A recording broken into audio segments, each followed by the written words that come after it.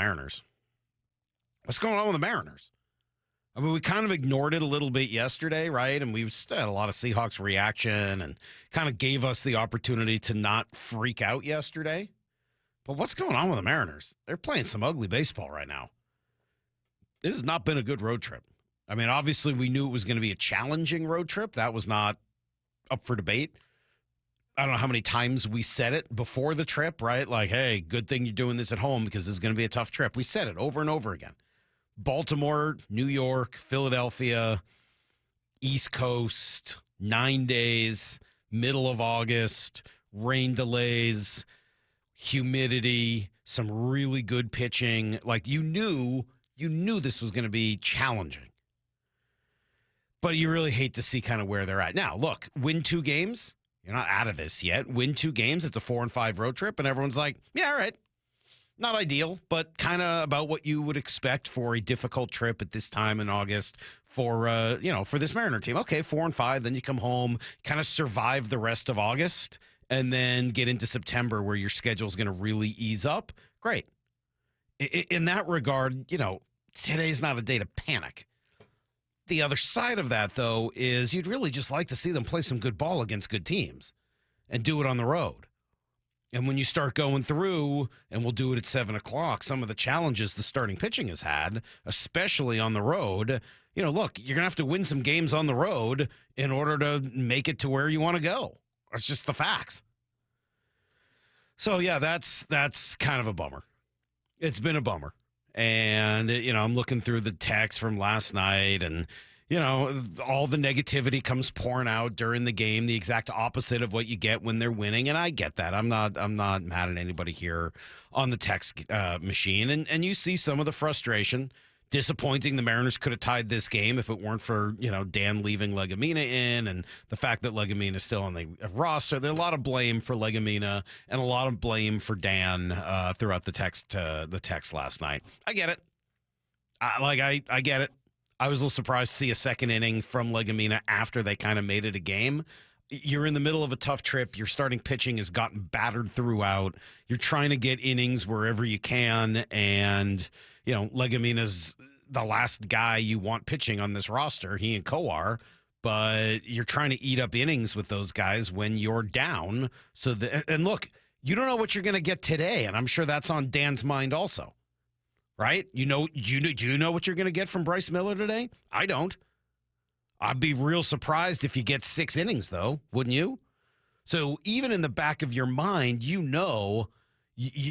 had a tough outing with Castillo the other day, a tough outing with George where he just barely makes it into the 5th, right? And then you're going, Logan gives you 2 innings, 2 days later, and you're like, okay, I know I've got Bryce Miller going tomorrow, who's just coming back from the IL. So one of these guys has to give you innings. I appreciate the frustration with Dan. I understand it. Understand why you'd be frustrated to see Legumina in for a second inning. But like normal, we talk about this all the time, and I know it's really hard to remember, hard for me to remember. They're dealing on, a much bigger scale of timing than we are when we're watching the game. It's why at the beginning of the year when I heard the 162 battles thing, I was kind of like, huh? Like, yeah, it's 162 battles, but there's this overall war that you're trying to win, if you want to keep the analogy going. And, you've sometimes got to sacrifice and retreat in one battle in order to win the war. And I think you're seeing some of that right now. Their pitching staff is getting battered. And if you're the manager, you're like, God, I got to get innings somewhere. So what's the problem last night? Is it Dan leaving Legumina in for another inning? Is it the fact that Legumina, the last guy on the roster, is struggling? Yeah, that's part of it. But to me, the bigger problem is Logan Gilbert just went 2 innings. That means you got to cover 6 more innings in that game because you're losing. You don't need a 7th. But you're going to have to cover 6 more innings in that game, and you're probably, in all likelihood, going to need to cover 4 or 5 bullpen innings tonight, maybe more, depending, against the team that can really hit. So, yeah, I understand some of the challenge that the manager is under there. You need better starting pitching. That's always the answer. The answer is always starting pitching. I mean, that's going to be my rant at 7 o'clock. That's a little preview of it. Guys, we could talk about the lineup from now until the cows come home. It doesn't matter. Nothing matters without starting pitching. Starting pitching, starting pitching, starting pitching. It is always and forever the most important thing on your baseball team. I've never heard a manager say anything but that. When you have starting pitching, you're in every game. Right? You may not win every game, but you're going to be in them. You're not going to deal with what you did yesterday. And, I don't know what's going on with Logan. I don't know what's going on with this rotation in general. Certainly on the road, they've really struggled this year, and we pointed that out before the year. Some of the challenges, right, with the ballpark, maybe as much as it has hurt and suppressed offensive production for the Mariners, how much it has maybe helped the pitching staff here look even better than they are. But, I mean, you're just seeing massive regression essentially from everyone other than Brian Wu this year, and it's all come, for the most part, on the road. And that's going to get exacerbated when you go to Philadelphia, which is a ridiculous hitter's park, and go up against a really, really good lineup, one of the, top 3 or 5 in baseball? I mean, I don't have the numbers in front of me, but it's definitely a top 5 lineup, and with Trey Turner and Kyle Schwarber and Bryce Harper. Like, is there a better 2, 3, 4 around? Or 1, 2, 3, I guess they are. Not many. I mean, they're going to be right near the top of the list. That's a really good Philadelphia team. But you gotta find a way. You gotta fight through that. So a lot of frustration. I understand it today, especially coming off of the high of this great road trip, and that is a little akin to what happened last year. It was around this time. Right? They had the unbelievable series and game against the Mets on Sunday Night Baseball, remember? And it was like, okay, this team is back after some of the struggles they had, right? They were back to being the team that had built a 10-game lead. Everyone was on an all-time high after that Mets series, right? And then just kerplunk, they completely fell apart on the road. And this is right now, I mean, kind of teetering on that. I don't want to say that these next 2 games decide the season, and I don't think that anyone is thinking they're going to be the kind of changes that there were last year. But, you really want to avoid what would be, you got to win at least one of these games to avoid a 2-7 road trip. You don't want to go 2-7. I mean, the only good news is that the Astros have gotten shellacked 2 days in a row. God, and everybody is, right? I mean, the Astros lost, the Red Sox lost, the Blue Jays lost. Like, you're not falling out of it because, as we've said a million times, the AL kind of stinks. I'll say it over and over again. The Astros kind of stink. I said the Rangers stink. Those teams aren't that good. All right, stink's an exaggeration, but they're not for a division-leading team. The Astros are not very good. I guess that's the point I'm trying to make. Not that they stink compared to all of baseball and forever, but compared to other division leaders, that's not a very good team. And Texas didn't impress me, and they've pretty much fallen out of it.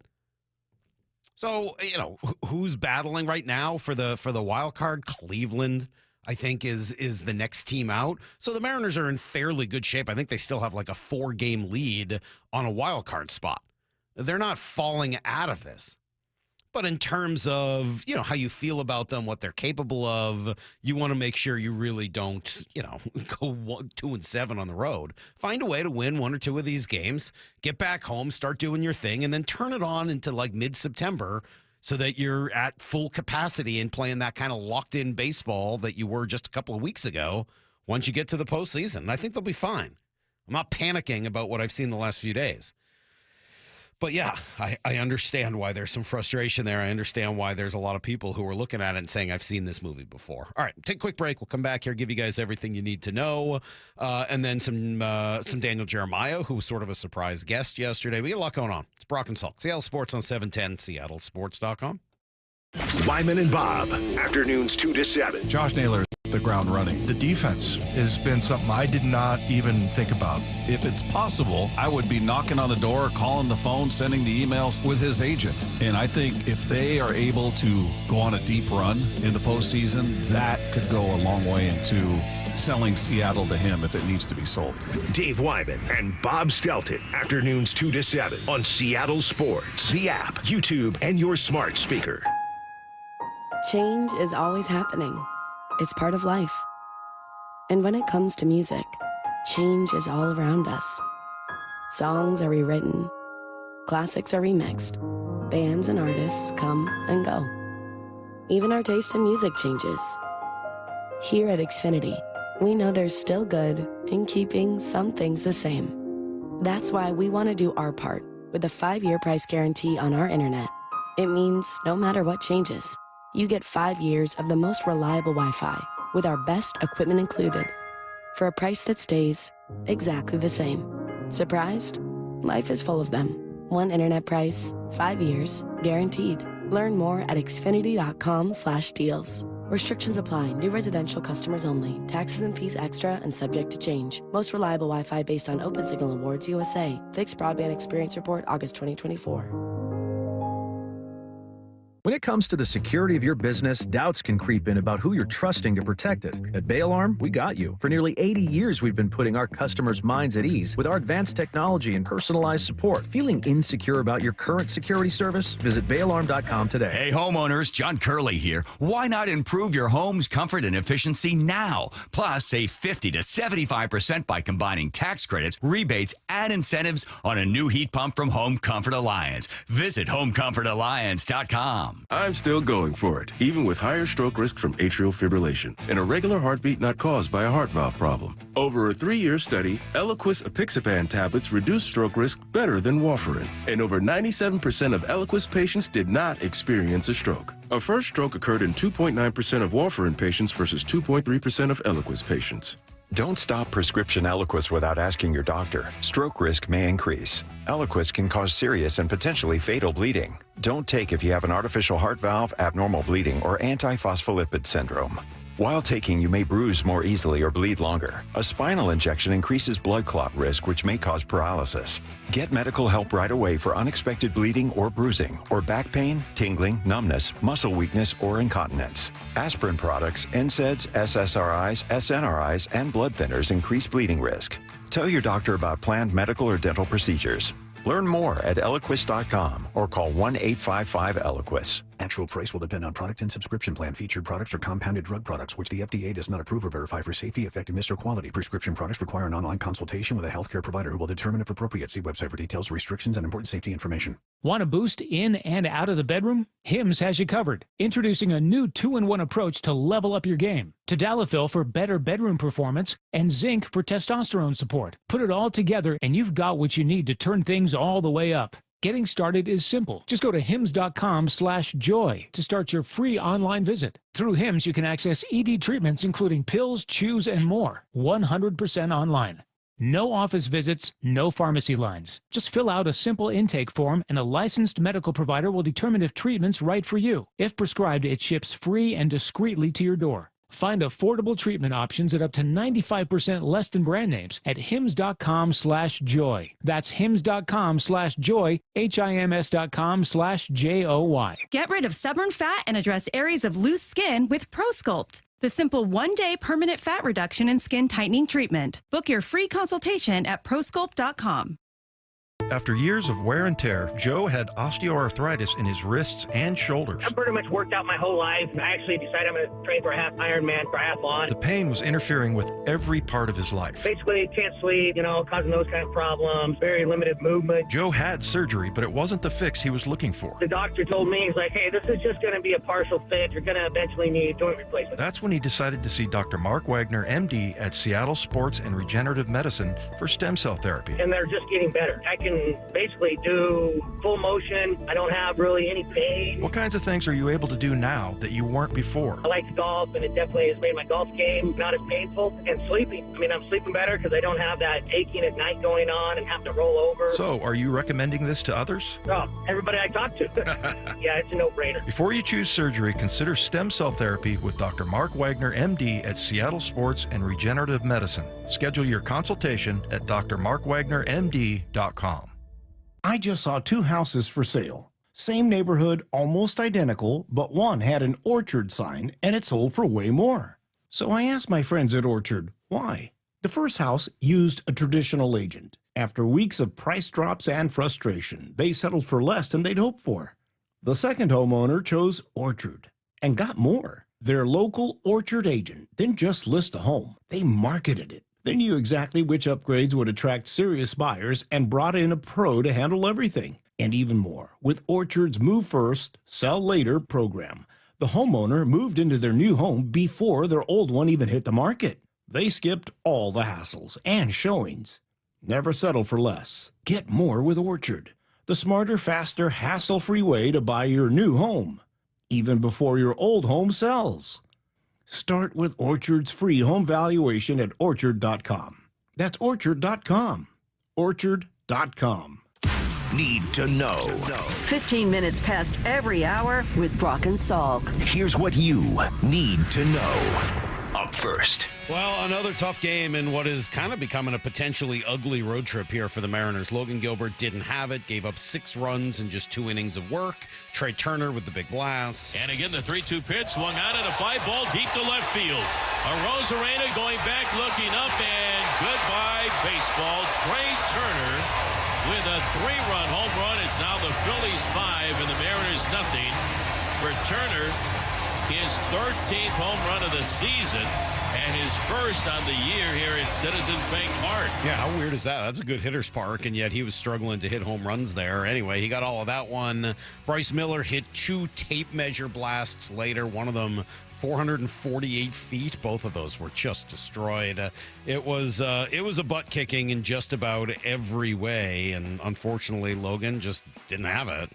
Same thing I usually do, just didn't really have great execution, so just trying to get ahead and keep the ball down, and didn't really do either of those very well. Yeah, and look, Ranger Suarez really good, so not that surprised that they weren't able to generate a ton of offense. They had 4 lefties in the lineup against Suarez, plus Mitch Garver. So, yeah, I wasn't expecting a tremendous amount. They showed some fight in the 7th, scored 4 runs, a little bit more fight in the 9th, scored 3 more runs. But, the Phillies kept getting them back, and it ends up being a 12-7 game. Missed opportunity, too. Houston loses, Toronto loses, Boston loses. So, yeah, just unfortunate. Can't gain any ground on any of those 3. They'll turn to Bryce Miller tonight as he returns from the IL. Not exactly a soft landing with this Philly lineup, about as deep and as powerful as they come and playing in that ballpark. But it'll be an opportunity to see Bryce Miller tonight. Here's the second thing you need to know. All right, exactly 1 week from roster cuts being due in the NFL. All teams need to be at 53 players, 1 o'clock next Tuesday. So I would say this is going to be an interesting one for the Seahawks. They seem to be ready to carry 3 quarterbacks on the 53-man roster, which is going to take a spot away from somewhere else. Fullback, well, that's another new spot for them. So I think there are some real questions about how they handle running back, wide receiver, offensive line, defensive tackle. Spots are really going to be at a premium. We talked to Brian Nemhauser, Hawk Blogger, yesterday, and here's how he saw the running back situation. I've been keeping only 4 backs. I think it's Ken Walker, Zach Charbonnet, and Helani, in addition to Oots as your fullback. And then Russell I'm counting as a tight end. He's been in the tight end room. I have been keeping those 4 tight ends with Arroyo, Barner, Saubert, and Russell. Russell obviously can play fullback as well. I don't have Damian Martinez making the roster. I don't have Jacardier Wright making the roster. And I think those guys can maybe be practice squad guys. Yeah, and I think the Jacardier Wright one's not that surprising. But, I think there's a lot of potential in Martinez, so maybe a little bit of a surprise there. As for wide receiver, I think Derek Young, guys, this is going to be a really tough cut in the receiver room. I think Derek Young and Jake Bobo are going to make this roster. I think even with the $3.5 million guaranteed, I think Marquez Valdez-Scantling does not. So I understand the thought process there, and it has a lot to do with special teams. But can a team really afford to keep both Bobo and Young? They're just so similar, I would think. It would surprise me if they are both on the team while MVS is not. We'll find out, and obviously both have done a whole lot more, so maybe it's just as simple as that. But you would just think you'd want a little bit more diversity in terms of skill set. Seahawks 17th yesterday in ESPN's power rankings. So, all right, fine. 17th, middle of the pack, doesn't really mean a whole lot. I think what kind of annoyed me as I looked at it is, okay, they've dropped from 16 to 17 since the draft. Why? Have they gotten worse since the draft? They haven't had any major injuries or anything like that, right? If anything, they probably look better offensively than anyone would have thought. But then I did a little bit more research, did my own research, perfect for this situation, and figured out why.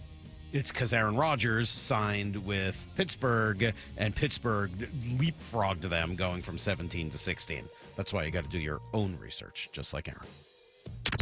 Here's the third thing you need to know. All right, could we see expansion in Major League Baseball and realignment to go with it? Rob Manfred did seem to indicate that was a possibility. You know, I think the first two topics are related in my mind. I think if we expand, it provides us with an opportunity to geographically realign. I think we could save a lot of wear and tear on our players in terms of travel, and I think our postseason format would be even more appealing for, entities like ESPN, because you'd be playing up out of the East, out of the West, and that 10 o'clock time slot where we, sometimes get Boston, Anaheim, would be two West Coast teams, and that 10 o'clock slot that's a problem for us sometimes becomes a real opportunity for our West Coast audience.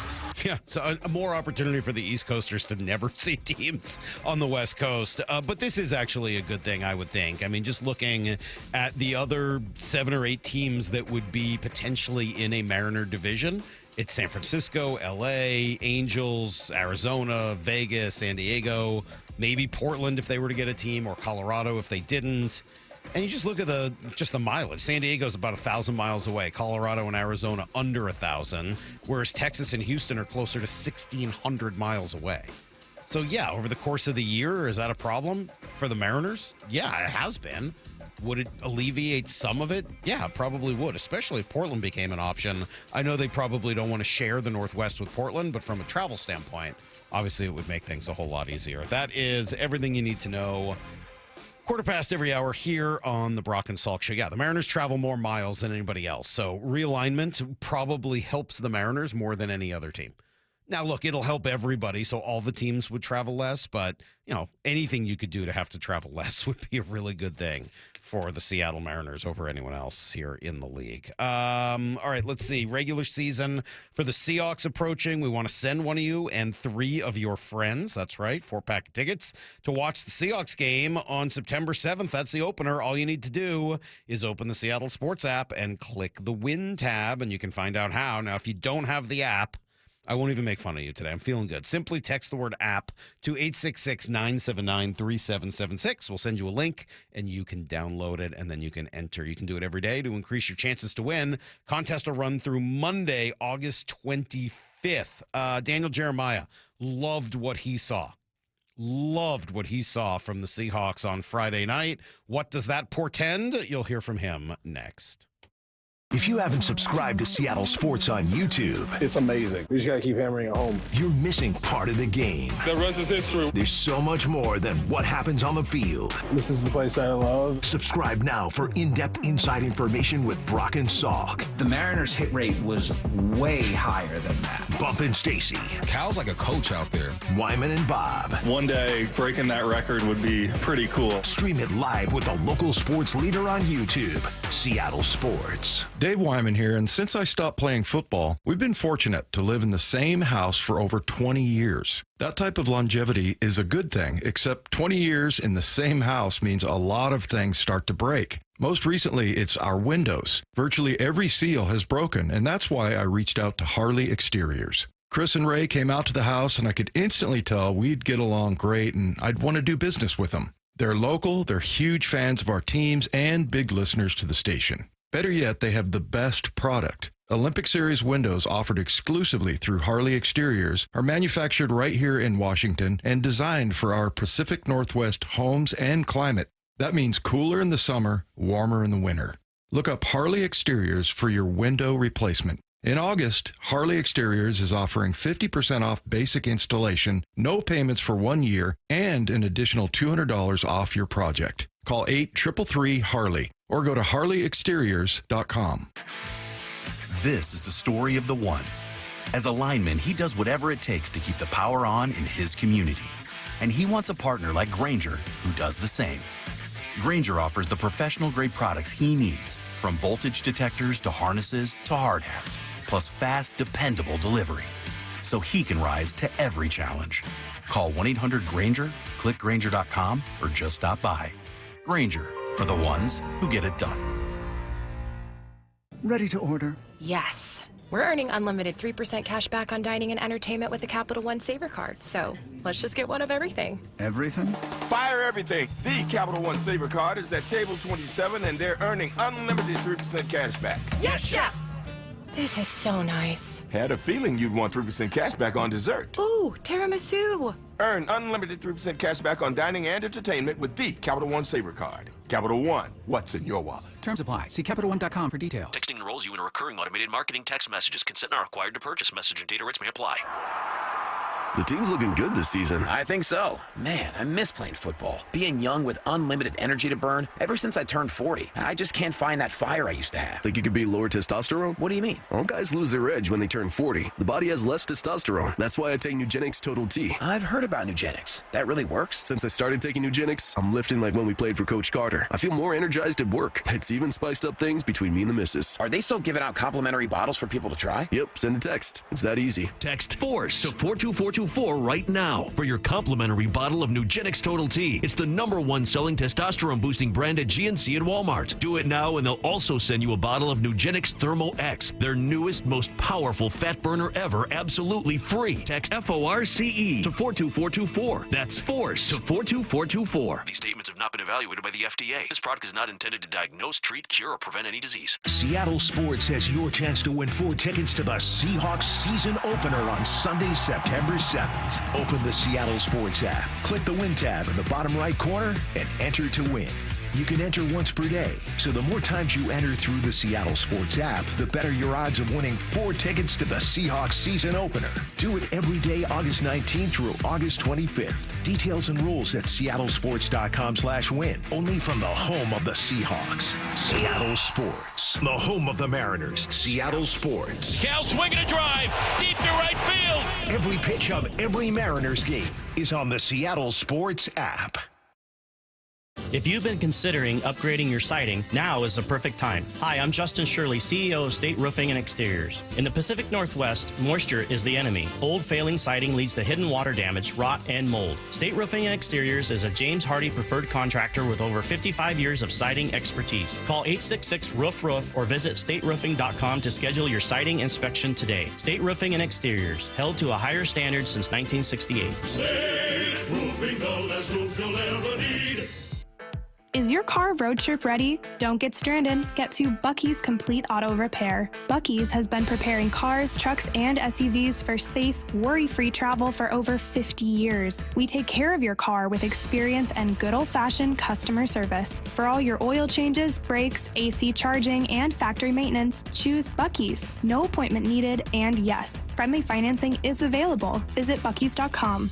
Bucky's, where your car feels right at home.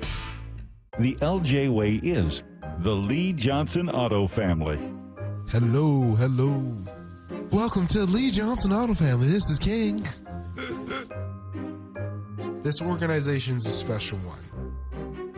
They call it the Lee Johnson Auto Family, and it's not just a name. It's not just some cliche. They foster an environment for us to become a family, to work together, to really become close, and they show us in a lot of different ways that they do value us. Is it perfect? No, no place is. But I've been very thankful to be here in the almost 10 years and have every plan to stay here for a lot longer and just watch it continue to grow. He's fun and professional, which explains why so many people visiting Lee Johnson Kia ask for him by name. The LJ way is the Lee Johnson Auto Family. Brock and Salk's Rewind is presented by Toyota of Kirkland and Toyota of Renton. From the Quantum Fiber Studio, you're listening to Brock and Salk. Weekdays 6 to 10. On Seattle Sports and 97.3 FM HD2. All right, I'm going to do my best to ignore the text machine for a few minutes and not continue to read texts about Victor Robles because I don't know what to do with all you people out there. You should all be thrown in jail, I think, is eventually going to be the only solution. Instead, we'll talk to Daniel Jeremiah, our great friend, who I think is joining us again throughout the season. At least I hope so. DJ. Negotiations. Oh, those are still going? Well, this isn't going to help the negotiations for you, DJ, if you're doing it for free today. What's up, man? How are you? I'm doing great, man. Apparently, I might be saving money on extensive playoff tickets after watching the Padres last week. So dude, I what was probably that? probably don't need as much. I got Man, swept. what an egg! What an egg! And the Dodgers aren't even that good. I What a know. mess. And I work with all Dodger fans. It's just the absolute worst. That's why I'm wearing this shirt today. I'm trying to talk to myself. I'm trying to stay positive. DJ Usually you Friday. come on and talk trash about the Mariners and all that, but I'm not hearing any of that. No, I from you know. right And now. now we got another series with the Dodgers, and then after that we go up to Seattle. Yeah. And I'm not looking forward Eddie to that. coming up? How are you guys playing? Why don't you come up? I have no interest. That's why. Okay. Yeah. Eddie Vedder Cup. The Cup's on the line. No, it's Still doesn't football move you? season, Brock. Okay. That was a reminder this last weekend. I was like, what am I doing? I've got so much work to do. Like, I got to stop with this. Well, you know what I was with doing? baseball. It's time Friday for night, football. Friday night, we were all watching the Seahawks, you included, because you were in studio. Yeah. Was that a seersucker suit? What? That was a light color. No, Do you pick that your was stuff? Does your wife? Yeah, that pick your was stuff? just you could appreciate up there. It was just a Nordstrom sport coat, Okay. but just a lighter colored sport coat. I figured I was good till Labor Day, so I get one more use out of that thing. Inspired by Fletch, I liked that movie as a kid. So Sure. I don't know, that lighter color coat always appealed to Put it me. on the Underhills tab. Why not? What did you think of the Seahawks? It's pretty awesome, man. It's been a great preseason. Watching everything offensively, I feel like it was everything that we've talked about in the run-up to the draft last year and in the whole offseason. I feel like it's all just like right in front of us, what we've seen in an improved interior offensive line, what a difference that can make. We talked in the, after the draft, we were saying, okay, which pick? I remember, Salk, you asked me, like, which one of these day 3 picks gets you most excited? And I was like, well, Torrey Horton has no business, falling as far as he did, and he's out there running around making plays. I like Sam. I think Sam's a great fit in this system. He looks comfortable and confident. Arroyo, one of the most encouraging things about him is I know he can run all day long, and I know he's like a seam stretcher. But Brock, watching him compete after the catch with the ball in his hands, and lowering his shoulder, showing some toughness and being competitive in the run game, there's a lot of positive signs. I'm always one to caution that preseason's a liar and don't make any big-time assessments off preseason, but if you can't watch Zabel climb to the second level as explosive as he is and get excited, I don't know what to tell you. I mean, that's all cool, but the day 3 pick that's going to make the most immediate impact is Robbie clear. Utes? It's Robbie Utes, right? I'm a Robbie Utes guy. He's starting man. a fullback. I know, and he had a nice catch, too. He just adds a physicality and toughness to what you're doing. I see it with the Chargers when they, threw Matlock in there as a 300-pound defensive tackle and made him a fullback. Those guys are fun, man. They add a different element. He was one that got hot late in the process too. Like he was an afterthought, and then I think people started figuring out a role for him, and coaches when they were working him out, he got a little bit of buzz really late in the process after the Senior Bowl. Because he got a lot of bend, DJ. Like when you watch him, like usually guys that are that thick, especially in the lower half, right, are kind of. Can they bend, and can they move, and can they explode, and do they have twitch? And watching him dunk a basketball, like there's a lot of snap in a really, really thick frame. Yeah, he's fun, man. He's going to be fun, especially with all like the split zone stuff that they do. He's going to be just a fun one. You're going to be able to sneak out into the flat and make people tackle him as well. So you can just see the whole. I love it when you see a coherent plan that came together.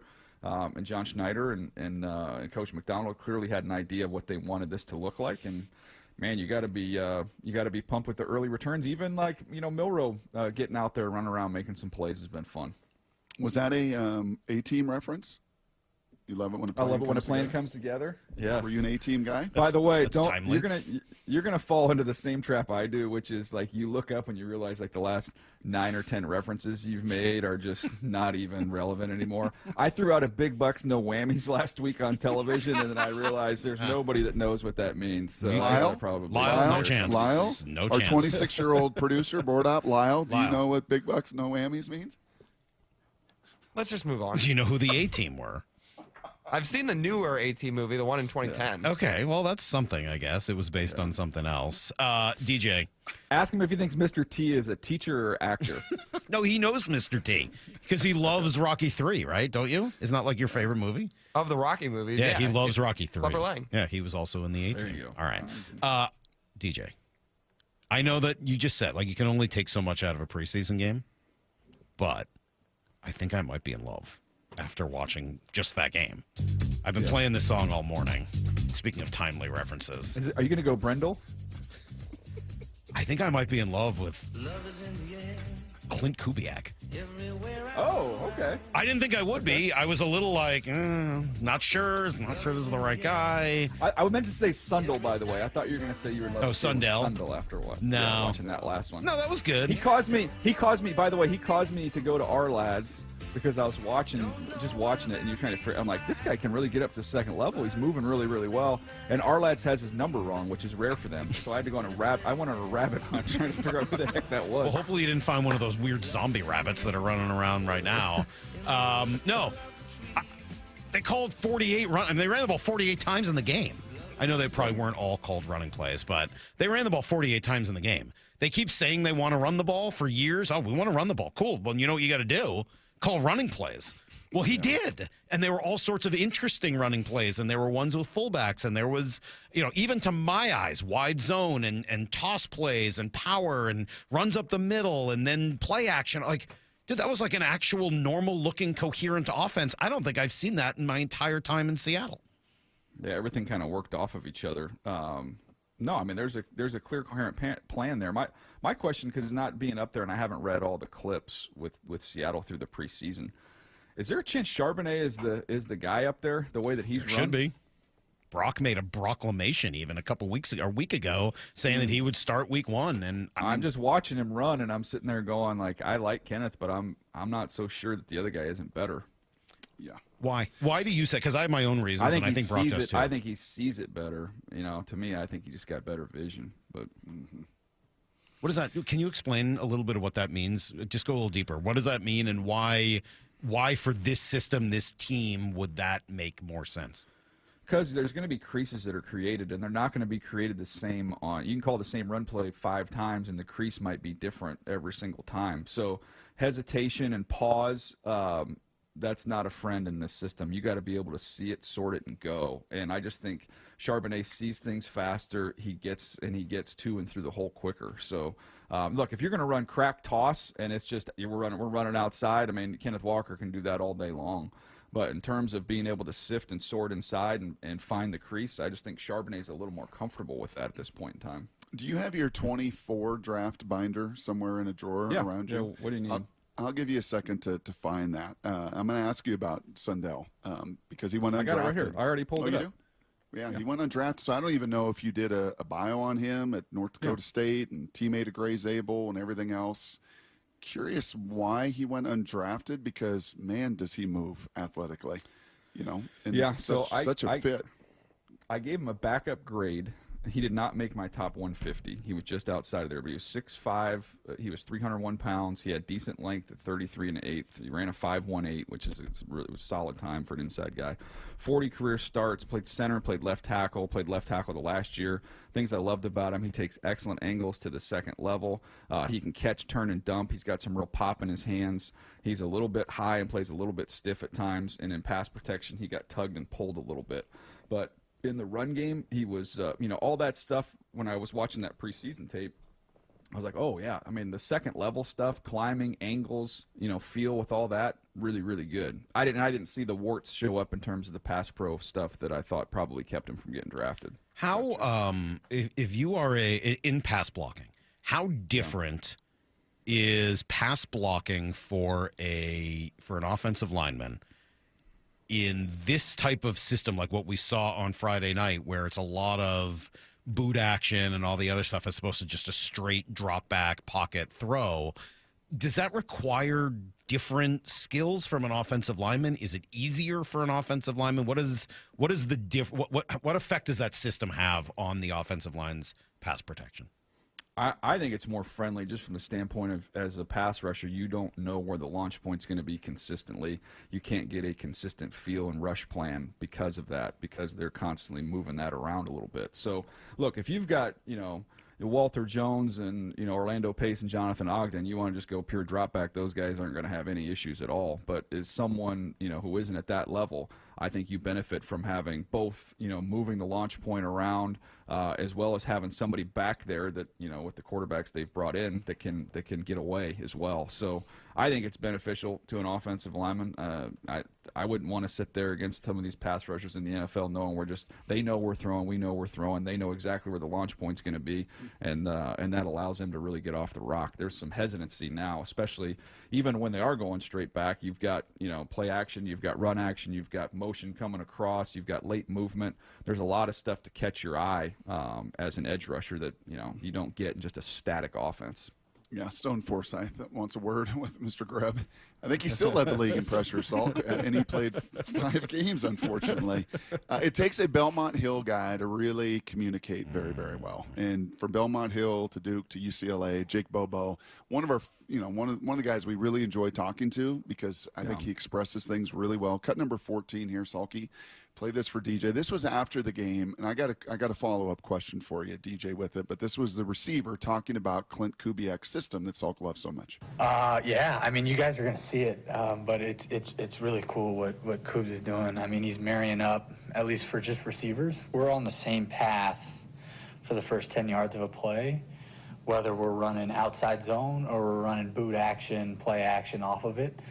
So I obviously have not been in their shoes, but I think that's really difficult on a defense. DBs, especially safeties that are getting cracked all game, then all of a sudden you're going to boot action off of it. You're going to run a deep in route off of that same route stem. I think that puts defenses in a bind. It puts linebackers in a bind. So it's been really cool to kind of explore that in Kubes' scheme so far. But obviously we've got further steps we want to take, and we'll continue to do that. 32 teams in the NFL. How many do that well? Gosh, that's a great question. I would say fewer than 10, I would say probably in that 8 to 10 range that are really good about that. I just saw the Rams in the preseason, and it's, Stetson Bennett and its backups and all that kind of stuff, and that offense is hell on wheels because everything does look the same from that standpoint of how they do it.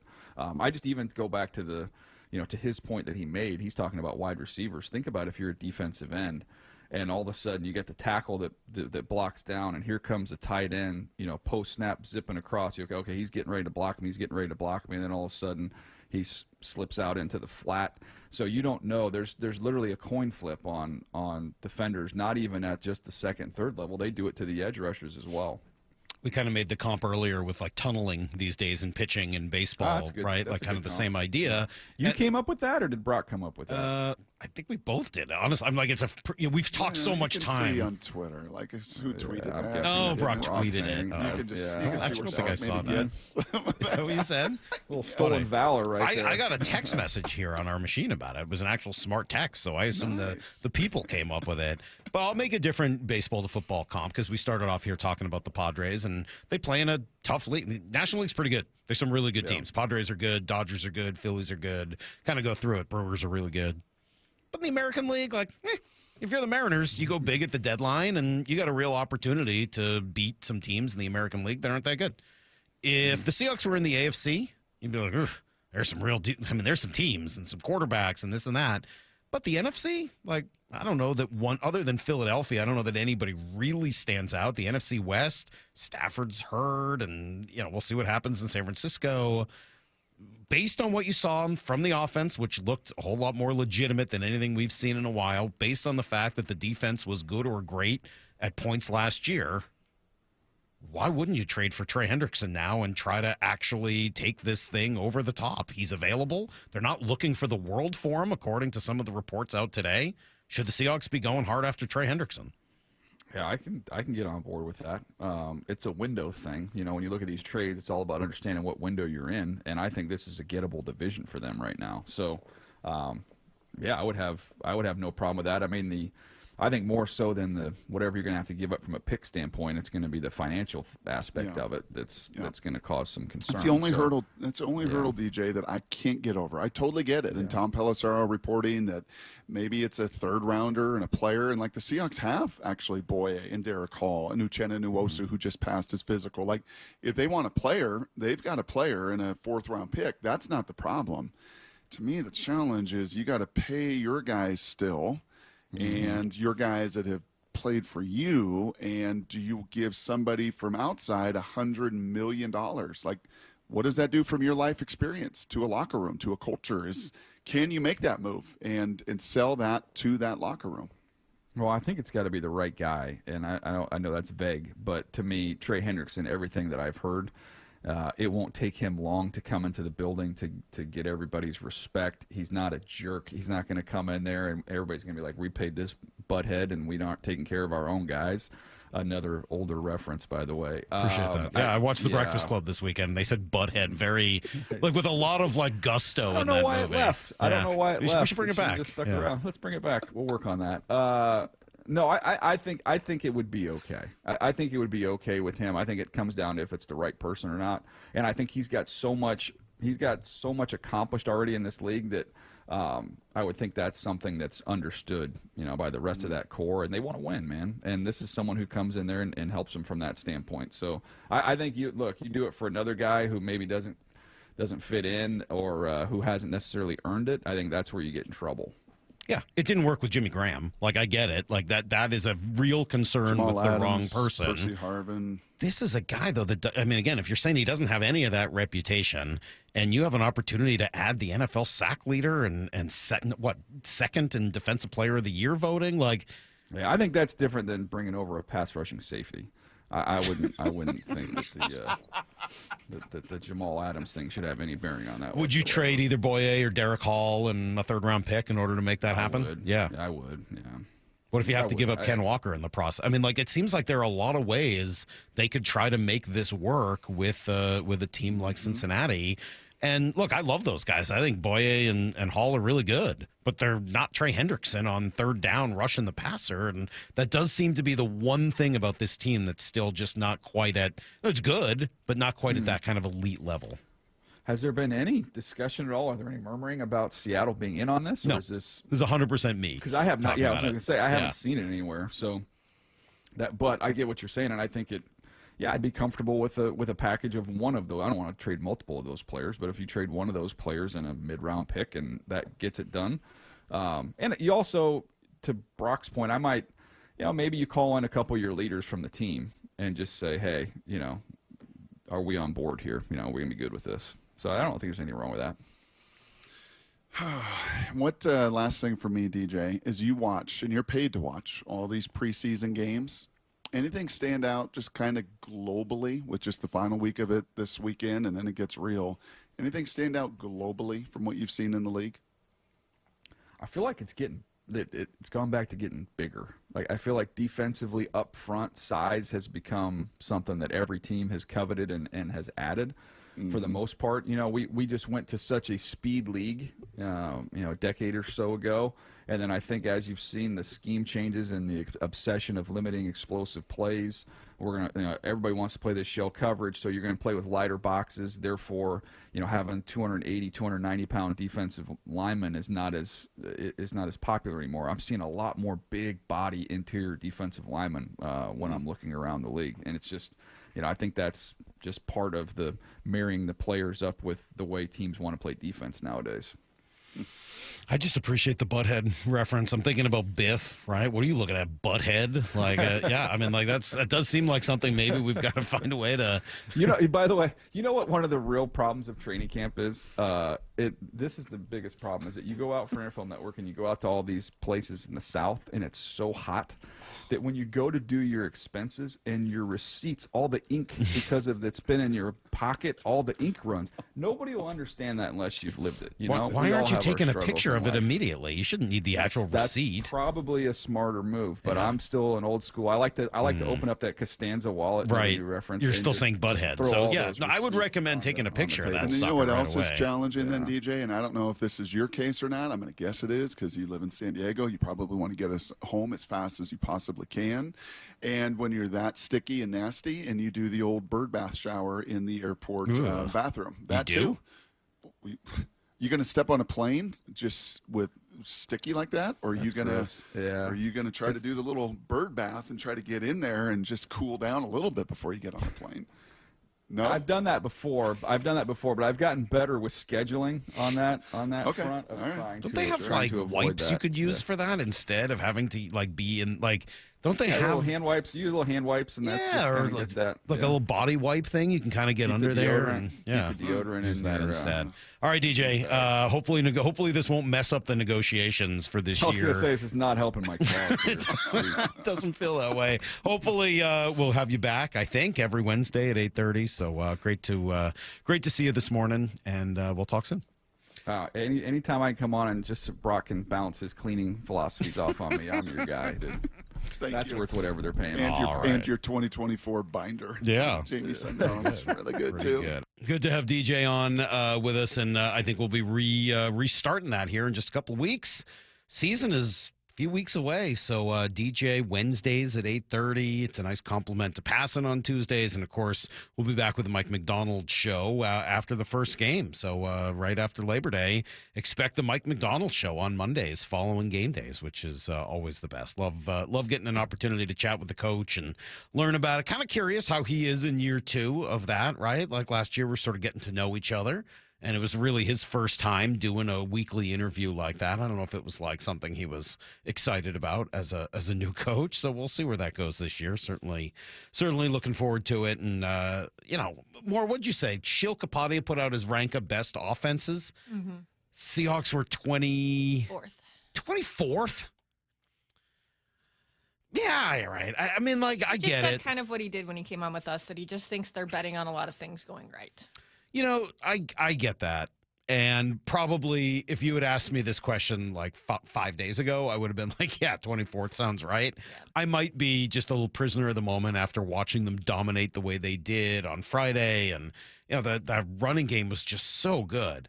I also think Shil, and I love Shil, and I would say this to his face if he were here, he's a passing guy. He's like a modern passing, let Russ cook type of guy. He wants to see the ball flying all over the yard. And the Seahawks aren't going to do that. They're not going to be great at that. It's another reason, and we'll talk more about it in about an hour, why I would absolutely love to see Zach Charbonnet as their regular number 1 back. Because I don't know that they're going to be great in obvious passing situations, and I don't think they're going to throw the ball all over the yard the way some of Shil's favorite offenses do. But I do think they're going to be physical, and I do think that what we saw on Friday was a pretty good sign as for what type of an offense Klint Kubiak wants to call. Do they have huge stars at wide receiver? No, they don't. And if that's what it takes to have a top 10, 15, or even 20 offense, then they probably won't. But I think there's other ways to make that work. And so maybe I'm a little bit more positive about them right now than I would have been a week ago. All right. Unfortunately, bouncing back to the Mariners here for a moment. And we'll go all over the place today. We got some Seahawks stuff, some Mariners stuff. More is going to take us around the NFL later. We'll have some Answer the Question Jerk at 9:45. But we are seeing one very disturbing trend. I don't like it. I don't think he can have it. And I don't know what to do about it, but it's next on Brock and Salk. Wyman and Bob, afternoons 2 to 7. Josh Naylor's hit the ground running. The defense has been something I did not even think about. If it's possible, I would be knocking on the door, calling the phone, sending the emails with his agent. And I think if they are able to go on a deep run in the postseason, that could go a long way into selling Seattle to him if it needs to be sold. Dave Wyman and Bob Stelton, afternoons 2 to 7 on Seattle Sports, the app, YouTube, and your smart speaker. At Toyota of Kirkland, it's all about making the smart play. More savings and taking the tailgate wherever you go with the all-hybrid Camry leasing at $299 a month for 36 months with $32.39 due at signing. And the Prius, the electric ride, leasing at $299 a month for 36 months with $29.99 due at signing. Their incredible team at Toyota of Kirkland will set you up with a test drive so you can head to the ballpark in that new car the same day. Score yours today by visiting Toyota of Kirkland or online at toyotaofkirkland.com. And take the tailgate wherever you go. Offers valid through September 2nd, 2025. Excludes taxes, titles, license, dealer accessories, and $200 negotiable dealer documentation fee. Models 2559 and 1263. Hi, I'm Justin Shirley. We offer 0 down, 0 interest, and 0 payments for 24 months on new roofs. Call 866-ROOF-ROOF now. State Roofing and Exteriors. Held to a higher standard since 1968. Guys, did you know your testosterone affects everything in your system, including how you feel and perform every day?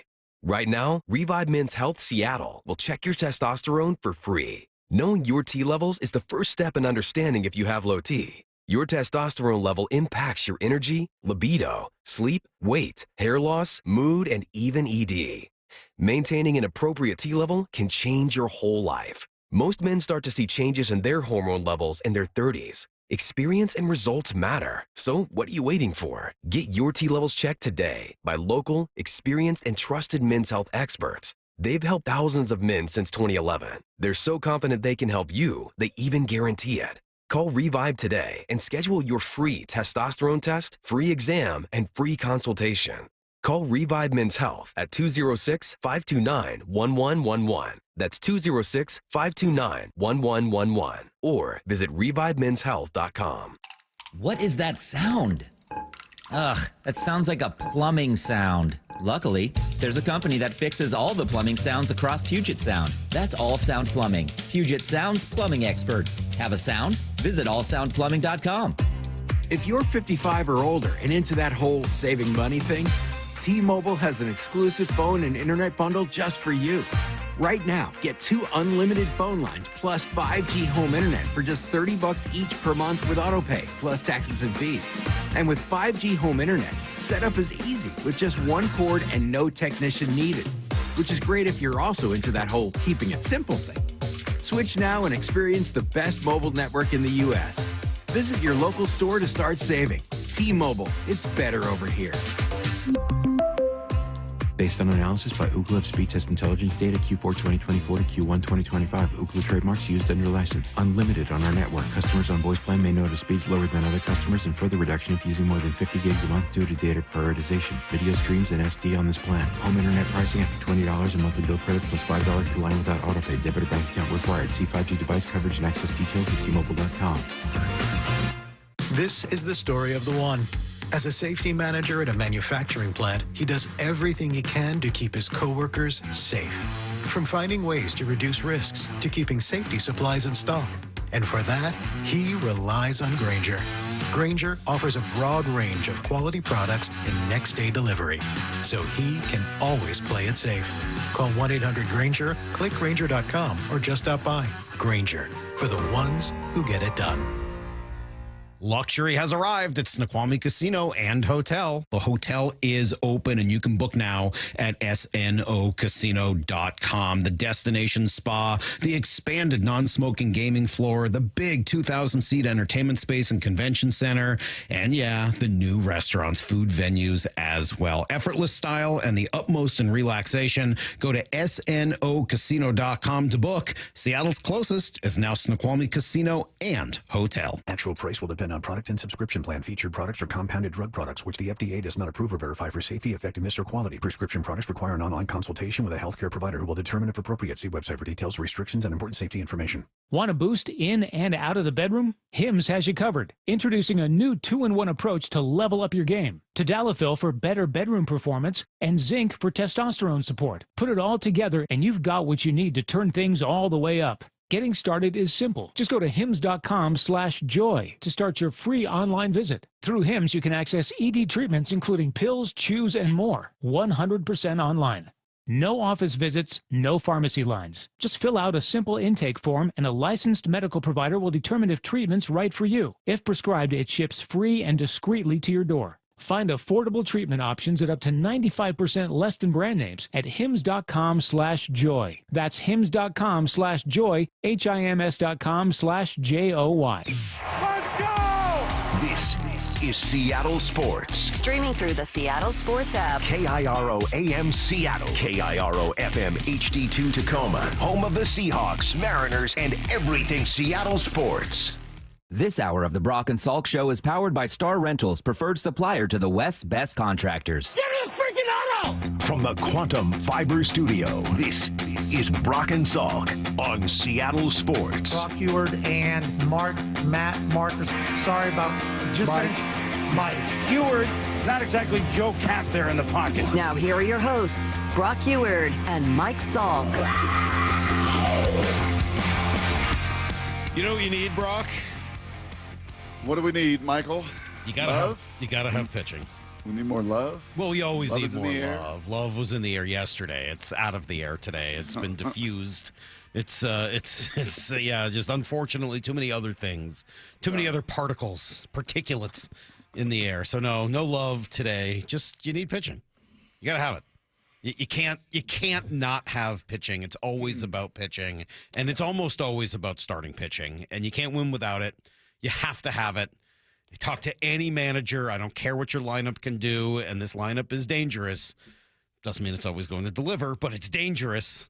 Every single manager I've ever spoken to in my life has always pointed to starting pitching first and foremost. And for the last few years, we've been spoiled. For the last few years, the Mariners have had tremendous starting pitching. And right now, they don't. I don't know what it is. I don't know why. I don't know what's going on. And that's not to say that it won't come back here sometime soon. But they need starting pitching. They need it. They need their starters to pitch better than they have and consistently in order to give them a chance, because it's hurting them right now. Starting pitching is like a really fast elite defense in the NFL, where it just gives you a chance each and every game, where offense can be a little finicky. Offense, you have an injury here, you've got depth concerns there, you got matchup issues. Maybe this group isn't very good we're playing, but we have a hard time blocking them, yada, yada, yada. But if we've got an elite, fast defense, it keeps us in games and gives us a shot to figure it out and find a way to score enough points to win. And, yeah, right now, especially on the road, and really this has been, as Lyle emailed us last night, I mean, this has been a cumulative issue out on the road this season for 4/5 of your starting lineup. Logan Gilbert on the road this year, 6 ERA. George Kirby on the road this year, 5.08 ERA. Luis Castillo on the road this year, 4.92. Logan Evans, 5.36. Bryce Miller, 6.38. Only Brian Wu at 3.5 is in the normal range there. So, yeah, it has clearly been an issue. And when you don't get quality starting pitching, the problem is games get unfun in a hurry, right? This team has good starters, so it's not or if you're at football practice and you're recording the game, and all of a sudden, the third inning, it's 7-0 or whatever it was. Yeah. Like, okay, well, I can zip through that. Really, really quickly. Yeah. This team has good starters. They do. They need those guys to pitch that way, because then you end up in some of the challenging spots that they were in yesterday. And, kind of talked about this at 6. I saw the text messages that came in during the game last night, and there's a lot of anger at Dan and anger at Casey Legumina. Why would Dan leave him in for a second inning after the Mariners started to come back? Because their starting pitchers aren't giving them any innings. Because somebody has to. Because George Kirby didn't go deep in the game the day before, because Logan Gilbert went 2 innings. And you've got Bryce Miller tonight, who is, God knows what he's going to give you in his first start back. But it'd be real surprising if it was more than 5. So, yeah, I understand why Dan is like, look, I don't necessarily want to throw Legumina back out there for another inning, but I don't have that much of a choice because I'm going to need more bullpen tomorrow. People were clamoring for your leverage arms last night. I don't know what they were clamoring for exactly. I think they're just frustrated, right? And why do you do another inning with Legumina? And, yeah, it is obviously challenging that Legumina's there. He's not pitched particularly well all year long. And I'm sure the Mariners would like to find 2 arms better than Legumina and Coar. And maybe we will see, Logan Evans and or Emerson Hancock find their way into those spots before it's all said and done. I wonder if yesterday was a little message for them of like, hey, maybe Emerson's got to get this. We got to figure this out because we just need another bullpen arm, and it might be time for Emerson Hancock to transition to being that guy. But, geez, I mean, I know there's been frustration over the last few years about the offense. I get it. I'm with you. No one's arguing about it. But when you don't have starting pitching, nothing else matters. When you don't have an offense, but you've got starting pitching, you're in every game. You've got a chance to win all of those games. Maybe you do, maybe you don't. When you don't have starting pitching, you don't have a chance. And it continues to hurt you. It's an issue that it's like a snowball. It picks up speed because it keeps knocking. It's more like a bowling ball knocking down pins. And the more pins it knocks down, the more pins those knock down. And the next thing you know, you got a big problem. And I think that's what happened to them yesterday. Yeah, because it eats your bullpen. It makes all those decisions that much more difficult, right? Which battle do you want to win? How do we win the battles? How do we win this long, arduous war? All of those things come into play when that kind of section of your team isn't doing their job and isn't delivering. By the way, did you just quote Metallica, Nothing Else Matters? I think I might have, yes. I think you did. Was that a lyric or was that an actual title to the song? It's title to the song. Nothing else matters. That's a pretty good one. That was a weight room one back in the 90s. Interesting. Kind of a slow song for them. Not exactly the most intense power song. It kind of builds a little bit. A little bit. But, yes. I think for a lot of old school Metallica fans, we weren't that impressed. Anything your eye saw with Logan or George? I mean, George the night before, I said, and he said, just missed a bunch of spots. Anything jump out with Logan in particular yesterday? Was his velo down? Was it concerning? Was it lack of movements? You know what? Every pitch he threw in the strike zone got hammered. I don't know what to tell you. Every time there was a pitch, it went near the strike zone. Those guys destroyed it. And they got some really good hitters on that team. That's one of the best lineups in baseball. And Trey Turner did his thing, and Bryce Harper did his thing, and Schwarber did his thing. And, it's a good team. And the reality, Salk, is save for the one game in New York where your buddy was losing his mind with his son, save for that, the Mariners' offense also, through the first 6 innings of every one of these games, done nothing. Yep. Done nothing. They scored a run in the first inning in Baltimore of that first game that ended up being the game-winning run. They win 1-0. Outside of that, the other 5 games through the first 6 innings of the starting pitchers have given up 2 runs in those 30 Now, they've also innings. seen some good starting pitching, right? I mean, say what you want. They have been shut down by fairly good starting pitching, and they got it again yesterday. They've seen a bunch of lefties on this trip, and they are going to continue to struggle against lefties. I mean, you look at that lineup yesterday, and it's pretty left-handed against a left-handed pitcher, the quality of Ranger Suarez, right? I mean, you had, 4 lefties in the lineup yesterday? 7, 8, 9, all lefties, and Josh Naylor, lefty. So you had 4 lefties, and you can't play Dylan Moore, and we talked about that, and Garver on the same day. I understand. Yeah. I get it, but you end up with 4 lefties in the lineup. It's a pretty elite left-handed pitcher. Yeah, problematic. I mean, can you not play? Yeah, I don't know. Solano? Can you not play Solano? Can you not find a way? I don't know how it all works. Naylor, and actually yesterday, Garver has a single and a home run from the right-handed side. Actually did his job. I know. But you're looking at that whole lineup and saying, okay, there are only 2 or 3 other guys that could have been in it. Yes, Dylan Moore, and I think you're right at this point. That's probably not the direction they want to go based on the struggles he's had. Donovan Solano or right-handed Jorge Polanco could have been at second base yesterday. Maybe they just want to give him a day off and get him off his feet, and I don't know where that is. He hasn't been great either. You're right.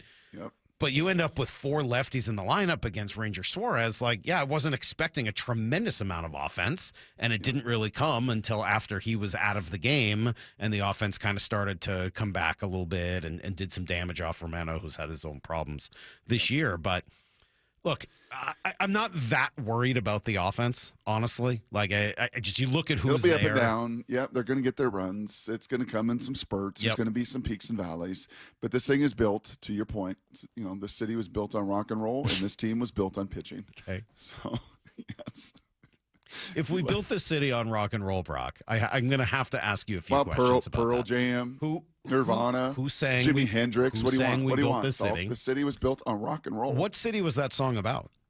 They built this city. It had to be L.A., right? It was not. No, that would be San Francisco. Sunset Strip. That would be San Francisco. So close. Do you know who sang that song? Joan Jett. It was not Joan Jett. It was Starship. Yes, who originally was called Jefferson Airplane. Yes, we're going for Jefferson Airplane from San Francisco, the whole Haight Asbury thing. You know what? We're going to take a break. I had a good lyric. I had a good analogy. You didn't have any of the information around it. You just got to tear me apart. I don't know whether I'm tearing you apart. I'm just educating you, Brock. I'm just trying to help. Every once in a while, I'm just doing my part to help. Lyle's never heard of any of those names or anything. What'd you say? This organization was built on pitching.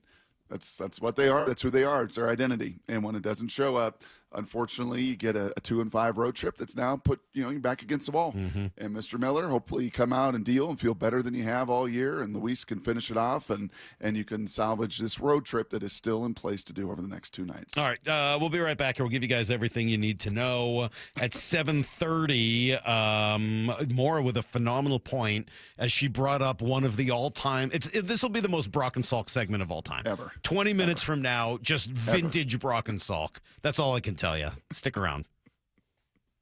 Wyman and Bob, afternoons 2 to 7. Josh Naylor's hit the ground running. The defense has been something I did not even think about. If it's possible, I would be knocking on the door, calling the phone, sending the emails with his agent. And I think if they are able to go on a deep run in the postseason, that could go a long way into selling Seattle to him if it needs to be sold. Dave Wyman and Bob Stelton, afternoons 2 to 7 on Seattle Sports, the app, YouTube, and your smart speaker. I'll be honest with you, I got a little to-do list, and I'm not getting a lot of it done during this little season, but I know these things are just lingering. They've got to get done. Well, if one of your to-dos in your home and with your family and your situation is your insurance, then you need to do what Molly and I and many of my friends and family have done. Go take the First Mark Insurance Challenge. I know, insurance is stressful. It's confusing. You don't want to deal with it. You're just assuming you're getting the right deal. But here's how First Mark will go to work for you. They will fully analyze your current coverage, making sure you're not overpaying for the wrong coverage. Then, unlike you and me, well, they go to the market, and they've got dozens of major carriers they've worked with for years to find you and your situation the very best fit. Think of it this way. First Mark is your teammate. They're your ace pitcher, and they spent the last 30 years helping thousands of families successfully manage this world of insurance. So please don't wait a morning longer. If it's on your to-do list, go check it off today. Take the First Mark Challenge. It's totally free. And you might be the next First Mark Challenge victory. Just go to firstmarkinsurance.com. Did I mention? It's totally free. firstmarkinsurance.com. Your teammate that goes to work for you.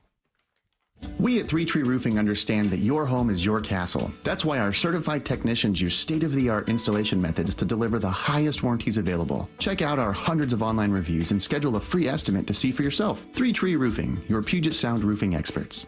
I'm Rusty George. My local marketing agency specializes in helping companies in the building and manufacturing industries develop the right kind of websites and marketing strategies to attract and win more business. Visit us today at rustygeorge.com. You still have 40 million plus vehicles globally that are driving around with a potential ticking time bomb, a grenade in either their steering wheel or their dashboard. When we look to what injuries may have transpired from a defective airbag, we generally see loss of vision in an eye, or we see facial lacerations. We also see hearing loss. Unfortunately, we started seeing death after death after death. When that passenger airbag exploded, it basically degloved his entire face. He lost his nose, he lost his right eye.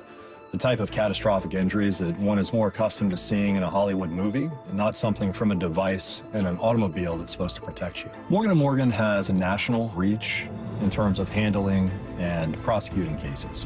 Notwithstanding the team of lawyers that we have collected that focus only on product liability day in and day out. Morgan & Morgan. Visit us at badairbags.com for an office near you. Prior results do not guarantee a similar outcome. This is the story of the one. As a lineman, he does whatever it takes to keep the power on in his community. And he wants a partner like Grainger who does the same. Grainger offers the professional-grade products he needs, from voltage detectors to harnesses to hard hats, plus fast, dependable delivery, so he can rise to every challenge. Call 1-800-GRAINGER, click Grainger.com, or just stop by. Grainger, for the ones who get it done. Tired of hearing scary radio ads about the IRS? Tax Relief Advocates is different. TRA is here to tell you that if you owe money to the IRS, whether it's $5,000 or $500,000, we have a solution. TRA can eliminate or reduce what you owe to the IRS with zero risk to you. We have over 1,000 5-star reviews on Google and an A+ with a BBB. End your tax nightmare today by visiting TRA.com or call 800-583-6681. That's 800-583-6681. The home of the Mariners. Lift off to center. It is on its way. Julio, 2-run home run. Hear every pitch on 710 and the Seattle Sports app. Eric Johnson here. I spent the past 30 years working to help make our community better informed, better protected when it comes to consumer issues, and better equipped to take on whatever life throws at us. That's why I love the free Washington Accident book series from Davis Law Group. These books keep us better informed about the law, better able to protect ourselves on and off the road, and better off when all is said and done after an accident. Chris Davis didn't have to write these books. He did it because he saw a need. People who were in accidents or other legal situations didn't know what to do, what pictures to take, documents to request. Only a tiny fraction of the people who get these 3 books will ever become clients of Davis Law Group, but that's not the point. Chris wrote them because it was the right thing to do. The free Washington Accident book series is a must-have for drivers who want to be prepared for whatever the road might throw at them. Get yours at WashingtonAccidentBooks.com.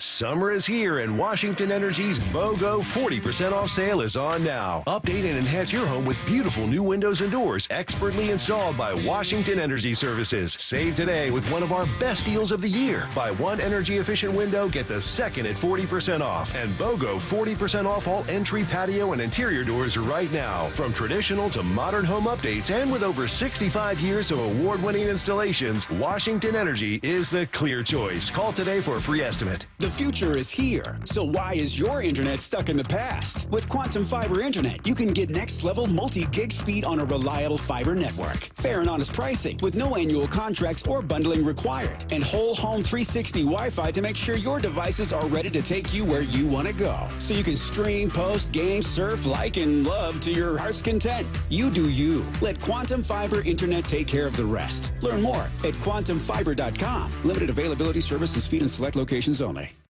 Need to know.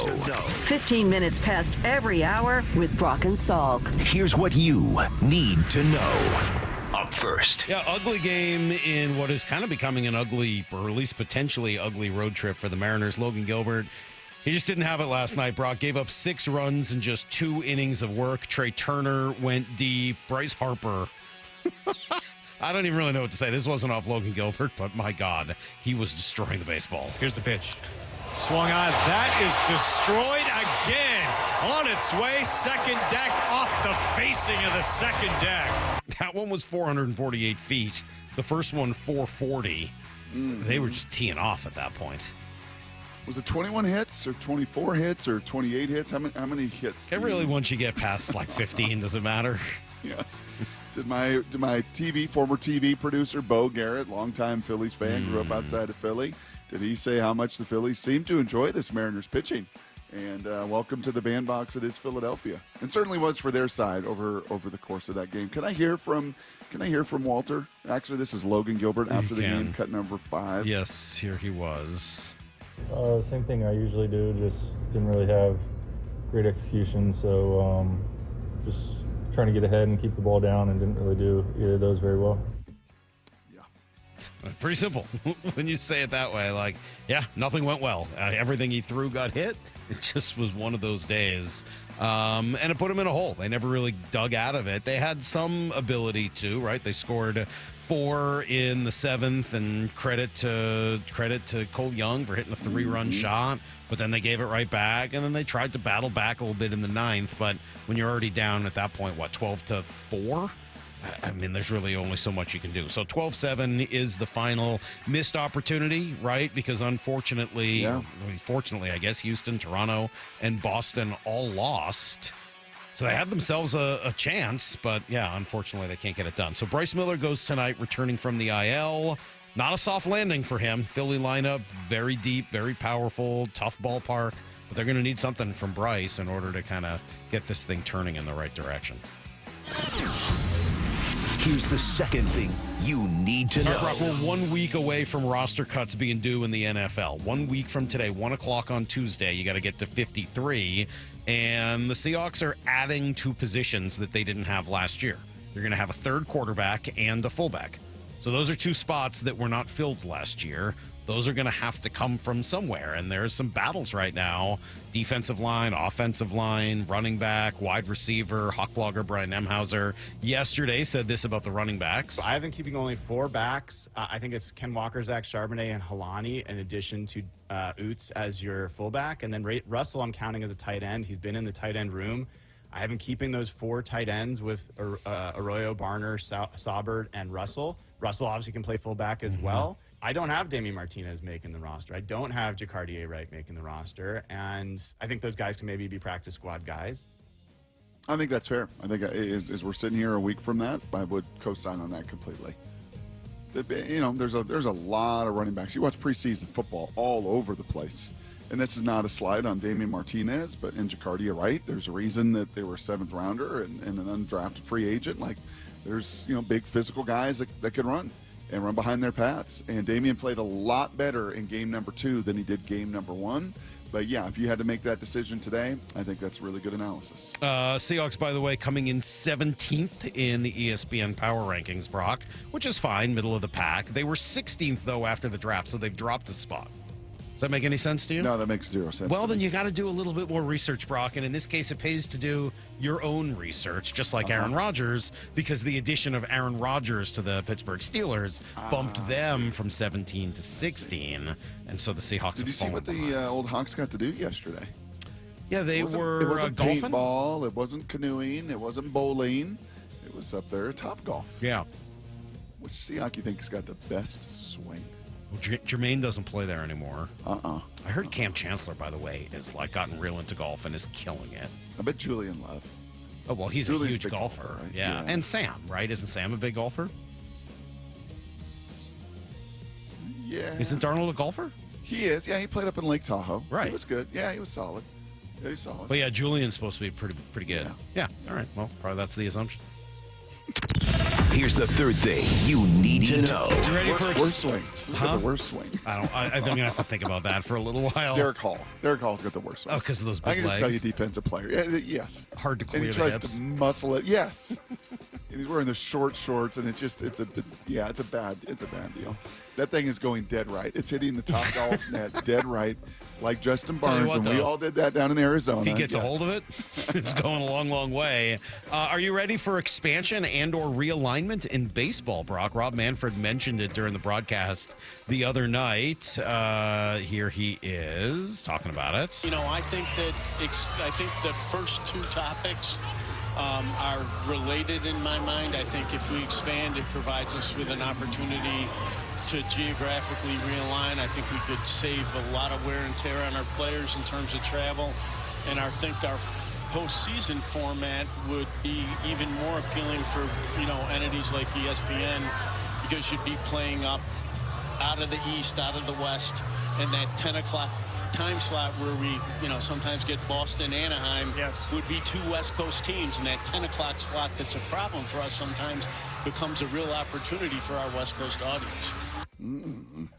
Sounds like the old networks, the tail wagging the dog a little bit there, and it sounds like the antithesis of everything that I love about college football.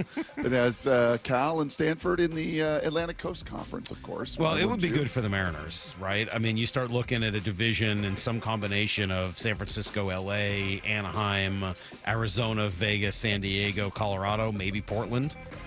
I mean, you're shaving off those 1,600-mile flights to Texas and Houston.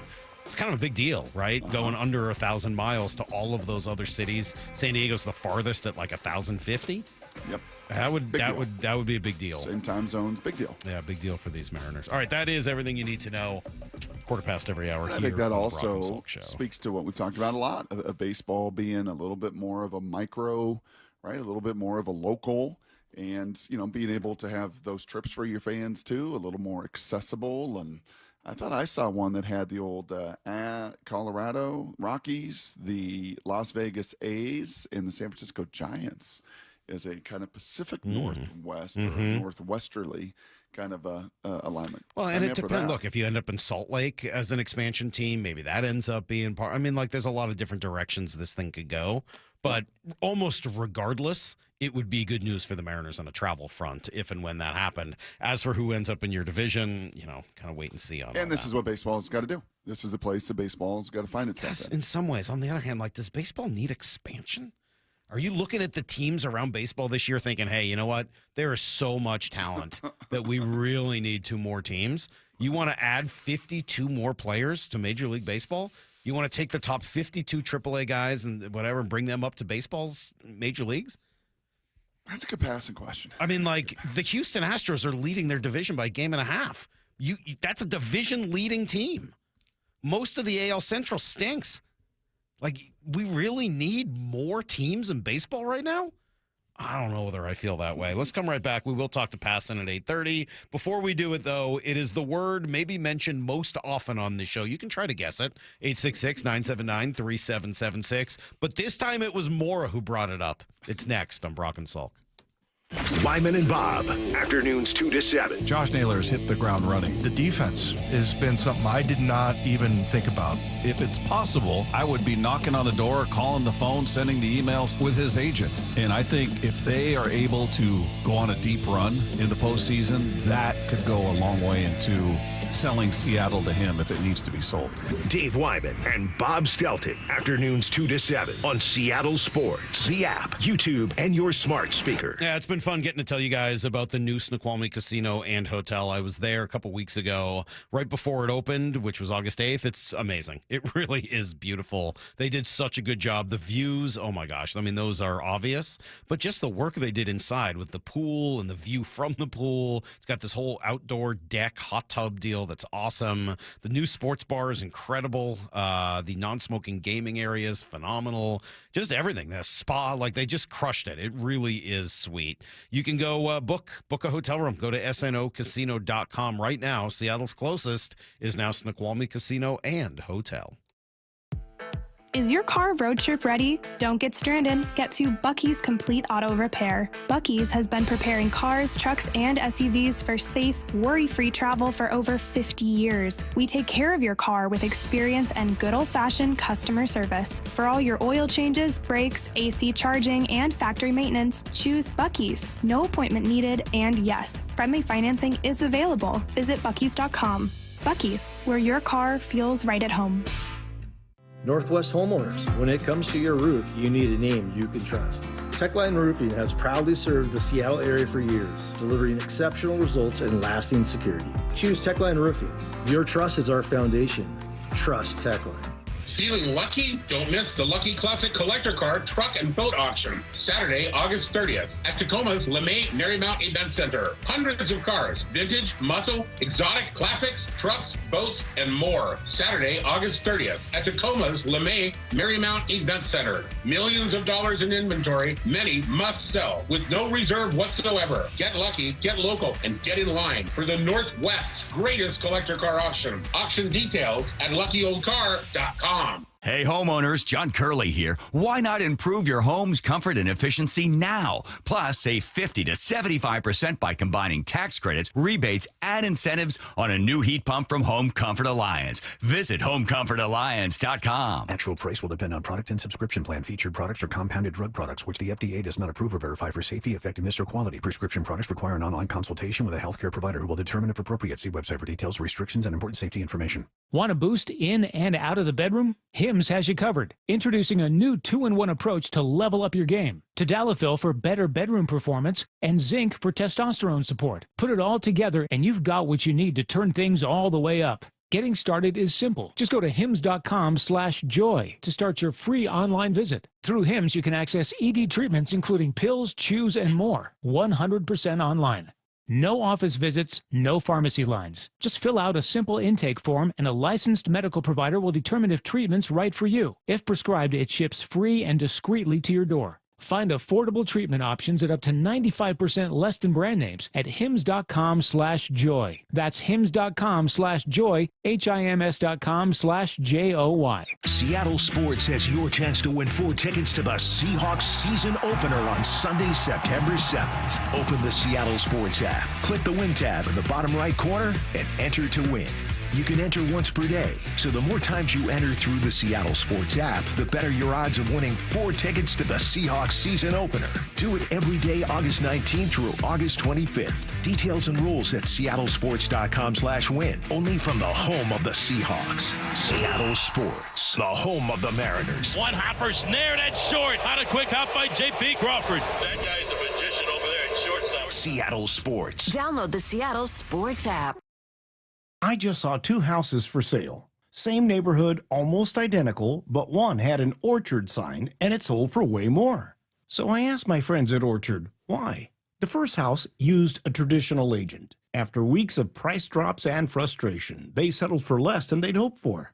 The second homeowner chose Orchard and got more. Their local Orchard agent didn't just list a home, they marketed it. They knew exactly which upgrades would attract serious buyers and brought in a pro to handle everything. And even more, with Orchard's Move First, Sell Later program, the homeowner moved into their new home before their old one even hit the market. They skipped all the hassles and showings.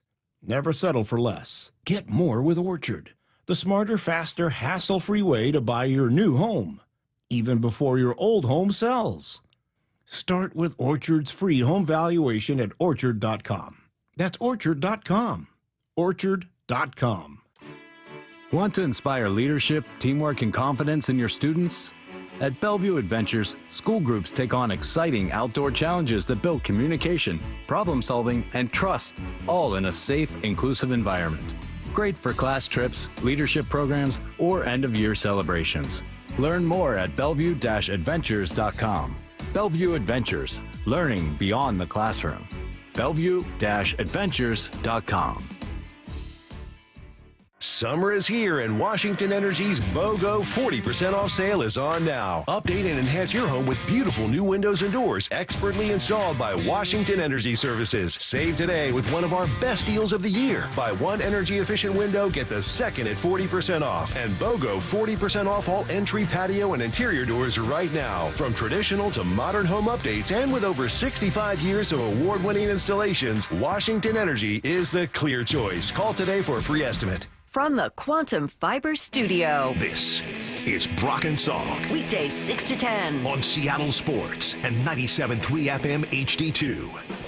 No, it's not connective tissue, as much as Brock likes those words. No, it's not Brock talking about his team and his coaching, because, well, that's a lot of words. No, those are some good guesses. I would say if there's one word that has been overused more than any other on the Brock and Salk show over the years, it is identity. It is identity. I don't know that we've talked about anything, certainly in football, more than identity, but even in baseball, a lot of conversation. Just because it comes back to that theory of tell me what you want to do and then go out and do it. Be who you say you want to be. Yeah, right? I mean, like, go. You have to have a plan. This is the type of team we want to be. Now let's go find guys who fit that and go be that kind of team. And I think it's especially true in football. And so when Maura texted us or emailed us last night, and I'll read you just a little of what Maura wrote, unless you want to read it, Maura, because it was your words. So you should take these. Maura, smacked us right between the eyes, Brock. Do you have wide set eyes, by the way? I do. You've mentioned that once or twice. Do you have wide set eyes? That could have been on there. Roster construction could have been on there. Did you know that Russell Wilson could have been on there? Did you know? Oh, wow, that one's for sure. Did you know that wide set eyes tend to be indicative of prey? That in the animal kingdom, narrow eyes tend to indicate predators, eagles, other birds like that. Oh, interesting. Because it really helps sharpen long-range wide vision. Wide set are like the scared chicken. Right, wide set eyes are prey. Right, like so you can see in multiple directions to be looking out for prey or looking out for predators. For this show. I've been under attack for 17 years. Gators have wide set eyes, right? Gators and sharks have wide set eyes. They do. That's true. Yeah, that's true. So I don't know. Hey, this one's all from my friend Ben. He's in biotech. He was the one telling me that this was the case. So if you've got arguments, you can take it up with Ben. It's all he's the one who was. Maura, when does a thought like this? Is it when you're out walking, brewing? Is it when you're sitting having a glass of wine? How does Maura get to some of this topic generation, content creation? I think a lot of it, I think this might have been thinking back to some sound. I was thinking about how excited we are for Kubiak's offense and why. And then, I kind of thought back to what Macdonald said he wanted to do, what he wanted the offensive identity to be when he first got here, and how far off what we saw last year was from that. So this was an identity game, right? I mean, that's what Maura wrote us, and I think it's absolutely right. That was an identity-style game for the Seahawks, and that's why I think we all came in here on Monday. It's why everyone was so excited Friday night and throughout the weekend, and still talking about it now, 4 or 5 days after a freaking preseason game, because it truly, for the first time in forever, seemed to fit the identity that the Seahawks say they want to have. And I think it was frustrating at times at the end last few years under Pete Carroll when he said he wanted one identity, but it was very obvious that the team out there was not fitting it. It was frustrating during the last few years of Russell Wilson when he and Pete seemed to have very different ideas for what the identity of the team should be, and obviously a fan base that was split on what that should look like. And you saw the results of it, a team that was kind of betwixt and between all the time. What you saw on Friday was complimentary football. A defense that is Mike Macdonald's baby, complemented by an offense that was strong and powerful and run first and balanced and all of the things that fit with a defensive-minded football team that we haven't seen here in a while. Yeah, give me cut number 20, to Maura's point. This was what Mike Macdonald said when he was hired. This is what he was looking for with what he wanted from an offensive identity then. I want to build the offense through the same lens of how we built the defense, and we're going to build it here. So we have to be really, really good at the core philosophies, core fundamentals, core concepts, and then we want to be able to apply those things, on a game-to-game basis based on who we're playing. So we don't want to reinvent our offense every week. So we have to have a core identity. So what is that? Well, we're going to be a physical unit. We're going to run the football, and we want to have answers for the quarterback, and we want to keep it consistent for him, so he can play fast and play decisive and get the ball to our playmakers. Wow. Yeah, when you just kind of watch these two preseason games, you're out watching practice, when you're watching the shifts and the motions and the movement and the tight ends and the fullback and the commitment to size and the commitment to athleticism at the line of scrimmage and the commitment to hard running guys, it was such the antithesis of that a season ago. When, in full clarity, there was some excitement about tempo. There was some excitement about, Ryan Grubb loves to stretch the football and loves to throw it. There was some excitement from Tyler Lockett and Geno Smith running plays that they had never experienced at the NFL level and not seen. And, at this time, a year ago, there was some excitement about what Ryan Grubb and Scott Huff and the system could look like. And then as it unfolded, it became abundantly clear it was none of what Mike Macdonald wanted to do right there. It was a reinvent week to week. It was a Rolodex in many ways. It was just so reliant upon Geno Smith and all of his accuracy in the passing game first, and the running game was largely an afterthought. Yeah. And so when Matt Hasselbeck joined us, this was somewhat recently, he kind of talked about this being an opportunity for Macdonald to reset that. Yeah, we'll see. I definitely think that this is an identity year. This is the identity of the head coach. He finally has his identity right, offensively, defensively, and how it fits. This is a team that had 10 wins last year, top 10 defense. There's good amount of reason for optimism. It's a very excited and almost out of breath Matt Hasselbeck, but I don't know what was going on with him that day. But, I agree on all those fronts. And I don't think I'd be speaking out of school. I think I can say this without a problem. Look, after some of the interviews with Macdonald last year, we'd sit and chat just a little bit as we were getting to know each other. And I think that he was, at least my take on chatting with him, he was a little jealous seeing teams like Detroit specifically, but a few others. Baltimore would be another. And obviously that's his background, right, with the Ravens, and just how good they were at running the football and playing that dominant style physical game. And his team didn't have that enough last year. So I don't think that's speaking out of school at all, and I don't think anybody should be surprised by that. He was pretty clear that that's what he wanted, and when you run for 250 yards like they did on Friday, that's a pretty good nod to what? 250. 268? Was that what the number was? 250. Right. 268. All right, chill out, dude. Just trying to give you the basics here. Do you know what else should be a tertiary benefit of all of this offensive identity? I don't know that I do. What should be? You like that word? I do. You should get an even better Mike Macdonald. Because unlike a year ago, and we know this also, and some of this was public, so there's nothing out of turn with this. We know he had to spend some extra time with Grubb, just saying, hey, man, this is how the NFL works. Like, these are these NFL defenses. This is how you got to try to take this apart, right? I mean, there was energy that he had to try to expend on that side that he should not have to do this year. There's no teaching John Benton. There's no teaching Klint Kubiak. These are lifers. These are decades. These are time on task in this system, right? This is Dennison. You brought these guys in for a reason, so they can totally employ exactly what he wants to do, and that should give him more time, more margin for what he loves to do and his baby, and that is the whole defensive side of the ball. And I do think that there were a lot of hours spent last year, especially as that thing unfolded, that were spent trying to rectify and trying to find a way to run the ball, as you said, like the Lions and like the Rams and like some of these systems have consistently done at the NFL level. 206 weighing into this and saying, good point. How much do personalities build or maybe derail team identity? Like DK Metcalf, is it hard to build when you've got a diva personality? I think personalities can derail it, right? Especially strong ones, and can also help build it.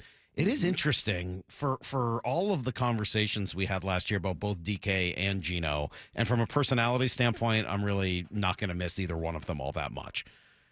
Is there anyone on this team who's got any of that in them right now? And maybe some of them develop it over time. I mean, you never know what direction people are going to go. But like, as you think about the interviews you've heard over the last couple of weeks and months, when you think about the personalities on this team, is there anybody that comes close to having that kind of diva?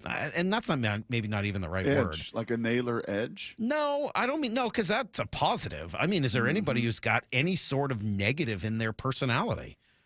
I haven't seen any of it. Is there anybody out there that, they're just not a worker, they just want this, they're just a disruption?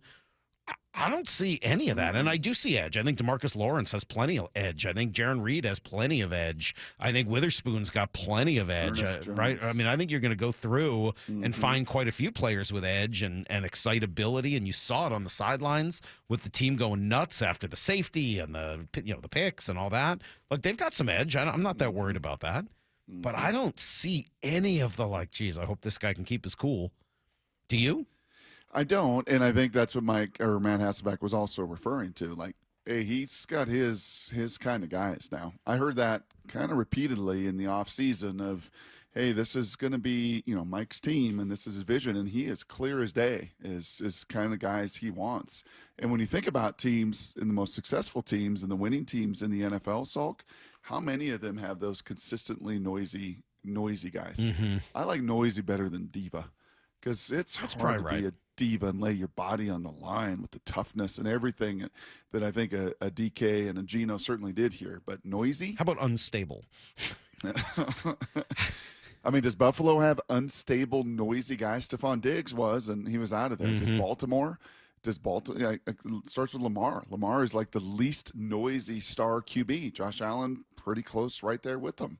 Like, how many teams that are really noisy with those kind of personalities win uber consistently? The Rams and Sean McVay, what he's built down there. Heck, even the 49ers, Trent Williams got some volatility.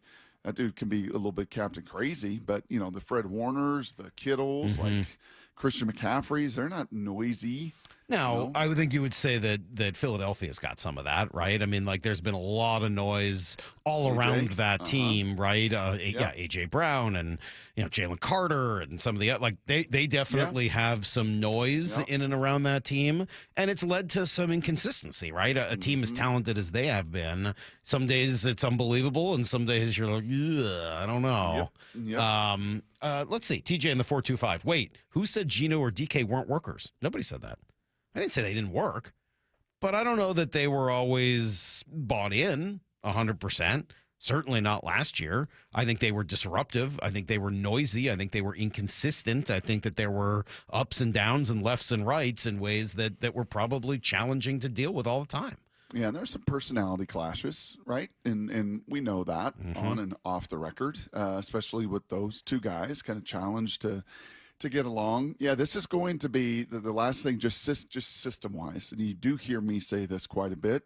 And again, it's become some of these things in my optics become even that much more clarified, kind of living the day-to-day of installation and coaching and teaching. So there are a lot, and the majority are Rolodex coordinators. And I'm going to get to this in Blue 88. It's just like, hey, man, this is what other people are doing. Oh, I kind of like that. Oh, let me steal that. Oh, I kind of like that philosophy, right? And they just minor in a lot of these different things. And the playbook looks pretty deep and voluminous. Like, wow, we got a lot of stuff, but there's not an identity. There's not a sequencing, right? There's not a what we watched. And it wasn't just last week, first week as well. Like, ooh, those pieces of the puzzle, there's a reason they all fit together the way they do within this system. Yeah. We've tried to take from it, and Waldron was supposed to be from it, and he was supposed to be a McVay guy, and it was supposed to be a lot of this, but there wasn't the time on task that the staff has. You're looking for action instead of reaction.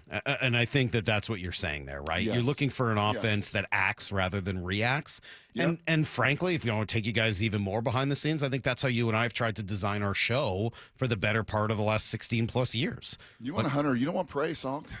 You want to be a hunter. We got to keep those eyes a little bit more narrow, a little bit more together. All right, let's do some Blue 88. All right, here we go, boys. This is Brock and Salk's Blue 88. We're going to go red, right, tight, close, sprint left, G, U corner, halfback, flat, on one. Ready? Right. Brock Hewitt tackles 3 football questions as only he can. Blue 88.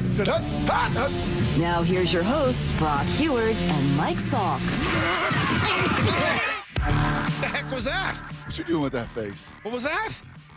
Salk, you think my show ends at 10 a.m. Pacific time? You think I'm just done? Yeah. Or do you think Pittman and I go in that back studio and clean some stuff up? What? You think a new sponsor maybe coming along? Like, a new sponsor, yeah, good. So we're working, bro. I just check in and check out of this thing. It looks like you have a critique of it. What? You have a problem with that? I might need to hear it again. Give me a week. I'll take a week. I admit that I can be a little resistant to change. Golly. I don't like new things. 360 says I hated every second of that intro. Wow. Oh, there's something about it. It doesn't sound as real. It sounds like you faked it a little bit. Are you trying to fake the funk? Yeah. What? It sounds Blue like 88! Blue 88! It sounds like you were trying to preserve your voice. Jeez. I don't like it. I got to be honest. I'm very unimpressed. Question number 1. Brock, you've mentioned it a few times. Sequencing. What is sequencing, and why is that so impressive on Friday night? Yeah, it is that whole tunneling, pitching ninja, giving you what, this looks like here, and then we're going to just sequence the right play at the right time because we also kind of read the room. It's really easy to do that. Here, let me write a script, and here's the 10 plays of it, Salk, right? And most offensive coordinators put together their first 15 plays of a game, and I'm going to do this here, and I'm going to see what the defense is going to do, and it all sounds great. And there are amazing clinic coaches. Right? They have clinics all over the country, high school, college, not necessarily the pros, I don't think, although they step into those folds at times. And you could put together a great, ooh, that looks really good. I like that. I like that a lot. And then in real time as the bullets are flying and you've got to react to the real-time information, honestly, that is where the years and years and years of being invested in this system should come to light. And that's where a Shanahan and that is where a McVay and, Nemhauser brought up Mike Holmgren yesterday as being the best play caller. Maybe not the best coordinator. Darrell Bevell was a good coordinator. The head coach of the Cowboys was a good coordinator. But as far as just in-game play caller, and yeah, Mike Holmgren's personality was hard for me at that stage of my life. It was hard for me as a pleaser. But I told people then, I was just saying it the other day, in a different realm, like, man, Mike Holmgren could call plays. You talk to Steve Young, you talk to Matt Hasselbeck, you talk to Trent Dilfer, you talk to Joe Montana, you talk to guys that got to play for him in-game. He knew how to put together that green right 93 blast. Right, and then all of a sudden we're going to build this play pass off of it. And he had just such a timing and feel for how to sequence it. He was an amazing play caller. And I'm not about to crown Klint Kubiak that after a preseason game against backups, but you started to see a feel, a timing, a sequencing that I would agree with Brian we haven't seen in some time. All right, question number 2. So you were talking to DJ yesterday and asking him about the league in general and saying that, it's getting bigger up front. Uh-huh.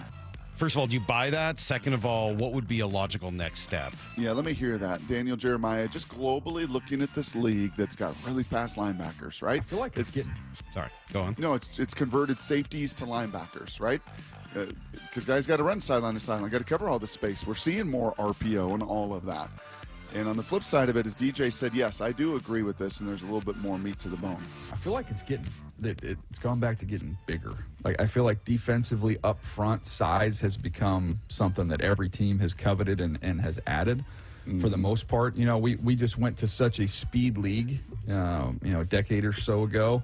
And then I think as you've seen the scheme changes and the obsession of limiting explosive plays, we're gonna, everybody wants to play this shell coverage, so you're going to play with lighter boxes. Therefore, having 280, 290-pound defensive linemen is not as popular anymore. I'm seeing a lot more big body interior defensive linemen when I'm looking around the league, and it's just, I think that's just part of the marrying the players up with the way teams want to play defense nowadays. I think it's also, Salt, one of the reasons the NFL just evolves. And it just doesn't tire, right? It's why it just grabs, I think, so many fans so many different times, because there's opportunities to be had. If you got a really smart people and you're ahead of the curve and you're doing what you said, you're not just reacting all the time. You're the one forcing the issue. So why did Philadelphia go out and get Saquon Barkley? Because they had a big offensive line, big, powerful offensive line with a 240-pound quarterback. And we're going to run for 2,000 yards against all this shell coverage. Why did the league this year? We watched the draft. We were hoping at 18, Zabel could be there. Please. Oh, somebody's going to screw it up. Somebody in that top 10 is not going to take that tackle. Oh, no, they took him. Right? Because right now, that run game that just a decade ago was, absentee. Right? What was his name? Bishop Sankey, the running back? Decade and a half ago was the first running back taken in the mid-50s of a draft? Dime a dozen. Don't really need them. No, you actually do. You actually need offensive linemen and defensive linemen. They become such a premium because you need those big people. And I just love the back and forth nature of the personnel, of the team build, and back to that word we love so much, the identity of putting these teams together. All right, question number 3. Brock, Hawk blogger Brian Nemhauser yesterday with a bold prediction on what the wide receiver room could look like. I think Derek Young, guys, this is going to be a really tough cut in the receiver room. I think Derek Young and Jake Bobo are going to make this roster. I think even with the $3.5 million guaranteed, I think Marquez Valdez-Scantling does not. You agree? Today I do. 7 days from now, this is going to be a big week for those guys going to Green Bay. It's going to be a big week of evaluation. You don't want to just give somebody $3.5 million, Salk, and see it leave. Is there an opportunity to trade MVS to a real receiver-needy team? I don't know. That's hard-pressed to do at the end of camp, because usually there's a huge supply of young, dynamic receivers out there. But I would say that history tells you that John Schneider and that group are willing to make that move. The ego doesn't get in the way. It's not got to keep him on the roster. Doesn't deserve to be, but we made the move. We gave him the money. It's just not in the DNA, nor has it been for the last 15-plus years. And oh, by the way, as Brian went on further to say, these two guys are unbelievable blockers. If you really want to run the ball, it is hard to do in the NFL. It's really hard to do. You better not have very many limitations up front. You better have receivers that are willing to stick their face in the fan and come down and block safeties and come down and block linebackers and come down and even crack on edges. You better have dudes that can do that, and Derek Young and Bobo absolutely do bring that element. All right, that is today's Blue 88. I don't know, man. I appreciate that thought. It just seems hard for me to imagine you're going to take two guys that are so similar. It just kind of cancel each other out for me. Do a lot of the same stuff. Derek is faster. Derek is... I don't mean they're the same human. Obviously, they're not exactly the same, but they play pretty similar roles. What role does MVS play? He's the deep threat guy. That can't be Derek Young. That's not Horton. I think because of the emergence it hasn't of Horton, been. I think because of the emergence of Horton as well, that also complicates us a little bit for MVS. If there was no Torrey Horton, if he was hurt, and we'll see. You know, they had the day off yesterday, and we'll see if he's back to practicing. And you know, obviously there's an significant injury history there. So yeah, I wouldn't say that's a done deal. But if you were saying a surprise move or an outside the box move, that when you look at the history of John Schneider, the history of this organization, paying off guys that are absolutely earning it, doing it the way you want to do over and over and over and over again. And I think Derek Young, honestly, has played so much faster this camp. You know, in years past, I would agree with you. Him and Bobo feel very redundant because I don't see Derek Young's top-end speed. But starting to see that and feel that a whole lot more in this camp, and it makes it a fascinating. Well, it'll be good. I mean, you know, I'm a big Derek Young fan, so I would be just fine with him finding a way onto this team. All of that leads back to another roster debate where DJ said something yesterday. I think you know I'm going to agree with it, but it leads to a conversation, Brock, that I'm not sure any of us really know the answer to yet. It's next on Brock and Salk. Lyman and Bob, afternoons 2 to 7. Josh Naylor's hit the ground running. The defense has been something I did not even think about. If it's possible, I would be knocking on the door, calling the phone, sending the emails with his agent. And I think if they are able to go on a deep run in the postseason, that could go a long way into selling Seattle to him if it needs to be sold. Dave Wyman and Bob Stelton, afternoons 2 to 7 on Seattle Sports, the app, YouTube, and your smart speaker. Hey, it's Bob Stelton here, and I can see clearly now. It's amazing. Let me tell you about one of the best decisions I've ever made in my life. That's when I went to K2 Vision for Refractive Lens Exchange, or RLE. Dr. Kopstein started K2 Vision with Dr. King from King LASIK, the most experienced LASIK surgeon in the Northwest. King LASIK plus K2 Vision equals freedom vision for every stage of life. No glasses, contacts, readers, or cataracts. So if you're somebody that struggles with distance vision and now you always need a pair of reading glasses, K2 Vision RLE could be your perfect permanent solution to spending your good active years not needing reading glasses. And here's the capper. You're never going to develop a cataract. I'm somebody that needed readers in every room of the house. I needed to see the scoreboard out at ball games. I just couldn't see clearly. That has all changed thanks to RLE. Whether it's LASIK, EVO ICL, or RLE, trust the most experienced team of doctors to point you in the right direction. Schedule your free Zoom consultation today at K2VisionRLE.com. That's K2VisionRLE.com. Jaden Schwartz for Techline Roofing. Summer is the perfect time for a new roof. Take advantage of our easy financing, summer specials, and the best warranty in the business. Have a great summer. See you next hockey season. Trust Techline. Planning a road trip? Plan a visit to your neighborhood Bucky's Complete Auto Repair for oil changes, brakes, AC repair, and factory maintenance. No appointment needed, and yes, friendly financing is available. Visit buckys.com. Hey, college students, Safeway is giving you 5% off. That's right, junior colleges, tech schools, universities. Just verify your student ID in the app, unlock exclusive deals, and shop on the app or in person. Better yet, subscribe to Fresh Pass to get free delivery and other special offers. Remember, if you use EBT, Fresh Pass is 50% off and you get savings on fresh produce. For all the details, visit Safeway.com/4U.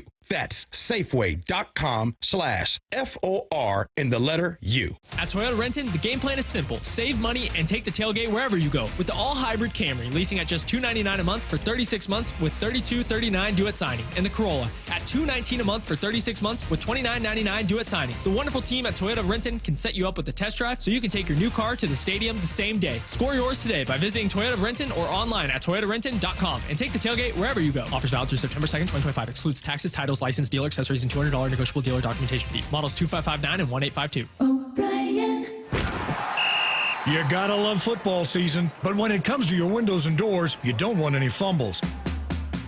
Steve Rabel here, reminding you to trust locally owned Pella Windows and Doors of Western Washington to tackle your project. Their selection of windows and doors can't be beat, and they'll give you top-notch customer service with no trick plays. Schedule a free consultation with Pella Windows and Doors of Western Washington. Go to PellaPNW.com. That's PellaPNW.com.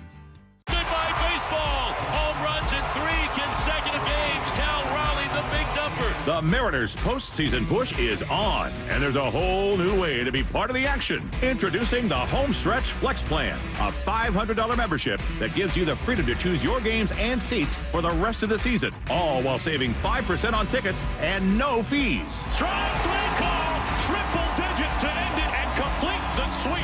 You can use your credit however you want. Go big with club seats for a couple high-stakes showdowns, or stretch it out until the final series against the Dodgers. And the best part? Homestretch Flex members get priority access to our postseason pre-sale. That means you're first in line when October comes calling. The team is locked in. J.P. Crawford!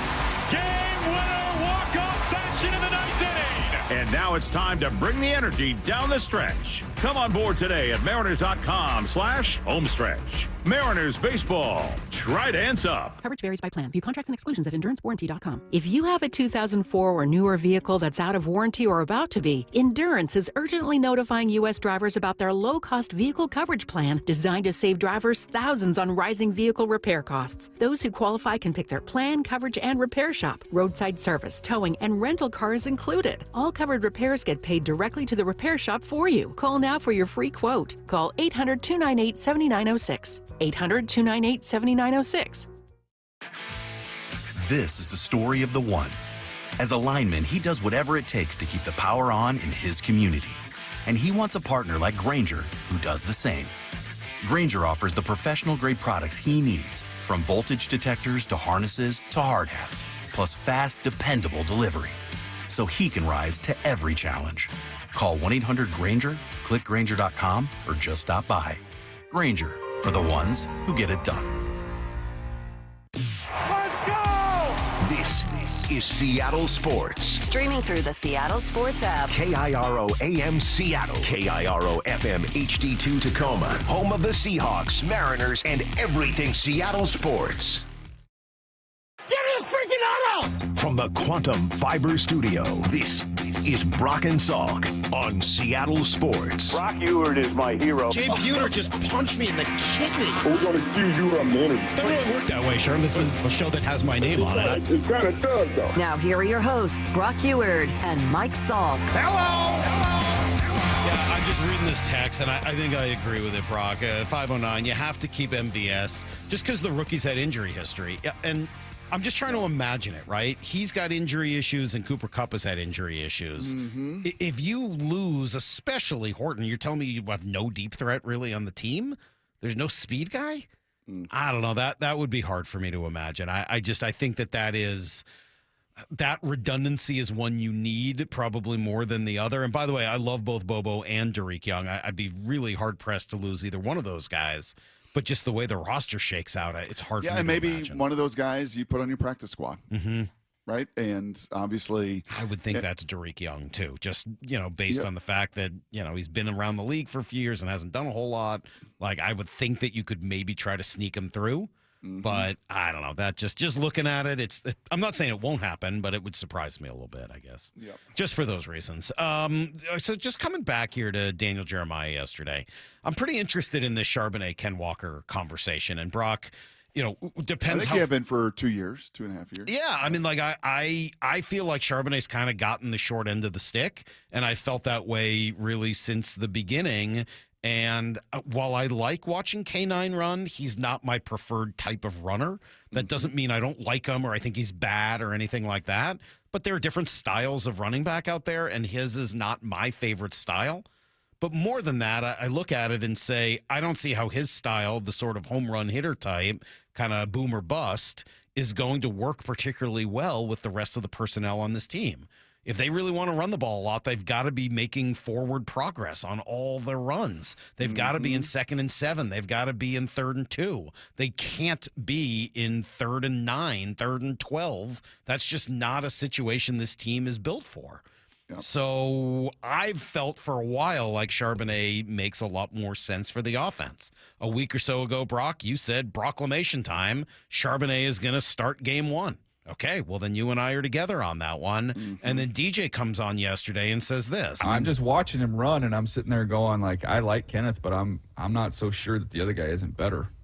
Yeah. Why? Why do you say? Because I have my own reasons, and I think Brock does too. I think he sees it better. To me, I think he just got better vision. Oh, he's got better vision. Okay, so we asked DJ for a little bit more follow-up. What exactly does that mean specific to this offense? Because there's going to be creases that are created, and they're not going to be created the same on. You can call the same run play 5 times, and the crease might be different every single time. So hesitation and pause, that's not a friend in this system. You got to be able to see it, sort it, and go. And I just think Charbonnet sees things faster. He gets to and through the hole quicker. So, look, if you're going to run crack toss and it's just we're running outside, I mean, Kenneth Walker can do that all day long. But in terms of being able to sift and sort inside and find the crease, I just think Charbonnet's a little more comfortable with that at this point in time. Yeah, I think I would co-sign on that, and he's really well-versed in it, Salk, and there's an advantage and opportunity and life experience to play at Michigan and play in that Harbaugh system and then play for Chip Kelly at UCLA for a number of years with just about every run game there is under the sun. And to come here, and I think this is kind of hand in glove. I think this does fit his timing and his processing. And, it's funny, you hear, and I've heard through the years, a little more in the power game.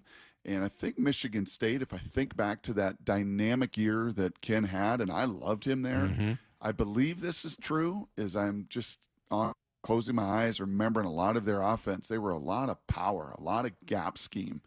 And in that scheme, the Wisconsin style, it is slow to explode through. And I don't think that's as much this. This is get to the landmark and then you process it, whether it's A gap, B gap, C gap. As he was talking about those different creases, right? This is not necessarily that Le'Veon Bell, let's just kind of pause it through and then explode. This is nope. This is where this play is designed. This is where the symphony of destruction and all the guys in front of you are counting on you of hitting this landmark. Yeah. And then you got to hit the crease off of that landmark. Is Terrell Davis still one of the people you would look at and say he's sort of the model for this system? Right? Yeah, ended up making the Hall of Fame, I think, when it was all said and done, really being the first guy of that Broncos. And when I think of TD, I guess I see a little bit more Charbonnet. I see that one cut and go, right? I just see one cut and go. Yeah. And maybe Edgerrin James sort of the same way in his time in 100%, Indianapolis with the stretch zone play, outside zone, stretch it, one cut and go. Yep. To me, those guys are much more in the Zach Charbonnet, or Zach Charbonnet's much more in their mold than Ken Walker is. Yes, as is Holani, as is Martinez, as is in a very short supply here, Jacardia Wright, and then Ken is kind of your spice man. And a bouncer and a hesitator and elite quickness. And his jump cuts, right? I mean, some of the praise that have been lauded on him the last couple of years is worthy of it. But those jump cuts, Brock, I'm thinking about people running outside zone and what that looks like. And I know the Seahawks aren't only going to run outside zone. So if Mike Macdonald was listening to this right now and he felt like defending Ken Walker, he'd be like, shut up, you bozos. We're not just running outside zone every time. We ran power. We ran inside. We do lots of different things. This is not just an outside zone over and over again. Totally fair. And maybe for that reason, there's lots of ways to use Ken Walker. Yep. But I can't help but see and agree with you, Brock, that he kind of feels like he's different from everyone else. One of these things just doesn't belong. And maybe they're going to love that. But those little jump cuts and back and forth when you're trying to run outside zone, don't those get you in more trouble? They do. Now, a term I think we've been accustomed to and learned is never let talent leave the building, really in any sport, right? If you've got a unique talent, you're going to find a way to, also play to some of his strengths. And if you have a couple guys that very much, fit into this and this is their style and you've got the one little wild card, and maybe it's third downs, maybe it's, draw screens, specials, maybe it's when he's in there, he could still be fully competent in some of that outside zone. He's got to learn it. But we also get to the power and the trap and the other things where his explosiveness is very unique. All of that is true. So I would be hard for me to imagine they're just going to let the guy go. That doesn't make any sense at all. But is there, if there is redundancy there that you don't need, is there room to trade him? Could you get something back? Is there somebody out there that would say, yeah, I would. I mean, somebody running a different scheme just might value him more than you do at this point. Is there a possibility there? I mean, it was the Cowboys a couple weeks ago, and I don't know if it was NFL Centel, Salk. I'm so scared to death. I it's bet like you are. You with intriguing players that now I'm very, very, very leery in the social media realm. But I think it was about like a week and a half ago. There was some rumors floating around that the Cowboys were going to try to find and when I think of Shoddy and I think of CeeDee Lamb, I think of Dak Prescott, and I think of that system, right, and how much they've loaded on the perimeter with some of their speed and how nice it would be for them to have, a difference maker at running back they've not had in some time, a guy that can really get up and go the way he did. But I don't know if you ever get enough value back for a running back. So yeah, I think Ken Walker is going to be here. I think this is a huge opportunity for him. I just don't know and don't believe he's going to get the very first at bat at it in a couple weeks against the 49ers. All right. Hey, if you want to go to that game, we're here to help you out, you and 3 of your friends. Go watch the Seahawks on September 7th, live in person. All you need to do is go to the Seattle Sports app, open it up, click the Win tab, and find out how to win. That's pretty easy, right? Now, there may be some of you who don't have the app, which is shocking, but it's possible, Brock. And so if you don't have the app, all you got to do will help you out. Text the word app, APP. You know me. 286-979-3776, and we'll send you a link to download it. You can enter every day to increase your chances to win. Contests will run through Monday, August 25th. Jeff Passan in 20. Everything you need to know next. He's the best catcher in baseball. Pitch to Cal, swing and a drive. And he's on Seattle Sports, Thursday afternoons all season long. It's the Honey Bucket Cal Raleigh Show. Presented by the Puyallup Tribe of Indians. More history for Cal Raleigh.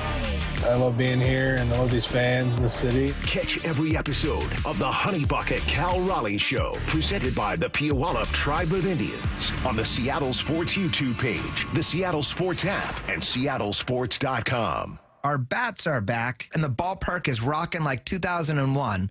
Hey, it's Dr. Ryan Stern of the Stern Sinus Center. Ryan Air is a simple, non-invasive procedure that significantly reduces your postnasal drip and stuffiness.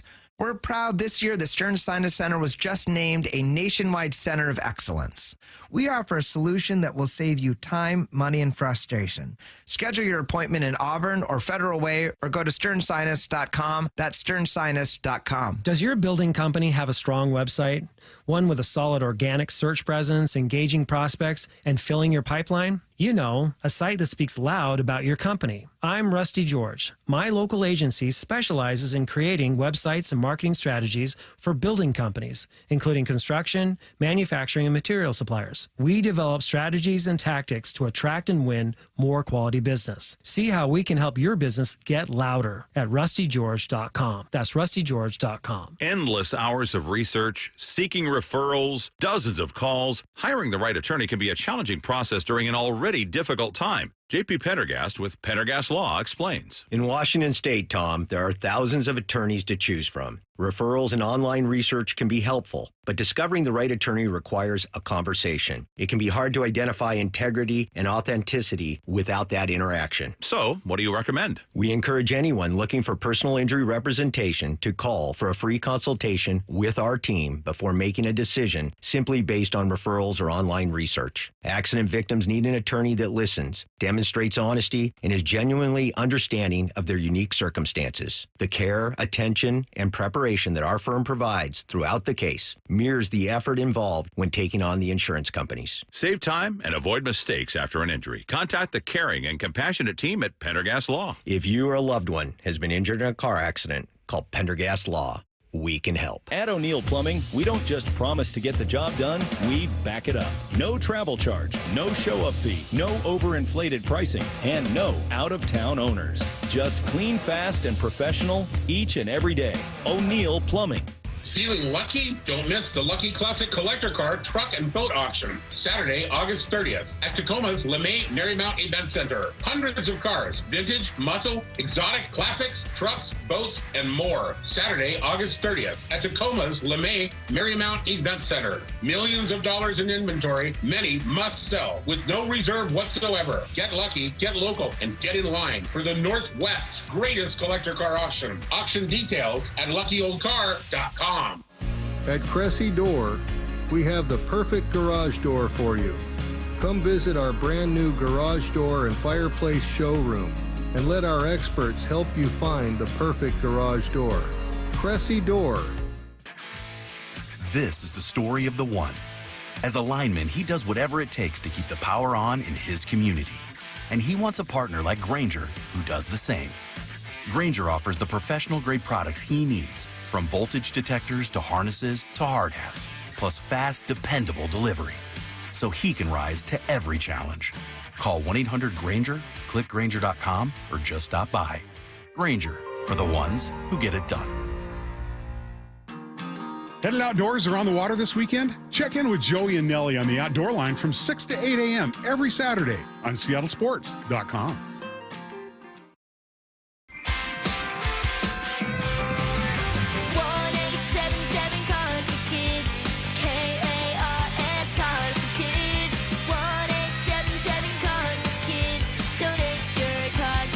Call 1-877-CARS-FOR-KIDS to reach a friendly live agent. Donation's super easy, and your car can be picked up as soon as tomorrow. Call us now, 1-877-CARS-FOR-KIDS. Donate your car today. Did you know you can donate real estate too? If you want that summer body you've always dreamed of, then this message is for you, ladies, and you men too. Get rid of extra stubborn fat and address areas of loose skin around the waistline, chin, and under the upper arms with ProSculpt, the new one-day instant permanent fat removal and skin tightening treatment. Maybe you've tried the lasers, fat freezing methods, even those new pills, but without the desired results. ProSculpt is different. It's minimally invasive, performed while fully awake, gentle, yet powerful. Designed to target the waistline, chin, neck, arms, and thighs, ProSculpt uses FDA-cleared plasma technology to deliver immediate, permanent fat-reducing and skin-tightening results, all in just one visit. If you want that summer body this summer,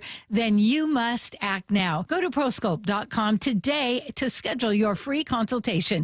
Get $250 off. For instant, permanent fat reduction and skin tightening, visit ProSculpt.com. We've got a style of play no one wants to go up against. Big hits that turn the tides in our favor. Noise that shakes opponents to their core. That was 112 decibels in that last tackle. Disruption is in our DNA. It's intercepted! Seahawks ball! Interception made by Love! Celebrating 50 seasons of Seahawks football. Break back, throws it! Touchdown! Touchdown Seahawks! Visit Seahawks.com/tickets today. Need to know. 15 minutes past every hour with Brock and Salk. Here's what you need to know. Up first. Yeah, things are kind of going the wrong direction for the Mariners right now. Hopefully this is just a little look. Tough road trip, a lot of good pitching they're facing, difficult time in the season. We always knew this was going to be a bit of a challenge for them, right? To go on this trip, 9 games in 9 days and face some really good competition and great pitching along the way. But still tough, kind of watching where it's gone so far, and now you put yourself in a position where you've only won 2 games in the trip and there's only 2 games left. So 2 more games to go, but you'd really like to take at least one, if not both of them. And yesterday just got away from them early. It was just home run after home run, and Trey Turner and Bryce Harper. Here's the pitch to Harper that is swung on and blasted right field. This is liftoff, second deck, way gone. Bryce Harper demolishes one. A no-doubter. 440 feet, and the Phillies extend the lead at 7-0. And then he hit a longer home run an inning or so later. Still pretty good, huh? I mean, 448 to the pull side. That's pretty impressive. That's not that easy to do. It's pretty remarkable. I think Casey Lugamino would be perfectly happy to never see Bryce Miller ever again. And they just couldn't get out of the hole, and Ranger Suarez was really good. He is really good, but it's harder when you've got 4 lefties in the game against him. Like that is a challenge, and I like the text that we got earlier as we were trying to figure out, Brock, hey, what would be the best way to build a lineup against the lefty? What if Ben Williamson was still on the team and Geno Suarez was your DH last night? Because I think that would make me pretty happy.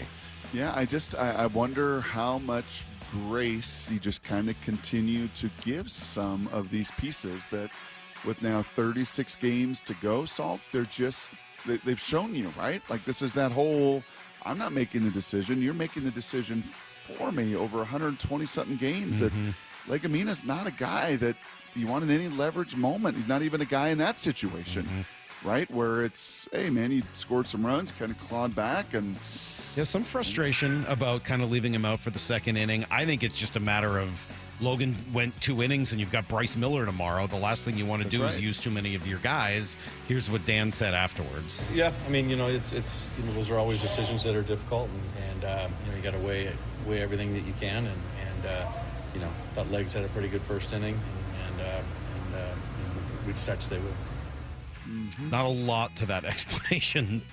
Also, in his first inning, he gave up a home run and a double. Yeah, I know. But I think Dan just doesn't want to tell you. Me, you, anybody. He just doesn't seem interested in kind of telling us the thinking there. And it's because I think the philosophy is very simple. He covers his guys at every single turn, whether you like it or not, whether it drives you crazy or not. He is not going to say, Casey Legamina's got a 6 ERA and he can't pitch for us anymore. He's not going to do that. And that has been, and consistency has been, I think, a real strength of his, as it was, as I said, with Scott Service too, for many of those years. You know what you are going to get, and he's going to protect his players and has all season long. And also, he knows that Bryce Miller's not going to go too deep into the game tonight, right? I mean, like, that is probably on his mind. So that's who's on his roster. He doesn't set the roster. That's who's on the roster. That's the guy who's unfortunately got to go back out there for a second inning last night. Here's the second thing you need to know. Roster cuts a week from today. Didn't these used to be on the weekend? It does seem a little weird to have roster cuts on a Tuesday at 1 o'clock. I felt like that was always a weekend thing, and then you'd run around waiting to see who was on the practice squad and all that. It's going to be 1 o'clock on Tuesday afternoon, and the Seahawks have some challenges ahead of them. There's no doubt. I mean, if you're going to keep a third quarterback and a fullback, and maybe two if you include Brady Russell. Yep. That's a lot of roster spots going to places where you didn't used to have them. So, talking to Hawk Logger, Brian Nemhauser yesterday, we went through the wide receivers, but the running back room's a challenge also. I have been keeping only 4 backs. I think it's Ken Walker, Zach Charbonnet, and Helani in addition to Oots as your fullback. And then Russell I'm counting as a tight end. He's been in the tight end room. I have been keeping those 4 tight ends with Arroyo, Barner, Saubert, and Russell. Russell obviously can play fullback as well. I don't have Damian Martinez making the roster. I don't have Jacardier Wright making the roster. And I think those guys can maybe be practice squad guys. He also brought up the possibility of both Bohanna and Peely making the roster. Yeah. Not names we've spent a lot of time talking about. No, and old Hankins is just, had kind of a Matthew Stafford-esque back deal that has just kind of kept him from performing as well. These are, frankly, all good problems to have. These are the kind of conversations that you strive to have as an organization, as a personnel department. You want it to be difficult. You want guys to have all performed and played pretty well and try to figure out, okay, who can we get to the practice squad? Who's not going to get picked up elsewhere? Yeah, these are frankly conversations in some spots we've not had for a bunch of years. Here's the third thing you need to know. A lot of talk about both expansion and realignment in baseball. And again, another conversation for Jeff Passan when he joins us in about 10 minutes. But Rob Manfred explained it this way on the broadcast the other night. I think if we expand, it provides us with an opportunity to geographically realign. I think we could save a lot of wear and tear on our players in terms of travel. And I think our postseason format would be even more appealing for entities like ESPN, because you'd be playing up out of the East, out of the West, and that 10 o'clock time slot where we sometimes get Boston, Anaheim would be 2 West Coast teams, and that 10 o'clock slot that's a problem for us sometimes becomes a real opportunity for our West Coast audience. So I think, I think the owners realize that there's demand for Major League Baseball in a lot of great cities, and we have an opportunity to do something good around that expansion process. You know what I've realized, Salk, and I'm a little late to the game, and some of this was my own naivete, and being in the broadcast world, wanting to have some blinders to it, and think that networks aren't making all these decisions. But in many ways, the networks are. Mm-hmm. When it comes to college football playoff, when it comes to realignment, when it came to ESPN with the SEC and Fox with the Big Ten, like this is what we're going to do, and we're paying you gazillions of dollars to do so. And baseball, obviously, is a little behind the 8 ball there when it comes to the networks, right? It's become a much more localized deal. How can we bring back some of that revenue? how do we make more money on the national? How do we do it? How do we go about doing it? Is this the answer? To have these teams much more local? I mean, the local element of it I like. The idea of adding 2 more teams and 52 more players to Major League Baseball, that feels like a lot. I don't know. Feels like a dearth of talent to me. That's everything you need to know. Let me throw one other thing you could know out there, Lyle. Did you see the news moments ago? Lyle? I don't think you're going to like this, Lyle. Lyle. What's up? A quarterback decision. Oh, I saw. In Indy. The Colts have named Daniel Jones as their starting quarterback for their regular season opener. Quote from Shane Steichen, their head coach: "He's the starting quarterback for the season. I don't want to have a short leash on that." All right, so they don't want to win. That's fine. You're starting Daniel Jones all year. You don't want to win. It's that simple. Daniel Jones is not ideal. Don't get me wrong. But, the fact that they're going with Daniel Jones over your guy, Anthony Richardson. Do you think there could be a little more to this about your guy?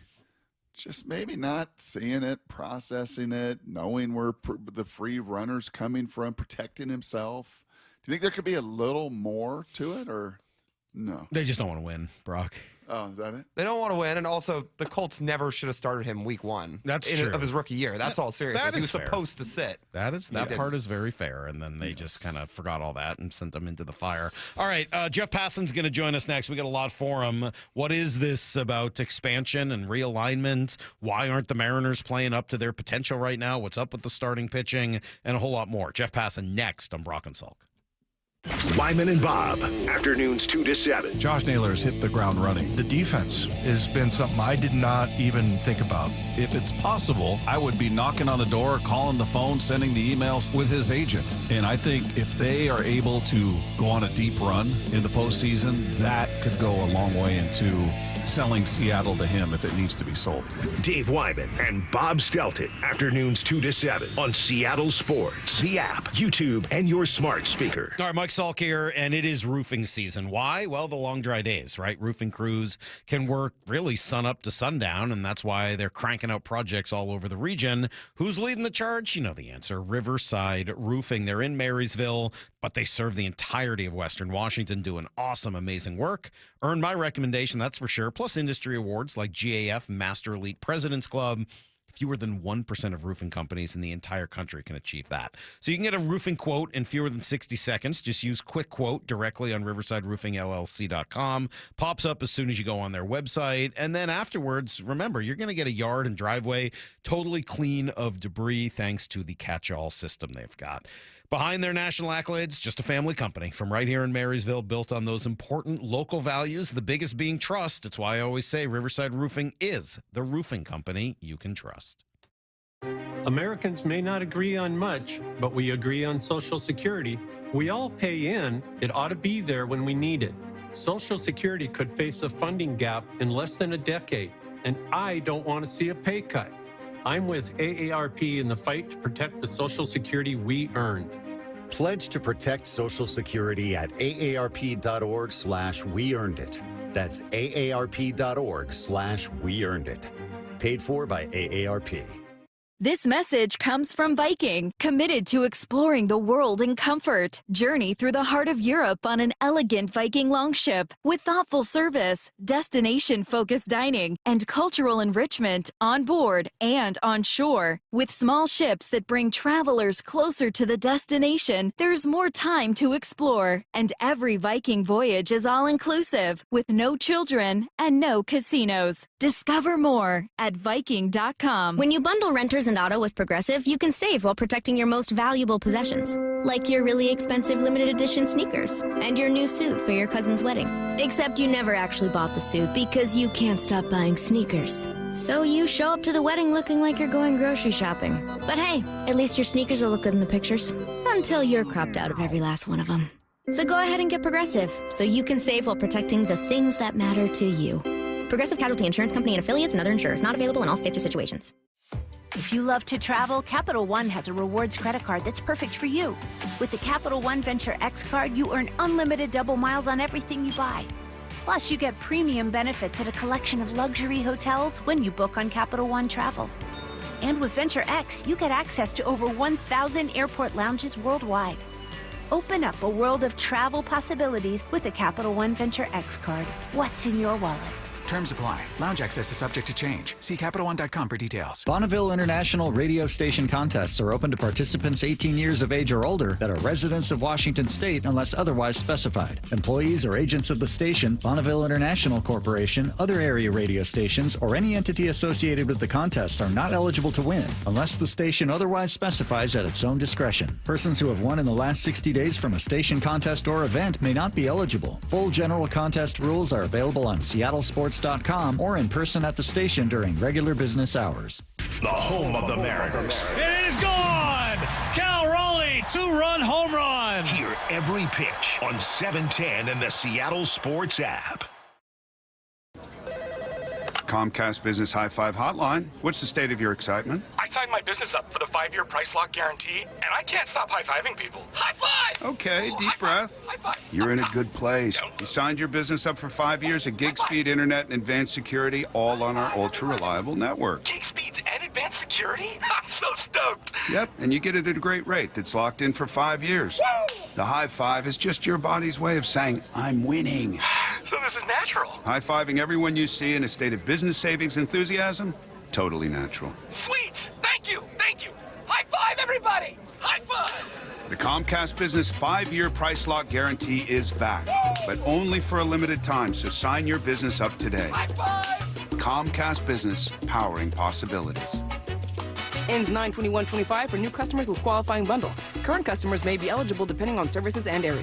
Guaranteed rate applies to monthly service charge, excluding taxes and fees. Other restrictions apply. When your outside matches how you feel on the inside, that's kindness. And so I think that is the one thing that the Lee Johnson Auto family encourages us, is to be like really authentic and really be intentional in how we treat our customers and how we treat each other. To have a good company, have a good culture, have a good crew that takes care of your customer base, you have to take care of your crew. You can't have miserable people and expect them to give a customer a good experience. Walking in here, meeting some of the employees already before I was even hired on, welcoming me in, gave me a good indication what this company was all about. So if I were to make an hour and a half drive here and to have fun here for 8 to 9 hours a day versus if it's the other way around, then I'll take it. It's not a script. It's a belief. The LJ Way is the Lee Johnson Auto family. From the Quantum Fiber Studio, you're listening to Brock and Salk. Weekdays 6 to 10. On Seattle Sports and 97.3 FM HD2. Yeah, you always knew this was going to be a tough road trip, and it has not gone according to plan, at least so far. Jeff Passan joins us as he does every Tuesday at 8:30. Good morning, Jeffrey. Good morning, gentlemen. How are you? You sound spunky. What's going on? I almost just wrecked my garage. I'm pulling out right now, and something got caught on the front bumper of my car, and I saved it before chaos, and so I feel good about that. How should we feel about this Mariners road trip, Jeffrey? Not as good. Yeah.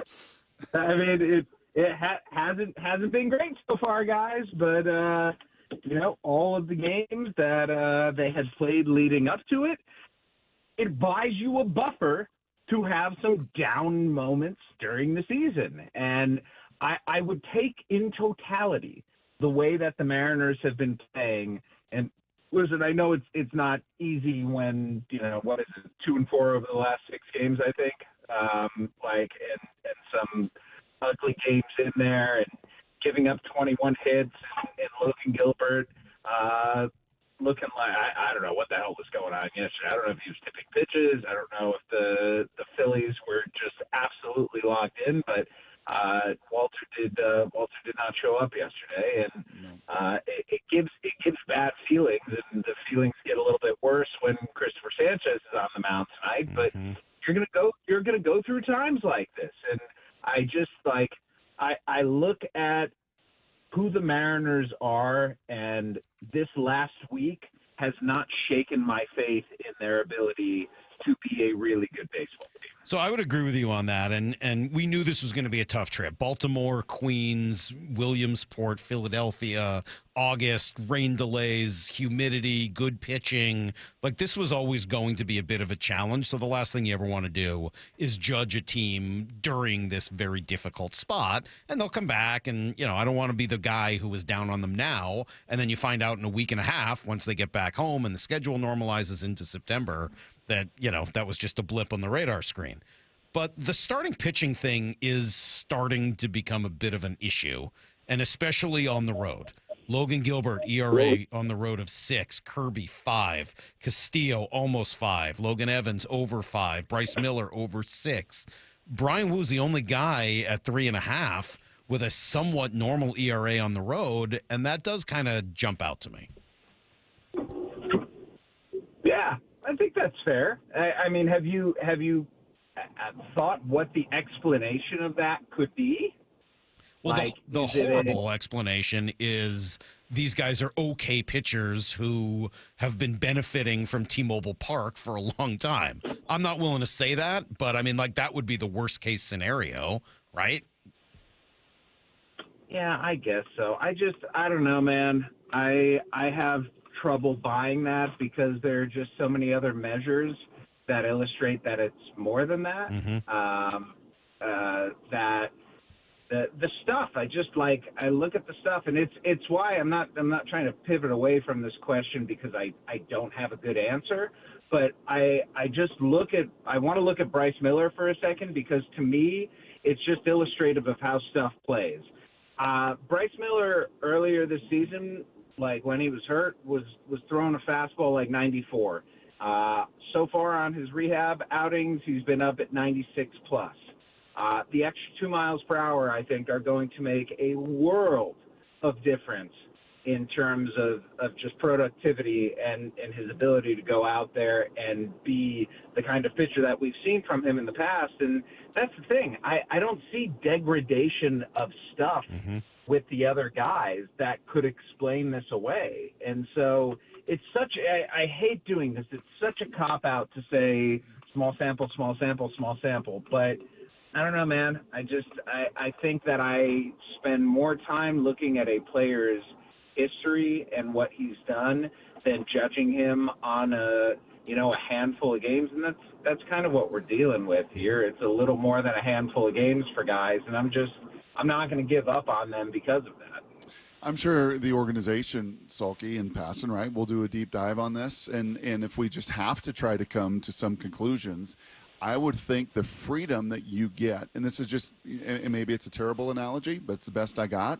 I knew when I was playing against a bad corner, I can just throw that ball up, man. I've got a chance. My margin is so much greater than when I'm playing an elite corner that's got his eyes to me, and I better be very, very precise that, when you do get to pitch in T-Mobile, you can get away with a few more mistakes than you get away with in Philadelphia, in New York, in Cincinnati, in some of these different places on the road. So I wonder if in any way that affects their pitch selection, their pitch psychology, their margin. Easier to throw strikes when you know that those strikes may not go as far, right?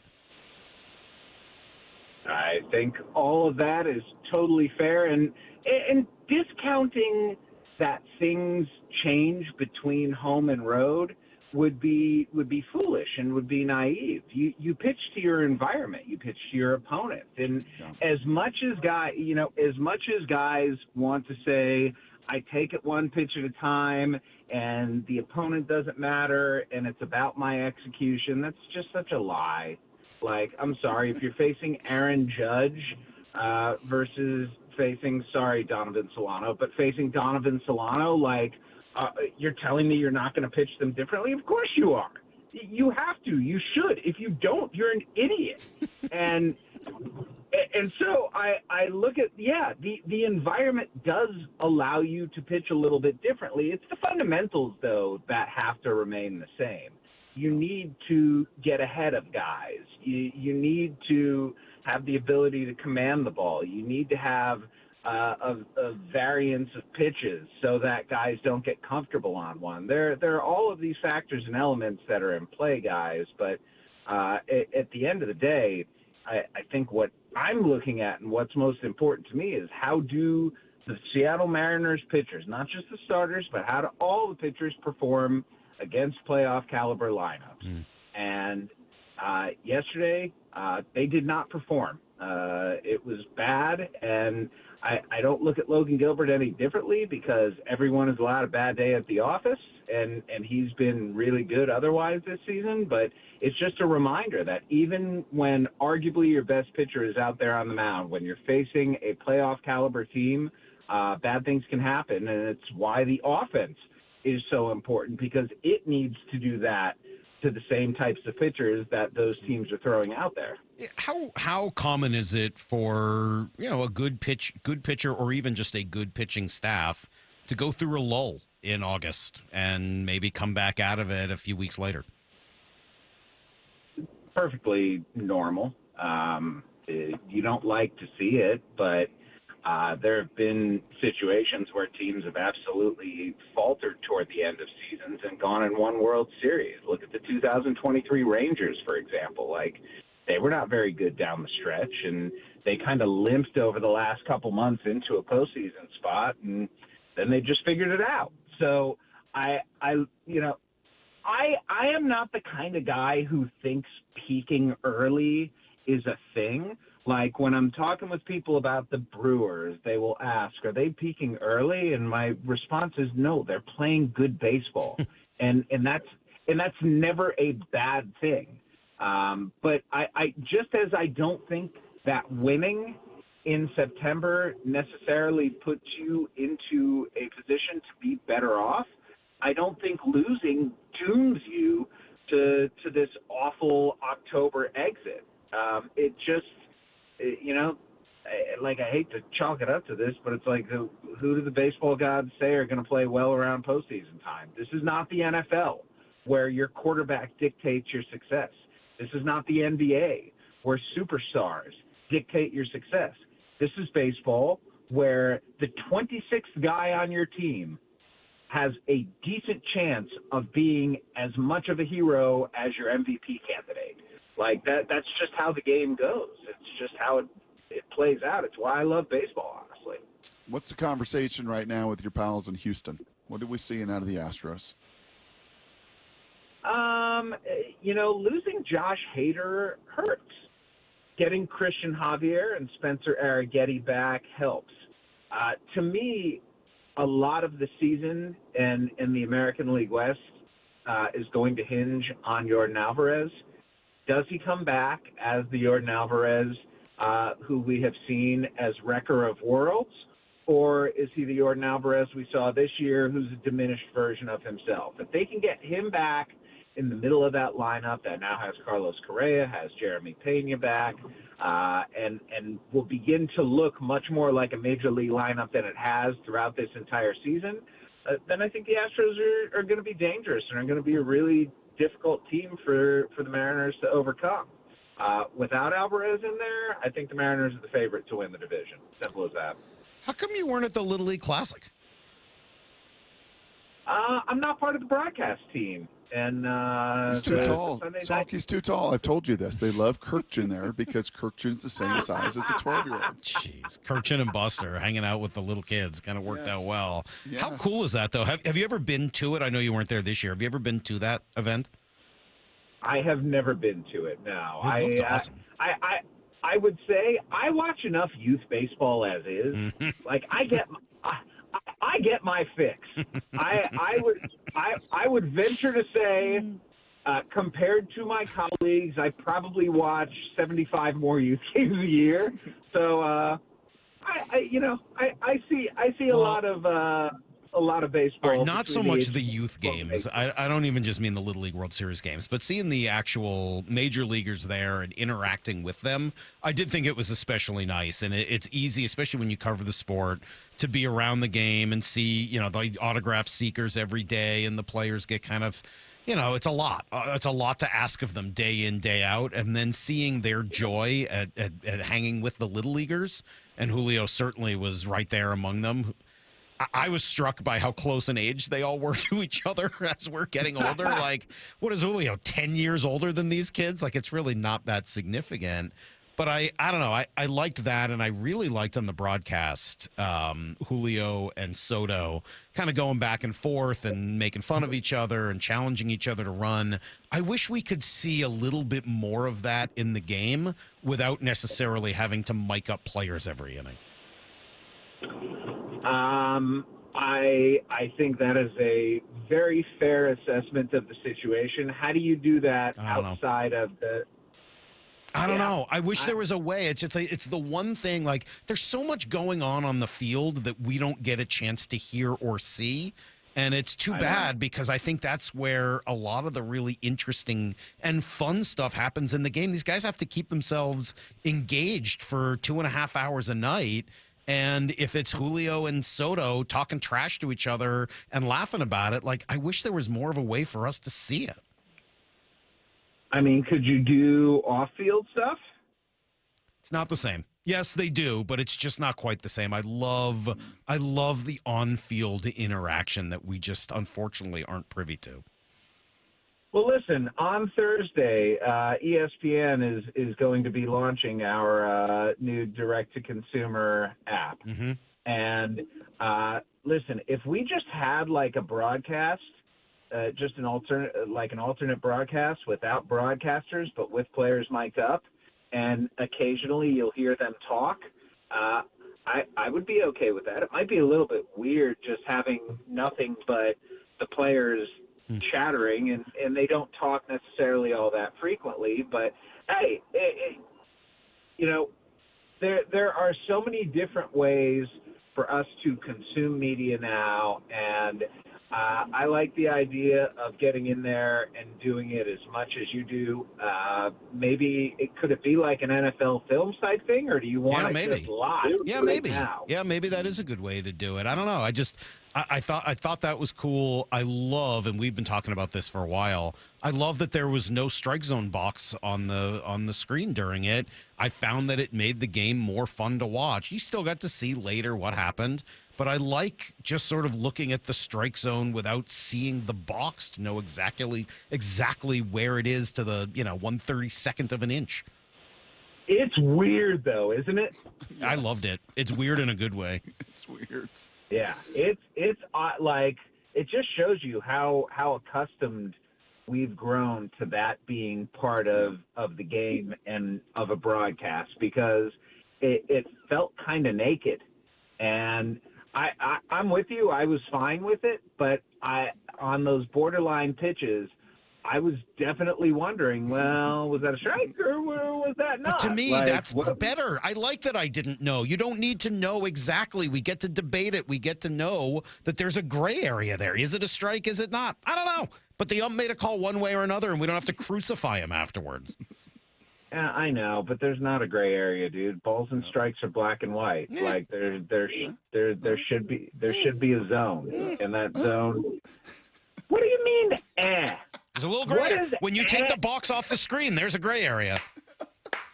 Well, yes, there's a gray area because it's not there specifically for you to intuit in that moment. But in terms of balls and strikes, there should be no gray area. Something is either a ball or a strike. No, this isn't tennis where there's a line on the ground. There's no line. Like, it's a bit open to judgment, and I like not being forced to use a box to make that judgment. I win. I stymie Jeff. He's got nothing left to say. Look at that. I've obviously won the argument. No, my car just turned off and the CarPlay stopped, and I didn't realize it. Hey, here's the thing, though. Whatever you were saying sucked, because you're wrong about this. Thank you. The Mariners are 68 and 58, Jeffrey. 68 and 58, exactly 54% right now. That means they've got exactly 36 games left. We debated this yesterday. 36 games to go. Cal sits at 47 home runs. How many does he end up with? I think 57. Oh. That sounds I think right. he's going to go on. I think he's going to go on a heater here. Mm-hmm. If he gets to 57, is he going to win the MVP? Cal Raleigh wins the Gold Glove. He hits 57 home runs. He shatters Salvador Perez's records. He does things never done in this sport, and he's still 250 OPS points behind Aaron Judge. Can he still win the MVP? Yes. I think if he gets to 57 home runs, he wins the MVP. Yeah, I think that would be a good way of looking at it as, hey, it's the MVP, not the highest OPS award, right? And I'm not taking anything away from Judge. That OPS is insane. The counter to that, though, is if you're putting up an OPS 250 points higher than someone else, then you're inherently going to be more valuable than them. Yeah. In some ways. This is a really tough one for me. No, Mike, it's binary, Mike. Mike, it's binary. Okay, would you let Jeff binary. talk?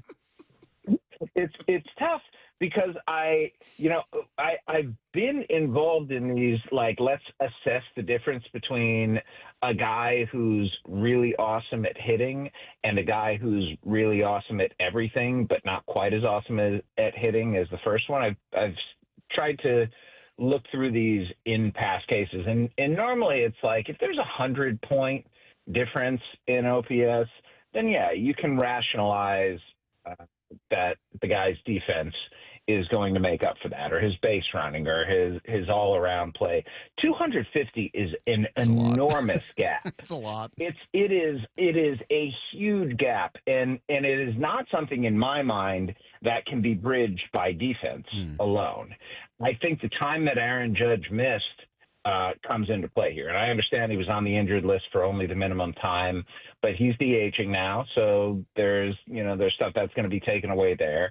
When I used to vote on awards like MVP, I would consult WAR, but I would not abide by it. If I felt like there was a player who was more valuable and WAR disagreed, then I was fine going against it, because I look at wins above replacement not as this biblical thing that's written and that you must adhere to, but rather as something that points you in the right direction to the general value of a player, and then you can figure out how close to accurate you believe it is and what your priorities are.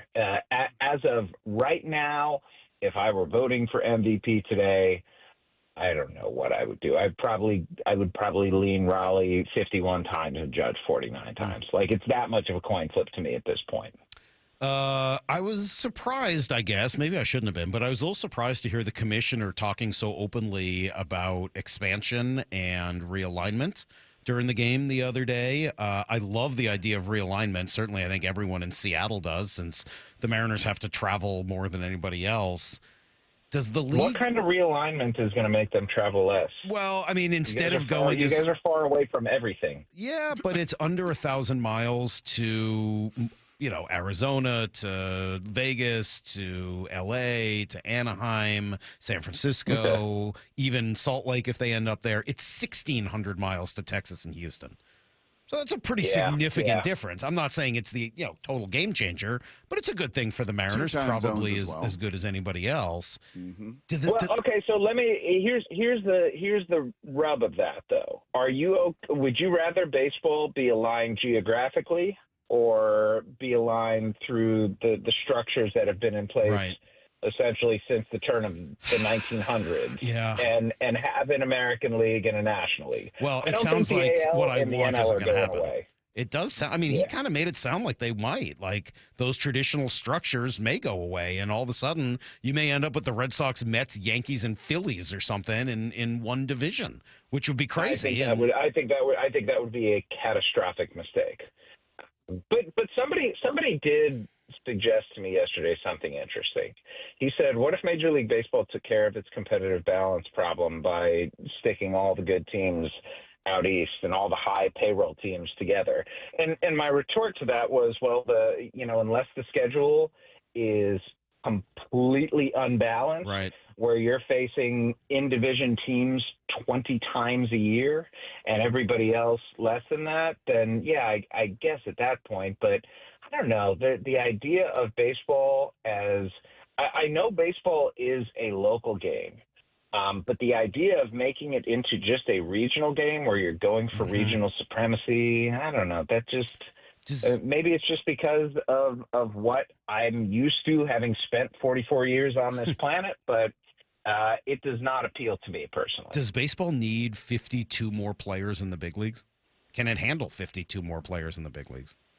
Yeah, I think it can handle 52 more. I think the talent pool is there right now. Look at all the good players in the minor leagues who have not been called up because of any number of reasons. I don't think that the game would suffer for having those 52 extra spots. Last thing for me, Jeff, the nervous Nelly Mariner fan out there that was just on an absolute high with a 9-1 homestand. Oh my gosh, the trade deadline bump, all the emotion and the passion that we had last week. And then, as we've talked about, a tough road trip here that has maybe, sunk in and brought some of the scars of the past back to life. How do you calm down an anxious, maybe a little nervous fan base going through this bump in the road? I don't know if it's a little nip of whiskey. I don't know if the half an Ativan, or I don't know if you can just breathe yourself into calmness. But understand that baseball does this to you, and you are in control of your life and your emotions.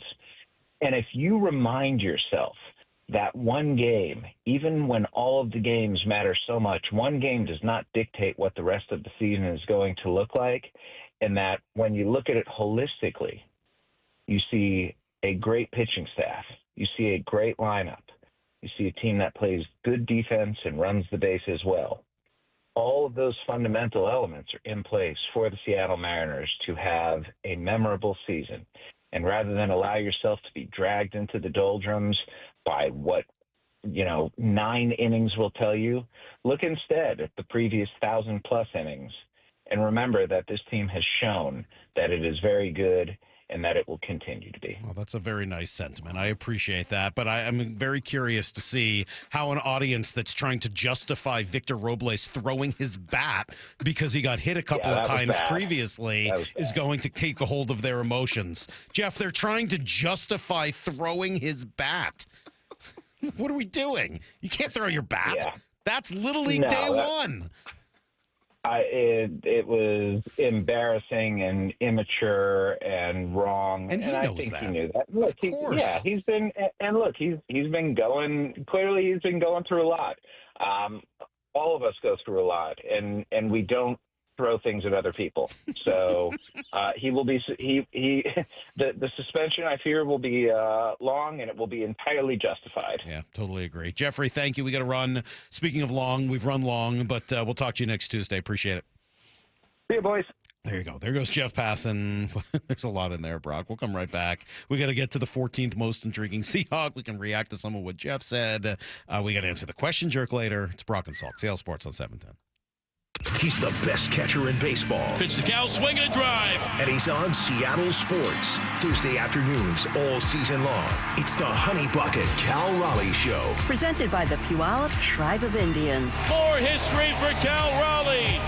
I love being here and I love these fans in the city. Catch every episode of the Honey Bucket Cal Raleigh Show, presented by the Puyallup Tribe of Indians, on the Seattle Sports YouTube page, the Seattle Sports app, and seattlesports.com. Keep your summer fun going at Toyota's National Sales Event. Now through September 2nd, get a stylish new 25 Corolla with 4.99 APR financing. Excludes hybrids Corolla Cross and GR Corolla. Or lease a gas-powered Corolla Cross L for $259 a month for 36 months with $29.99 due at signing. With approved credit through TFS. Tax, title, and license extra. A negotiable doc fee of up to $200 may be added. Call 1-888-48-TOYOTA for details or go to Toyota.com. Toyota. Let's go places. Whether you're building a high-rise or hosting a family reunion, you need things to run smooth and clean. That's where Honey Bucket comes in. They deliver top-tier portable restrooms, hand-washing stations, storage containers, fencing, and much more for construction sites and special events of all sizes. Just ask Cal Raleigh, Big Dumper himself. He knows a clean setup when he sees one. Honey Bucket. Local, trusted by pros, preferred by party planners. Call today or visit honeybucket.com. History, it had the gold rush. Then came the oil boom, the tech boom, but right now it's the Wi-Fi boom, and Xfinity Wi-Fi is booming. Xfinity has everything you need to tap into the Wi-Fi boom with seriously powerful and seriously reliable connection. It's got 99.99% network reliability and incredibly low lag, so your streams are smoother than making a decision on what to stream. And did I mention that you can even connect to hundreds of devices so you, your kids, your parents, your poker group, and whoever else is at home can all experience the Wi-Fi Wi-Fi boom with Xfinity. And the Wi-Fi isn't the only thing that's booming. Get the most reliable Wi-Fi and our best in-class equipment for one consistent price for 5 years guaranteed all in. Plus, get unlimited data included and no annual contract, all with the 5-year price guarantee from Xfinity. Visit Xfinity.com, call 1-800-XFINITY, or visit a store today. Restrictions apply, not available in all areas. New residential customers only. Select plans only. Xfinity Gateway with X5 Complete required for unlimited data except in certain areas. Most reliable Wi-Fi based on Open Signal Awards, USA Fixed Broadband Experience Report, August 2024. Actual speeds vary. Homeowners, federal tax credits on heat pumps end soon.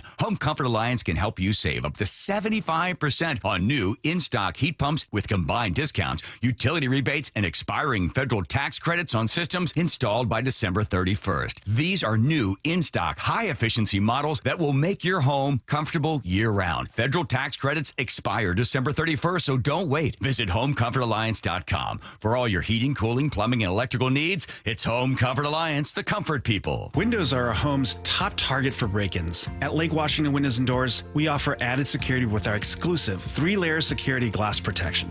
Combined with our lifetime warranty, you'll have lifetime peace of mind. Choose Lake Washington Windows and Doors, a name you can trust. Beat rising costs at Lake Washington Windows and Doors. For a limited time, get a 20% inflation discount and enjoy easy 18-month free financing with 0 down, 0 payments, and 0 interest. Details at lakewashingtonwindows.com. You're listening to Leaf Filter Radio, and the guru of gutter protection himself, Chris Coonahan, is here to take your most pressing leaf-related questions. Hey, everybody, Chris here. I understand we have Ron on the line. Ron, where are you calling from? Uh-oh. Ron, are you calling from a ladder? Well, I was.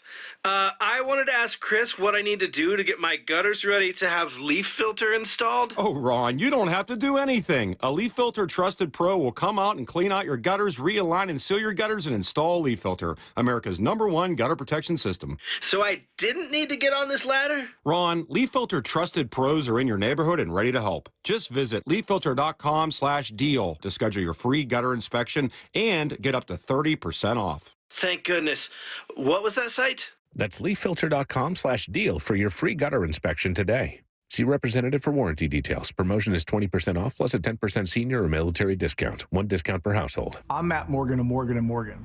Your car steering wheel could be a ticking time bomb. At least 24 people have died and many more injured because their airbags fired shrapnel at them upon inflating. Tens of millions of cars have been recalled. If you suffered cuts that required stitches, hearing or vision loss, or broken bones, please contact us today. You could be owed money for medical bills and other damages. Morgan & Morgan. Visit us at badairbags.com for an office near you. Prior results do not guarantee a similar outcome.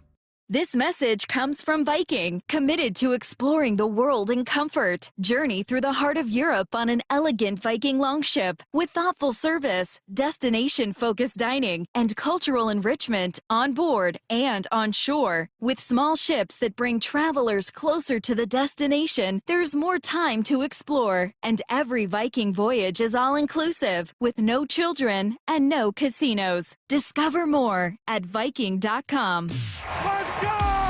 This is Seattle Sports. Streaming through the Seattle Sports app. KIRO AM Seattle. KIRO FM HD2 Tacoma. Home of the Seahawks, Mariners, and everything Seattle sports. Get in the freaking auto!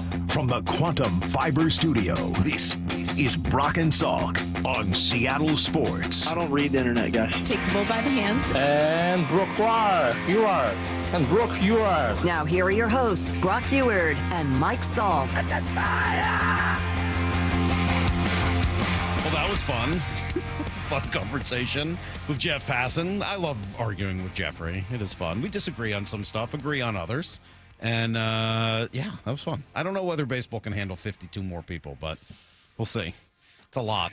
That's a lot more people to add to this game for a league that has a lot of mediocre to bad teams right now. So, yeah, we'll see. Yeah, we'll come back and talk some baseball at some point here, and obviously tomorrow we'll get back into it. But we've been counting down the most intriguing Seahawks, Brock, leading up to the beginning of the season. We started at number 20. Today we are on to number 14. All right, so admittedly, this player could probably be a little higher. This one, I think when I wrote it a week or two ago, it felt right, but after watching 2 games, it maybe feels a little bit low. But number 14 is Gray Zabel. And yeah, he's their first round pick. He is the guy you're counting on to come in and really change what's happening with the offensive line. And quite frankly, through 2 games, he looks like he's going to be able to do that. Here is his offensive coordinator and my new man crush, Klint Kubiak. You see, as a rookie, he's ready for the moment. It's not too big for him. He belongs out there. He's got a long way to go, but I love the mentality, love the makeup, and I think that's John Snyder drafting a guy with a big heart that loves to work, and that comes from his work habits, and it comes from his mom and dad, the way he's raised. Yeah, and we got a sense of that when we talked to him. Obviously, Brock, we've done it a couple of times, and you feel that sort of down-home, authentic, hard-working kind of a guy. That's all great, but you got to go out there and actually perform, and making the jump from a smaller school to, the toughest competition in the world is not easy. And at least through the first couple games of the preseason, it looks like he's handling it incredibly well. I don't know whether he's going to be Steve Hutchinson. I mean, that's a lot to ask of anybody. It's a Hall of Famer. But can he be somebody that is a focal point of the offense and of the offensive line? If he can, then this is a home run pick from John Schneider and a complete game changer for the Seahawks' ability to do what they want to do. Brian Baldinger, very impressed early. This is exactly what we saw at the Senior Bowl this year. The exact same thing. This is a player. Here he is on the slide away, right? He just wires his guys up. I mean, he saw some good players last night. Adam Butler is a good player, real good player. But he did a great job last night. It was fun to watch him. They're better. They're better up front with Gray Zabel. Everybody should get a Zabel jersey. Start buying them now. They're going to fly off the shelves. This guy is going to be in the breakdown every week. I can tell it already. He's going to be in the breakdown every week. Are we going to get to talk to Baldy this week? I hope we can. Hope so. I really enjoy how much he's been excited about the whole line in general, but specifically Gray Zabel. And that's just an enormous, enormous, important thing for these Seahawks. I'm a little scared. Why? Because literally, as you were talking initially, I was like, I had about 3 different thoughts in my head. And then I said them. And then you said every single one of them, down to Steve Hutchinson. I was like, oh my gosh. Okay, click on that one. Okay, click on that one. Okay, good. He's not going to get to he just got to Hutchinson. I know. Sorry, my bad. Smokes. Yeah. What do you think? I just come up with this stuff off the cuff? I'm doing a lot of prep on these guys. All right, I'll give you one other thing about Gray Zabel. In addition to all of the on-field stuff is the off-field personality and what he brings to that locker room, what he brings to the offensive line room. Brock, you've always said that, personality of a team tends to stem from the offensive line room. And whether it's him talking about, was it Keystone Lights or Coors Lights, whatever it is he likes to drink, Busch Lights. That's what it was, Busch Lights, to chugging Gatorade with Charles Cross. Yep, just trying to show some of the Midwest traditions to Charles here as we start to grow closer and get to know each other a little bit more. When you shotgun Gatorade, does color matter? Like the color of the Gatorade matter? No, not at all. Not at all? You don't have a preference or a choice when you're chugging Gatorade? Not really. I mean, I'm a huge lemon lime guy. That or Glacier Freeze are my 2 go-to. So, first of all, those things actually, that answer kind of bothered me right at the end. Lemon lime? People still prefer yellow Gatorade? Yes. Crazy to me. You know what I had last with all the night? blue Gatorade flavors and you know what they're making now? No. Mashups. What is it? A mashup. A mashup? Mashups of Gatorade flavors. Yes. Like they're mixing 2 together. And they're pretty good. Really? Is it like getting a graveyard at a bowling alley or something? It's pretty good, Salk. It's pretty good. I don't know, man. First of all, he calls Gatorades by their name rather than by their color, which I think is weird. But also, blue Gatorade is really a superior flavor at this point. All the various blues are a lot better than lemon lime. I think he was just trying to be nice to you, Salk. Like North Dakota nice right there. Okay. Well, I think the glacial one he mentioned is the blue one. No, I think that's a clear, that's the a white, clear to white. Oh. Yeah, that's a clear white. I think that's that cherry flavor clear white. In any event, he's going to be pretty important. He is. And I can't help because in 2001, I was around Steve Hutchinson as a rookie. I've told many of those stories of him in the locker room. And now their personality is a little different. Hutch was a little more New York Times crossword puzzle guy, a little more grumpy, kind of guy, and Tobeck and Walter Jones were so good for him. Gray Zabel has got a little more of that just, I don't want to say naivete, but just a North Dakota kind of nice. Could he? Never mind. And yet, I see exactly in their game the exact same ease of movement. And listening to Baldy in most all of these breakdowns, and he talks about wiring up and slide protection, when he talks about the ease to the second level, when you've heard people and all the little clips shown over the weekend of him in this run game, Steve Hutchinson was just unique, Salk. You'd watch him run the day after the game. We had to do these 100-yard gassers. And while I am looking like, who was the old actor? Steve. Why do I look like Holmgren said this to me when I was trying to run, and it was not a compliment. I watched Steve Hutchinson run, and he just glides. He just glides. Him and Walter Jones, just like, you could just simply watch the 100-yard little flush runs that we would do the day after the game, and you would say, oh, there's your Hall of Famers. Just look at the ease of movement of those two guys versus everybody else feels a little bit painful to try to carry around those three, and it just hurts. Their bodies hurt. And Steve was such a good athlete. It never felt like his body hurts. Gray Zabel was such an elite athlete. It just looks like, yeah, man, this is the ease of movement that comes with playing the game the way I play it. All right, there you go. That is number 14. Steven Seagal. I was looking By the way, Lyle and I did the research. Yeah, I've been doing the research here myself. You guys are wrong. Yeah, I know. So light blue is Glacier Freeze. What? Yeah, white Brock Glacier is Cherry. white Glacier. White Glacier Freeze versus white Glacier. And then the dark blue, I think, is called Cool Blue. So there's sort of three that are all kind of in there together. But those three are all very good, I would say. Lemon Lime, the yellow Gatorade, Red's terrible. Isn't red supposed to be banned? Isn't that a color dye that we just probably ban that sucker? That's yeah, horrible. just the whole thing. All right, so Glacier Freeze is the light blue. I've recently started drinking dark blue more than light blue. I don't know what to tell you. We'll be right back with everything you need to know, which hopefully will be more important than this, next on Brock and Salk. Wyman and Bob, afternoons 2 to 7. Josh Naylor's hit the ground running. The defense has been something I did not even think about. If it's possible, I would be knocking on the door, calling the phone, sending the emails with his agent. And I think if they are able to go on a deep run in the postseason, that could go a long way into selling Seattle to him if it needs to be sold. Dave Wyman and Bob Stelton, afternoons 2 to 7 on Seattle Sports, the app, YouTube, and your smart speaker. This summer, make sure your roof is ready for the season ahead with a company you can trust, like 3 Tree Roofing. We're not just your roofers, we're your neighbors, and we're here to help you protect your home this season. Visit 3treeroofing.com to schedule your free on-site estimate and get your roof replaced before the summer rush and potential material price increases. Our certified technicians make your roof replacement easy and worry-free, so you can focus on the important things this summer. Visit 3treeroofing.com to schedule your free, no-pressure estimate. 3 Tree Roofing, your Puget Sound roofing experts. Does your building company have a strong website? One with a solid organic search presence, engaging prospects, and filling your pipeline? You know, a site that speaks loud about your company. I'm Rusty George. My local agency specializes in creating websites and marketing strategies for building companies, including construction, manufacturing, and material suppliers. We develop strategies and tactics to attract and win more quality business. See how we can help your business get louder at rustygeorge.com. That's rustygeorge.com. At Toyota of Kirkland, it's all about making the smart play. More savings and taking the tailgate wherever you go with the all-hybrid Camry leasing at $299 a month for 36 months with $32.39 due at signing. And the Prius, the electric ride leasing at $299 a month for 36 months with $29.99 due at signing. Their incredible team at Toyota of Kirkland will set you up with a test drive so you can head to the ballpark in that new car the same day. Score yours today by visiting Toyota of Kirkland or online at toyotaofkirkland.com and take the tailgate wherever you go. Offers valid through September 2nd, 2025. Excludes taxes, titles, license, dealer accessories, and $200 negotiable dealer documentation fee. Models 2559 and 1263. O'Brien. What is that sound? Ugh, that sounds like a plumbing sound. Luckily, there's a company that fixes all the plumbing sounds across Puget Sound. That's All Sound Plumbing. Puget Sound's plumbing experts. Have a sound? Visit allsoundplumbing.com.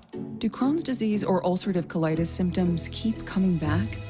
Tremfya, guselkumab, may help, with rapid remission achieved at 12 weeks and lasting clinical remission at 1 year. Some even saw visible improvement of their intestinal lining at 12 weeks and 1 year. Tremfya is a prescription medicine used to treat adults with moderately to severely active Crohn's disease and adults with moderately to severely active ulcerative colitis. Serious allergic reactions and increased risk of infections and liver problems may occur. Before treatment, your doctor should check you for infections and tuberculosis. Tell your doctor if you have an infection, flu-like symptoms, or if you need a vaccine. Healing is possible with Tremfya. Approximately 3 out of 10 patients were in endoscopic remission at 1 year, based on areas visualized on colonoscopy, which may not represent the deeper bowel layer or entire GI tract. Individual results may vary. Ask your doctor about Tremfya today. Call 1-800-526-7736 to learn more or visit tremfyaradio.com. At Cressy Door, we have the perfect garage door for you. Come visit our brand new garage door and fireplace showroom and let our experts help you find the perfect garage door. Cressy Door. Every jersey tells a story. So many people dressed in Seahawk blue. From unforgettable touchdowns. Touchdown, Seahawks! Jackson Smith-Njigba, Johnny on the spot. To game-changing hits. He gets hit again. Leonard Williams drags him down. To memorable catches. Jordan drops back to pass in the end zone to Larkin. Touchdown, Seahawks! History lives in every thread. Shop official Seahawks jerseys in-store at Lumen Field, The Landing in Renton, or online at Seahawks.com/pro-shop. The home of the Mariners, Seattle Sports. Cal swinging a drive, deep to right field. Every pitch of every Mariners game is on the Seattle Sports app. If you want that summer body you've always dreamed of, then this message is for you, ladies, and you men too. Get rid of extra stubborn fat and address areas of loose skin around the waistline, chin, and under the upper arms with ProSculpt, the new one-day instant permanent fat removal and skin tightening treatment. Maybe you've tried the lasers, fat freezing methods, even those new pills, but without the desired results. ProSculpt is different. It's minimally invasive, performed while fully awake, gentle, yet powerful. Designed to target the waistline, chin, neck, arms, and thighs, ProSculpt uses FDA-cleared plasma technology to deliver immediate, permanent fat-reducing and skin-tightening results, all in just one visit. If you want that summer body this summer, then you must act now. Go to ProSculpt.com today to schedule your free consultation. Get $250 off. For instant, permanent fat reduction and skin tightening, visit ProSculpt.com. I have a handful of stories that really affected me personally in my career and how I handle employees. Lee Johnson, coming out of his office as a customer, asked me where the service department is. I was like, yeah, go to the end of the hall, go up the stairs, go across the breezeway, open a door, go to the left. You want Chevy, go to the right. You want Mazda? Because I didn't even have enough time to say, hey, what kind of car do you have? Here comes Lee, and it's like, oh, man, come with me. Let me show you. And then having him come back and not dress me down is just almost like with that fatherly disappointment of like, hey, that's not how we take care of people. I mean, the right way is to walk her down to the stairs, walk her up the stairs, open the door for her, go over, across the way, open up that door, introduce her to somebody. So she's comfortable, she's made it to the right place, and that we value the business. What you did was you made it seem like she was an inconvenience to you. Customers are the purpose of our day. The LJ Way is the Lee Johnson Auto family. Need to know. 15 minutes past every hour with Brock and Salk. Here's what you need to know. Up first. Rough one for the Mariners yesterday, but a chance to bounce back today. Logan Gilbert obviously didn't have it. He went just 2 innings. Afterwards, bummed. Same thing I usually do. Just didn't really have great execution. So just trying to get ahead and keep the ball down, and didn't really do either of those very well. Didn't get ahead, didn't really keep the ball down, didn't keep the ball in the ballpark, and only lasted 2 innings, which, you know, look, has a trickle-down effect to everybody else. And then you end up with Casey Lagomina back out there for a 2nd inning late, even after the Mariners had cut it to, what, a 3-run game? And he gives those 3 right back. Dan Wilson explains why he's stuck with Lagomina. Yeah, I mean, it's you know, those are always decisions that are difficult, and you got to weigh everything that you can, and thought Legs had a pretty good first inning, and we decided to stay with him. I don't know if it was a very good first inning, but I still understand the decision to stay with him because you got Bryce Miller going tonight, and I don't know that you know what you're going to get from him. At 7-4, did anybody feel like, yeah, we should use our leveraged arms in that moment? Did you want to go to Spire? Did you want to go to Brash? Did you want to go to, Fergie, did you want to go to your leverage guys in that moment? I didn't. I certainly did not. Lyle? I don't know. It's probably not, but I wouldn't have been up in arms. I don't know, man. That would have been hard for me. And I'm not saying you're giving up on that game at that point, but knowing what you've got the next day. Now, look, maybe there's going to be a roster move before the game. I mean, they may decide they need another pitcher up for this game after Logan went 2 and Bryce is going to have, who knows today. You're already I don't know how many more innings I need to see at Legamina. Right. I mean, it's a near 6 ERA of the entire season. Like, you've seen this. He's had a good outing, bad outing, good outing. But maybe you're burning that arm and then you're going to send it out the next day. Yep. I don't know. I don't know exactly how it's going to work, but I'm just trying to think and put myself into the mind of the manager and try to figure out what he's dealing with. I know this. It's a lot easier. He's looking at. I know it's a lot easier for that manager too to make decisions from out front. And that's not happened a lot on this road trip. Yeah, it's a lot easier when your starting pitcher goes 6 or 7 than when your starting pitcher goes 2, and unfortunately kind of puts you in the hole. Here's the second thing you need to know. It's still really weird for me that roster cuts are going to be a week from today on a Tuesday at 1 o'clock. But because there's only one. I guess that's true. Yeah, it used to be multiple roster cuts and all that. In any event, Tuesday's the day. And the Seahawks have some challenges. Running back, wide receiver. This is going to be an interesting one to see how they decide to make it all work. What did you make of some of the defensive line, offensive line suggestions from Hawk Blogger yesterday, including Christian Haynes maybe being not on this team and some of the guys who might make it a defensive tackle? Yeah, I think, if you're going to kind of preach being young and earning it and competition and all of the work. Mike Macdonald said that the other day, and I think it's part of why they took yesterday off and went to Topgolf. Man, they have done a lot of work with a lot of reps, and there's going to be more to come here in Green Bay with a joint practice Thursday that's going to be very, very big for the Peeleys and the Bohannans and Christian Haynes and these guys that absolutely are on the bubble, that absolutely have to stack another just kind of elite competitive day.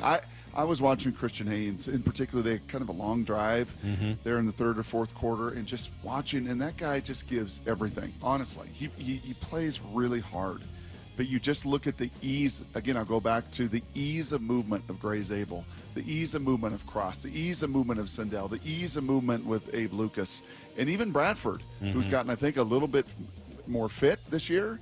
It just comes so much easier than it does, frankly, for Laumea, and especially for Christian. It's just not built the way those guys are built.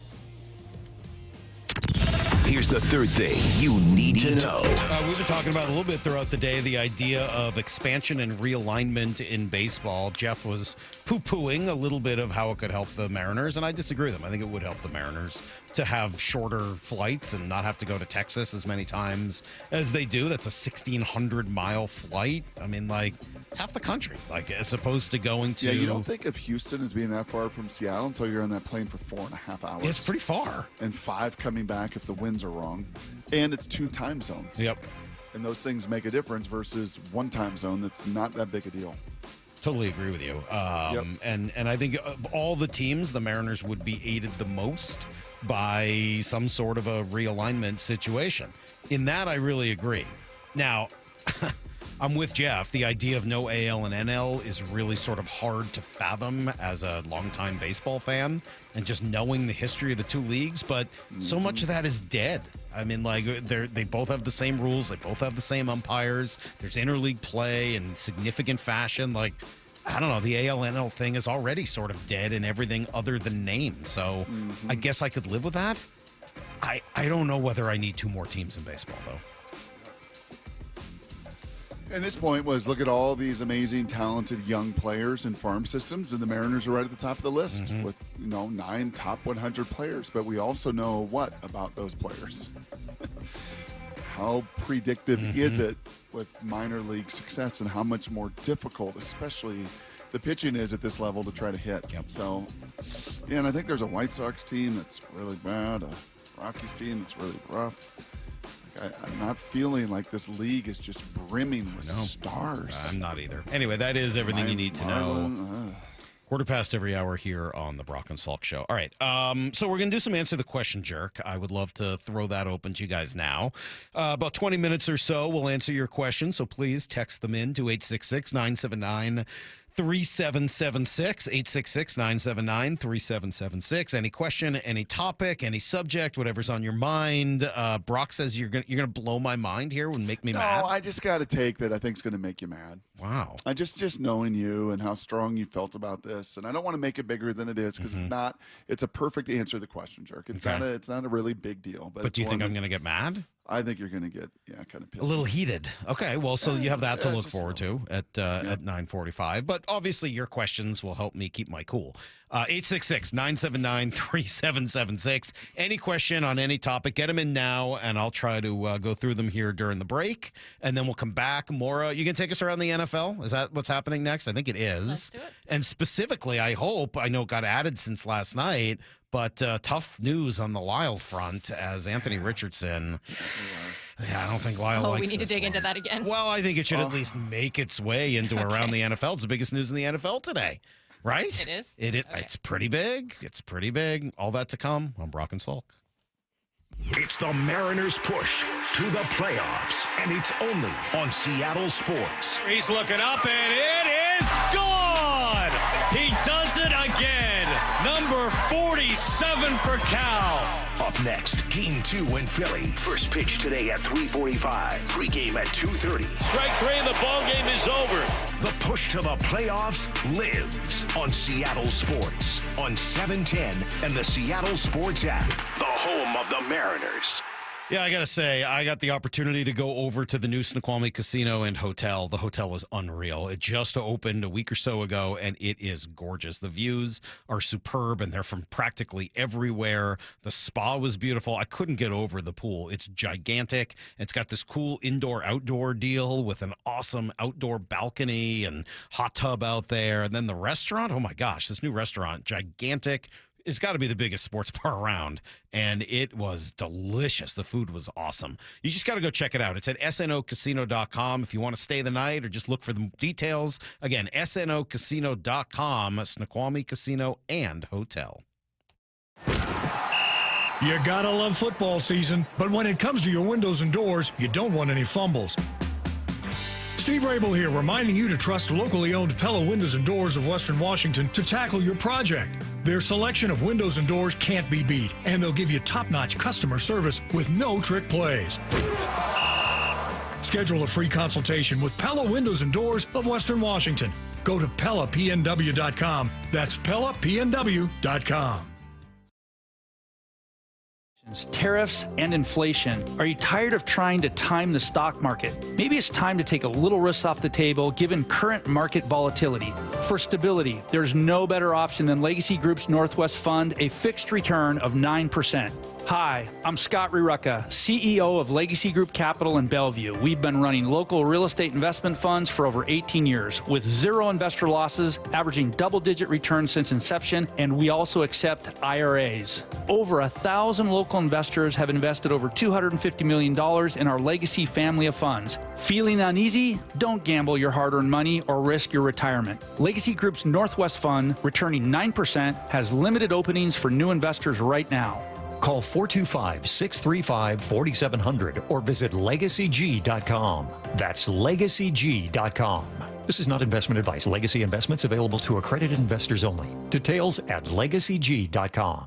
Looking for an epic summer night in Seattle? Be here for the Mariners Drone Show at T-Mobile Park this Friday, presented by Muckleshoot Casino Resort. It is Grand Salami time. Cal Raleigh with his third Grand Slam of the season. The team is taking on the A's at 7:10, and after the game, we'll be lighting up the sky with hundreds of drones, celebrating Mariners icons past and present. Don't miss out on a jaw-dropping post-game show. He got him. He puts him away, and the ball game is over. Another phenomenal save by Andres Munoz. Head to Mariners.com to grab your seats and see the full lineup of special events, including Kids Appreciation Day this Sunday and the Logan Gilbert Funko Pop giveaway September 8th to 10th. Plus, check out a great slate of marquee interleague matchups against the Padres, Cardinals, and Dodgers. Julio clubs this deep out to left field and gone.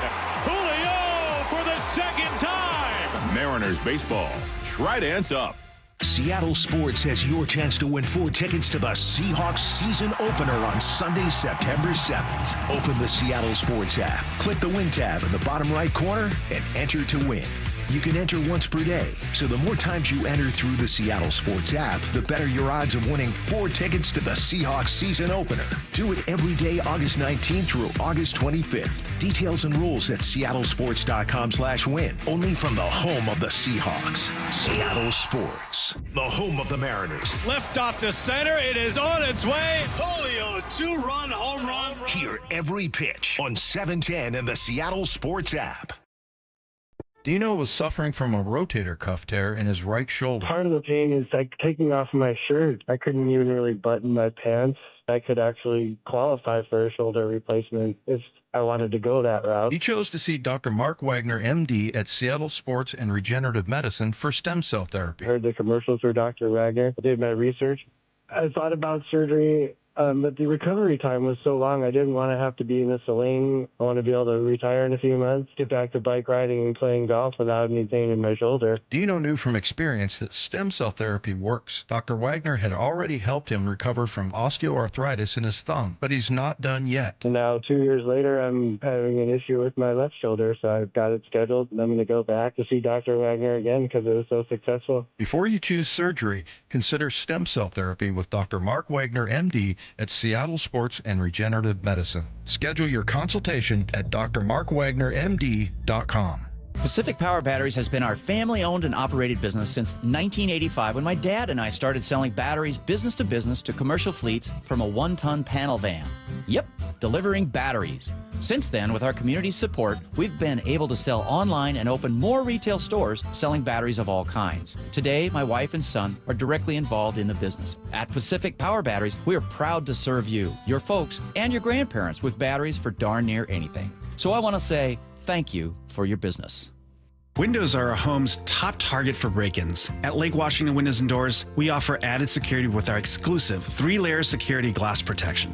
Combined with our lifetime warranty, you'll have lifetime peace of mind. Choose Lake Washington Windows and Doors, a name you can trust. Beat rising costs at Lake Washington Windows and Doors. For a limited time, get a 20% inflation discount and enjoy easy 18-month free financing with 0 down, 0 payments, and 0 interest. Details at lakewashingtonwindows.com. From the Quantum Fiber Studio, you're listening to Brock and Salk. Weekdays 6 to 10 on Seattle Sports and 97.3 FM HD2. Oh, it's a good ZZ Top riff. They're underrated. They really are. It's Brock and Salk, Seattle Sports on 710. We'll do some Answer the Question Jerk in 15 minutes, and I got plenty of questions, but I'll keep looking here over the next few minutes if you want to send one in, and we can discuss them, and I'll ask them here in about 15 at 9:45. Before then, though, Maura was working diligently last night, and she's created a little around the NFL. I guess I'll start with what you're saying is big news. I kind of assumed Daniel Jones was going to win the job in Indy, but they made it official today. We're not all as tapped in as Maura, I guess. Well, Anthony Richardson already missed time drafts, earlier. Okay, we're getting near the fantasy drafts. Lyle's disappointed, but this was what Shane Steichen had to say about what went wrong with Anthony Richardson's development. Part of that is, we threw him into the fire early as a rookie and had some injuries and, been battling some injuries. And I think that's all part of the development, of his game. I think everyone's journey's different. And for the first time, this is an opportunity for him to sit and learn. He's 23 years old. And, if his number gets called at any point in the season, I believe he'll be ready to roll. Feeling good about the Anthony Richardson future, Brock? No. I'm torn because, like Lyle, I'm pretty fascinated by some of the ability. But, at this point, you're entering year 3. He's done nothing. You've had too many of these, remember when he took himself out of the game because he was tired? There's just been too many of these issues for me to think it's ever going to happen. I hope it does because I'm always fascinated by guys with that kind of talent and that ability. But Seahawks it's not looking good. The Seahawks are literally starting a quarterback that went through this same thing in Darnold. Not the same thing. Why not? Quite the same. Just not. Why not? You think these are very similar? Yeah. Darnold didn't play well when he was in New York at all. Dude, like Richardson's 23, was drafted insanely young like Darnold was. Now he's going to sit for a little bit. Darnold didn't have Jonathan Taylor and a really good offensive line. And Indianapolis has had a history of some really good quarterback play and winning a lot of games. The Jets have been a dysfunctional dumpster fire forever. Generation or two. Yeah, I don't know. Lyle, that's a good point. I'll give it to you. That's a pretty good point. There is some similarity there. I don't think it's the same thing, and I am completed concerned 49% of his passes in college. Darnold also started 13 games his first season. Did Anthony Richardson playing like 2 or 3 before? I think if I'm Lyle, my response would be, hey, hold on a minute. Bowl. Sam Darnold was supposed to be a pretty finished product when he showed up from USC, and then he went through those problems. The one thing you can say about Anthony Richardson is it's about raw talent, not about the finished product, and maybe sitting is going to help him, and ultimately he comes out of it. I hope you're right. I'm rooting for him, but I'm not feeling a lot of that right now. I was trying to think of, and help me out here, QBs that don't feel addicted to the game that find a lot of success. Cam Ward's getting praised right now, and it's pretty cool. And he's like, my dad had to go to work at 4:30 every day and do a job he never liked to do. Why can't I get up and be at my job at 4:30 in the morning? Jaden Daniels talked about being in there at 5 a.m. We watched Russell Wilson, right? We watched, the QB documentary on these guys, and their whole life, for better or worse, is just that job. It's never struck me, nor have I ever heard anything along those lines with Anthony Richardson. All right, well, we have a lot of other quarterback news in here. All the right, Browns have named Joe Flacco their Week 1 starter. Shedeur Sanders had a strong preseason debut, but was out with a shoulder injury this week. So they kind of flip-flopped. The other rookie quarterback they drafted, Dylan Gabriel, made his debut after he's been missing a lot of camp with a hamstring injury. He went 13 for 18 for 143 yards, but he had an interception and a fumble. He caused some controversy as well when he was asked in-game about how he drowns out the noise of all the quarterback competition going on there, and this was what he said. It's just part of it. There's entertainers and there's competitors, and I totally understand that, and my job is to compete, and that's what I'm focused on doing. A lot of people thought that was a shot at Shedeur with the entertainers and competitors comment. He later said that he was referring to the media with the entertainers. Well, and that actually fits with the question that was asked him. I did read that awful announcing story, and I do think a lot of people tried to turn that into a situation that was not true. So I would agree on that. But Joe Flacco's going to be your starting quarterback. It's just like, what do you get from that? I just don't. That doesn't make any sense to me. Yeah. I wish the professor was here to comment on this, because he was always a big believer that the Browns would do the right thing. If you feel like you know what Drew Lock is, Salk, do you feel like you know what 40-year-old Joe Flacco is at this point? I think I do.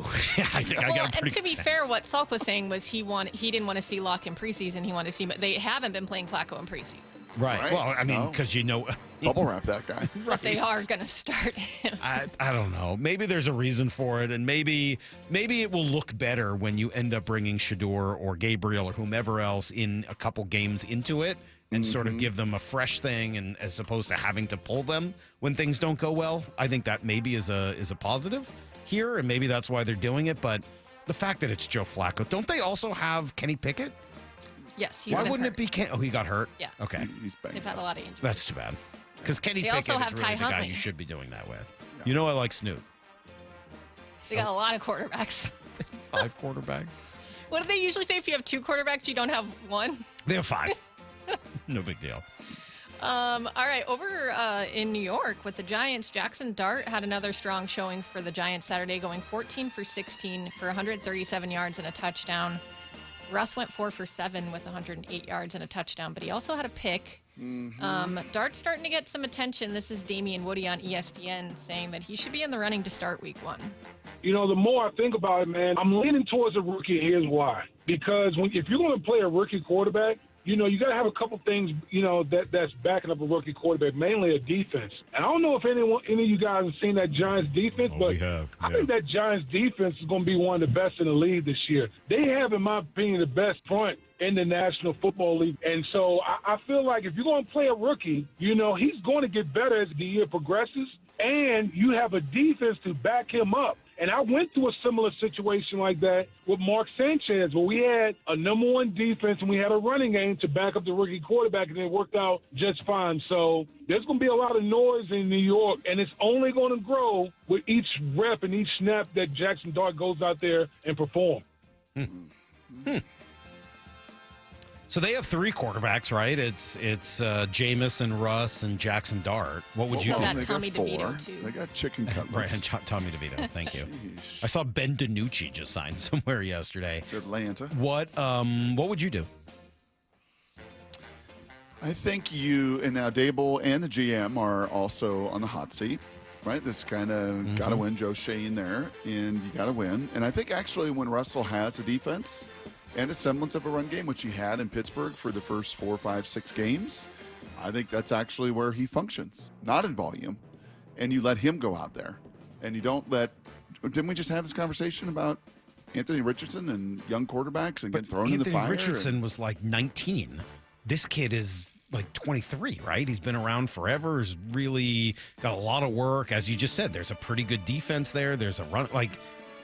I don't know. If I'm Joe Shane and I'm trying to keep my job, I think I want to see Jackson Dart out there sooner rather than later. Maybe not game one, you're right, but kind of like I just said with Shedeur, I don't know that I'm waiting more than half the season before I'm bringing him into games. And by all accounts, he's had a really good preseason. I don't know. I just continue to hear Pete Carroll, when we've talked on and off the record about that. That for some reason, Salk is really sat. When I've heard stories from other coaches about the weight of expectations on these young quarterbacks, young players at every level, and how much of it they have to carry.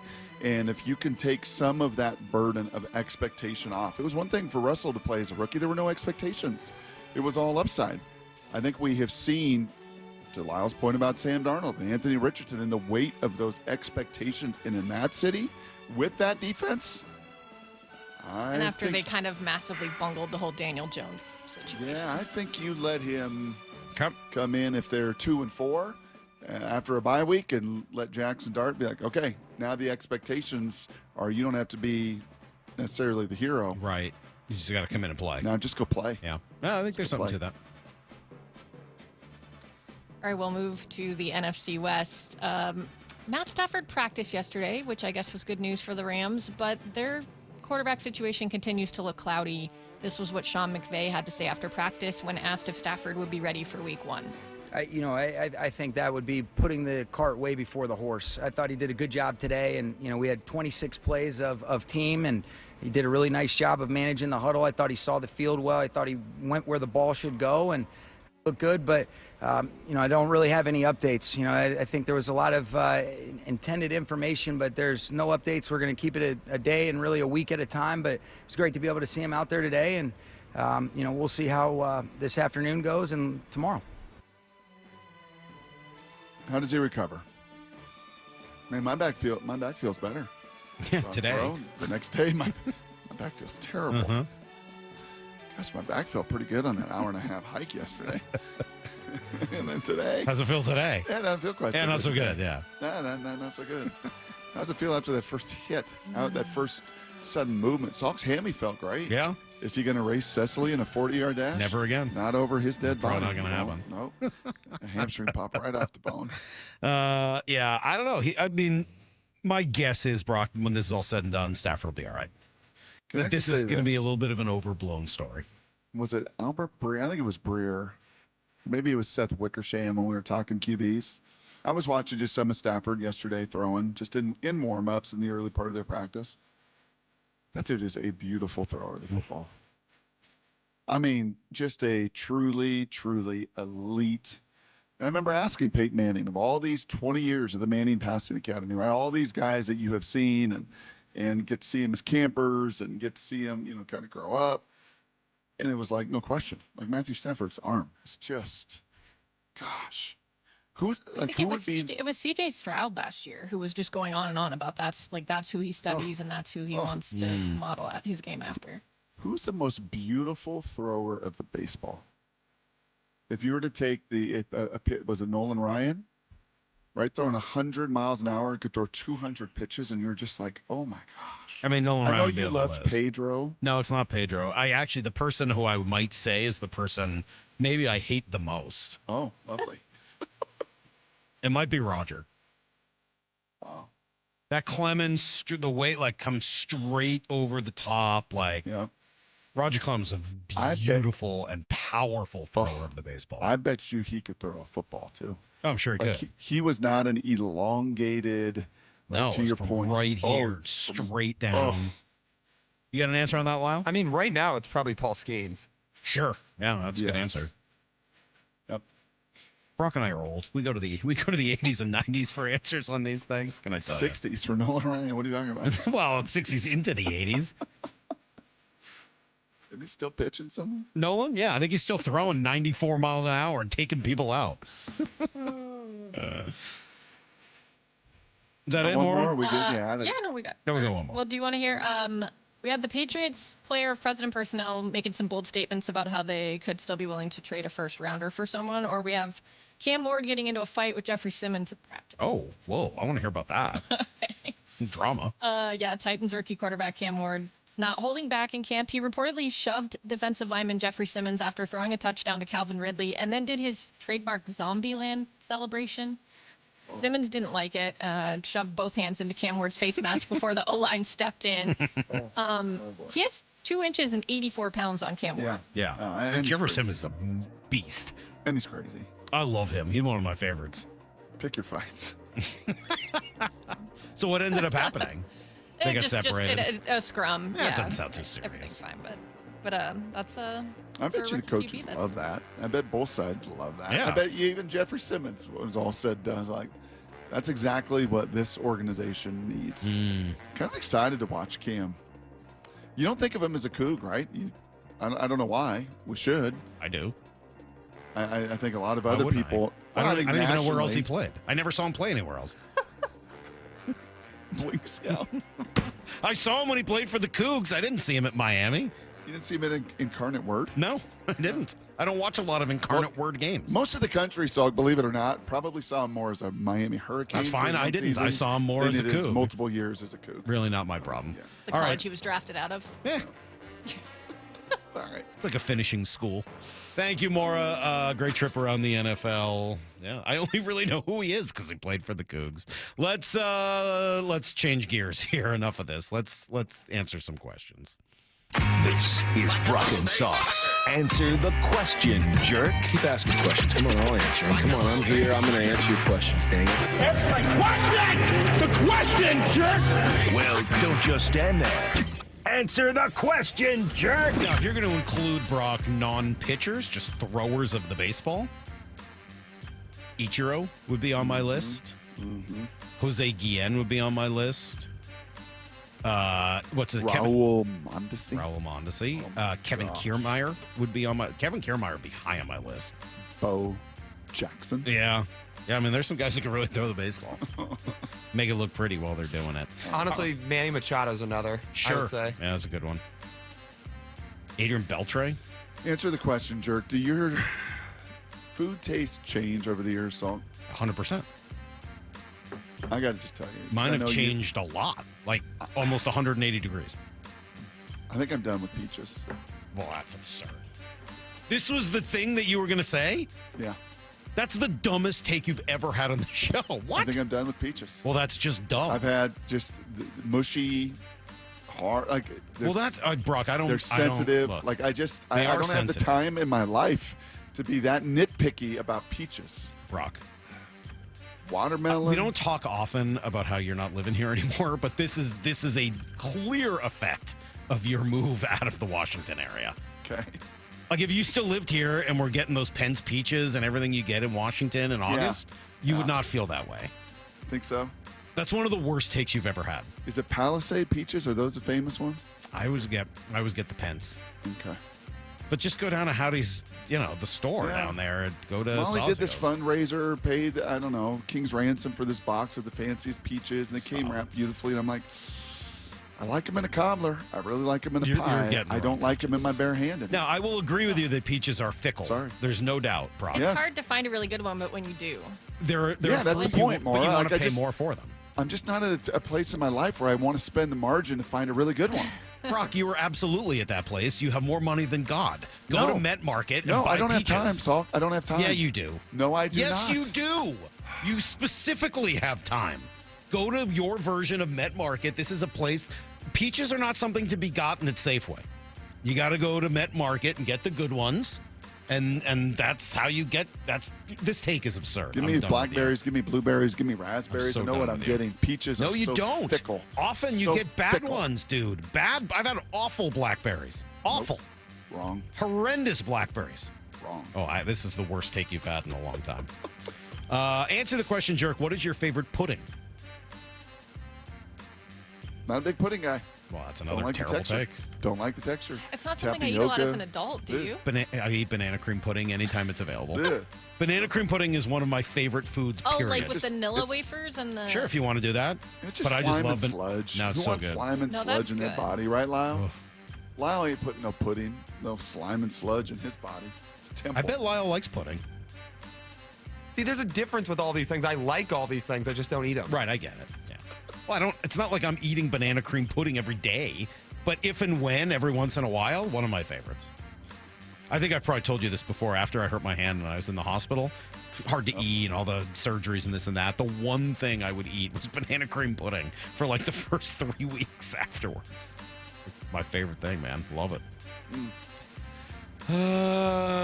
Jerks. Brock, I'm getting married today in Coeur d'Alene. You gave me crap when I called a year ago for not hurrying up and getting married. Well, I assimilated Erica into the Brock and Salk listener base. Could you possibly shout us out? Oh. Also, what is the best groomsman present? Did he leave his name? No. Oh. Erica and husband, congratulations. Greatest day of your life.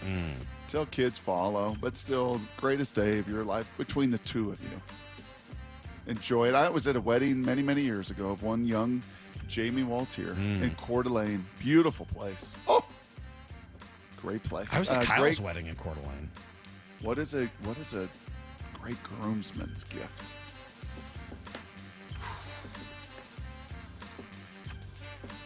All right, you can think about that one. We'll see if we can go through some other questions while you're trying to come up with a present.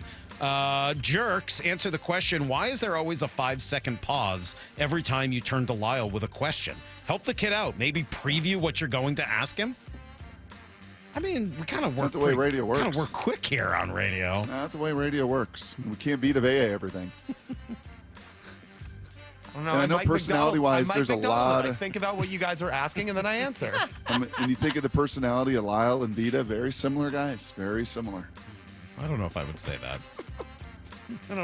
I don't think I'd make that comp. But thank you, Lyle. That's a good answer. Answer the question, Salk. What do you do with a golf friend that is good, really good, and claims to be good, but also sets themselves up every time? Like if they're in a bunker, they say the bunkers are too hard and they're not playing them like that, so they tee their ball up, or they land in a hard spot, so they say they're not playing that, so they fluff their ball up in the grass. I got no problems with any of those moves, except for the saying you're really good. Right. I think all those things are totally fine if you're just out having fun playing golf. Like, whatever. I don't think, like, we're not professional golfers, and the courses we play aren't professional golf courses. So if the bunkers are, like, rock hard and haven't been raked and there's not enough sand, and you want to rake that bunker and then put the ball back on top of the raked bunker, I have no issues with that whatsoever. I have no issues taking a ball out of a divot. Like, man, golf is fun and we're not pros. But if you're doing that and then saying, like, oh, yeah, I'm really good at golf, then you're an idiot.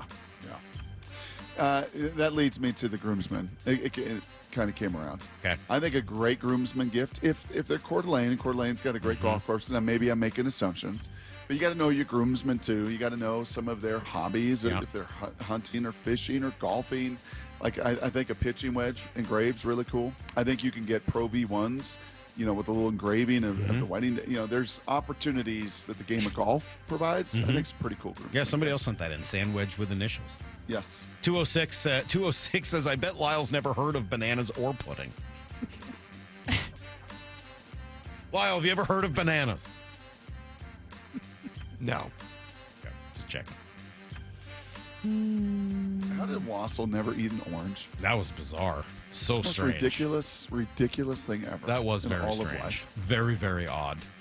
Look, Lyle is processing about as slowly as Anthony Richardson. Oh, that's just... Lyle, you don't have to take that. That's not right. That's really not right. It's very mean. You're very thoughtful, Lyle. Hey, we were talking about Gatorade earlier and all the. You know what I do kind of miss? Remember when, and Lyle, you won't even know this, but did you remember when Gatorade came in glass bottles? Oh, How crazy was that? So great. Yeah, you'd pop the top on the glass yeah. bottle. That was awesome. Make that little noise. Uh-huh. The air release. Yeah, that was great. Oh, I love that. Totally agree. Jerks, this one's from Unsportsmanlike this morning. What is the weirdest thing you have in your wallet right now?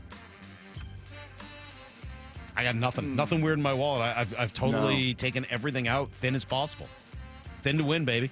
Yeah, I got some business cards. I should probably discard. Lyle, do you have a wallet? I do, but I don't have anything odd in the wallet. What's in your wallet? You have cash in there? No. No. I don't carry not. cash. Do you have how many credit cards? One? I think so, yeah. Debit card? Yeah. And that's it. Basically, License. yeah. Yeah, that's it. All right, we got to get out of here. What are we doing? It's time for Got us my to new go. CPR card. This is some of the worst radio we've ever done. It's one of my 9 hours. What's in your wallet? Oh, I don't know. I've got a license. What are we doing? Mariners better win tonight. You asked the question, I Salk. know. I just picked them. That was the best we got? Yeah. Really? Blame the people. Sorry. Don't point the finger. 4 point back at you. I Be a did. thumb guy, Salk. Well, it's really only 3 pointing back at you. Mike from Come on, P-Town says we were Mariners. pretty hard on Lyle today. Yeah, that's true. Answer the question, Jerk. Do you cheat when you play golf? Absolutely. We got to get out of here. We'll catch you guys tomorrow morning at 6 a.m. for a short show leading into Mariner baseball. Stick Come on, around for Bryce. Bump and Stacy next. And until then, the hey. Come on, Bryce. Be good tonight, please. In the barn. See everybody. Get to the chopper!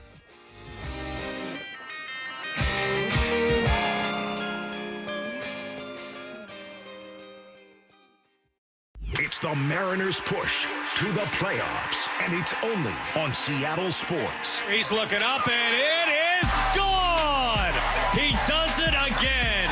Number 47 for Cal. Up next, Game 2 in Philly. First pitch today at 3:45. Pregame at 2:30. Strike 3, the ball game is over. The push to the playoffs lives on Seattle Sports on 710 and the Seattle Sports app, the home of the Mariners. At O'Neill Plumbing, we don't just promise to get the job done, we back it up. No travel charge, no show-up fee, no overinflated pricing, and no out-of-town owners. Just clean, fast, and professional each and every day. O'Neill Plumbing. Stacy here. Sell your car to Wayscar Ford, and when they resell it, they share half their profit with you. That's right. Sell your car to Wayscar Ford, Isuzu, and Auburn. They'll pay you today for your car, and once they resell it, they'll share half their profit with you. WayscarFord.com. You're free now. Free to stream beyond your wildest dreams. Rom-coms, slasher-coms, space operas. Free to fill your feed with impossibly chonky chonkers. Cats, corgis, babies on demand. Free to make your smart devices do silly things. Bowl of chips on the Robo-Vacuum. Free to open a world of remote work and Gametopia. Who's the boss now? Free to be everything you imagine. That's how it feels to have Quantum Fiber Internet. Your world unleashed. Learn more at quantumfiber.com. Limited availability, service in select locations only. From whiplash to herniated discs, there are a few car accident injuries we've all heard of. J.P. Pendergast with Pendergast Law explains that even the most common injuries differ from one another. Pre-existing conditions, health history, beginning of treatment. There are hundreds of factors that make every person and every injury unique. While these variables aid medical treatment, the strongest case recoveries must also take them into account. Could you explain a little bit more? Our team at Pendergast Law is obsessed with turning over every stone to differentiate each case. This requires thorough investigation, diligent listening, and relentless research. We never pursue cases with a one-size-fits-all approach. We built our success by treating every injury and every case with the individualized attention our clients need and deserve. Pendergast Law's individualized approach to even the most common injuries makes the difference in case outcomes. It's another reason why I can't recommend them enough. If you or a loved one has been injured in a car accident, call Pendergast Law. We can help. Americans may not agree on much, but we agree on Social Security. We all pay in. It ought to be there when we need it. Social Security could face a funding gap in less than a decade, and I don't want to see a pay cut. I'm with AARP in the fight to protect the Social Security we earned. Pledge to protect Social Security at aarp.org/weearnedit. That's aarp.org/weearnedit. Paid for by AARP. I'm Matt Morgan of Morgan & Morgan. Your car steering wheel could be a ticking time bomb. At least 24 people have died and many more injured because their airbags fired shrapnel at them upon inflating. Tens of millions of cars have been recalled. If you suffered cuts that required stitches, hearing or vision loss, or broken bones, please contact us today. You could be owed money for medical bills and other damages. Morgan & Morgan. Visit us at badairbags.com for an office near you. Prior results do not guarantee a similar outcome. Lowe's knows tough jobs call for tougher tools. The new DeWalt Elite Series power tool accessories are built to last for the pro who doesn't stop. With precision fitment, durability, and impact resistance, finishing jobs faster has never been easier. Shop the new DeWalt Elite Series at an everyday low price exclusively at Lowe's. We help, you save. Progressive knows if you have to choose between everyday life and your RV, RV wins. What, are you going to take the RV to the mountains or go pick up your dry cleaning? RV wins! Are we cleaning the gutters or taking the RV camping? RV wins! Are we getting a new passport or cruising up the coast? RV wins! Don't forget, you got that trip to Sweden coming up. Oh, yeah, passport, then RV. With Progressive, you can bundle your RV with your home or auto and save with a discount and spend more time enjoying those savings in your RV. Progressive Casualty Insurance Company affiliates and other insurers not available in all states and situations. This is the story of the one.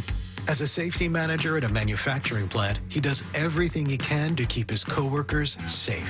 From finding ways to reduce risks to keeping safety supplies in stock. And for that, he relies on Grainger. Grainger offers a broad range of quality products and next-day delivery, so he can always play it safe. Call 1-800-GRAINGER, click Grainger.com, or just stop by. Grainger, for the ones who get it done.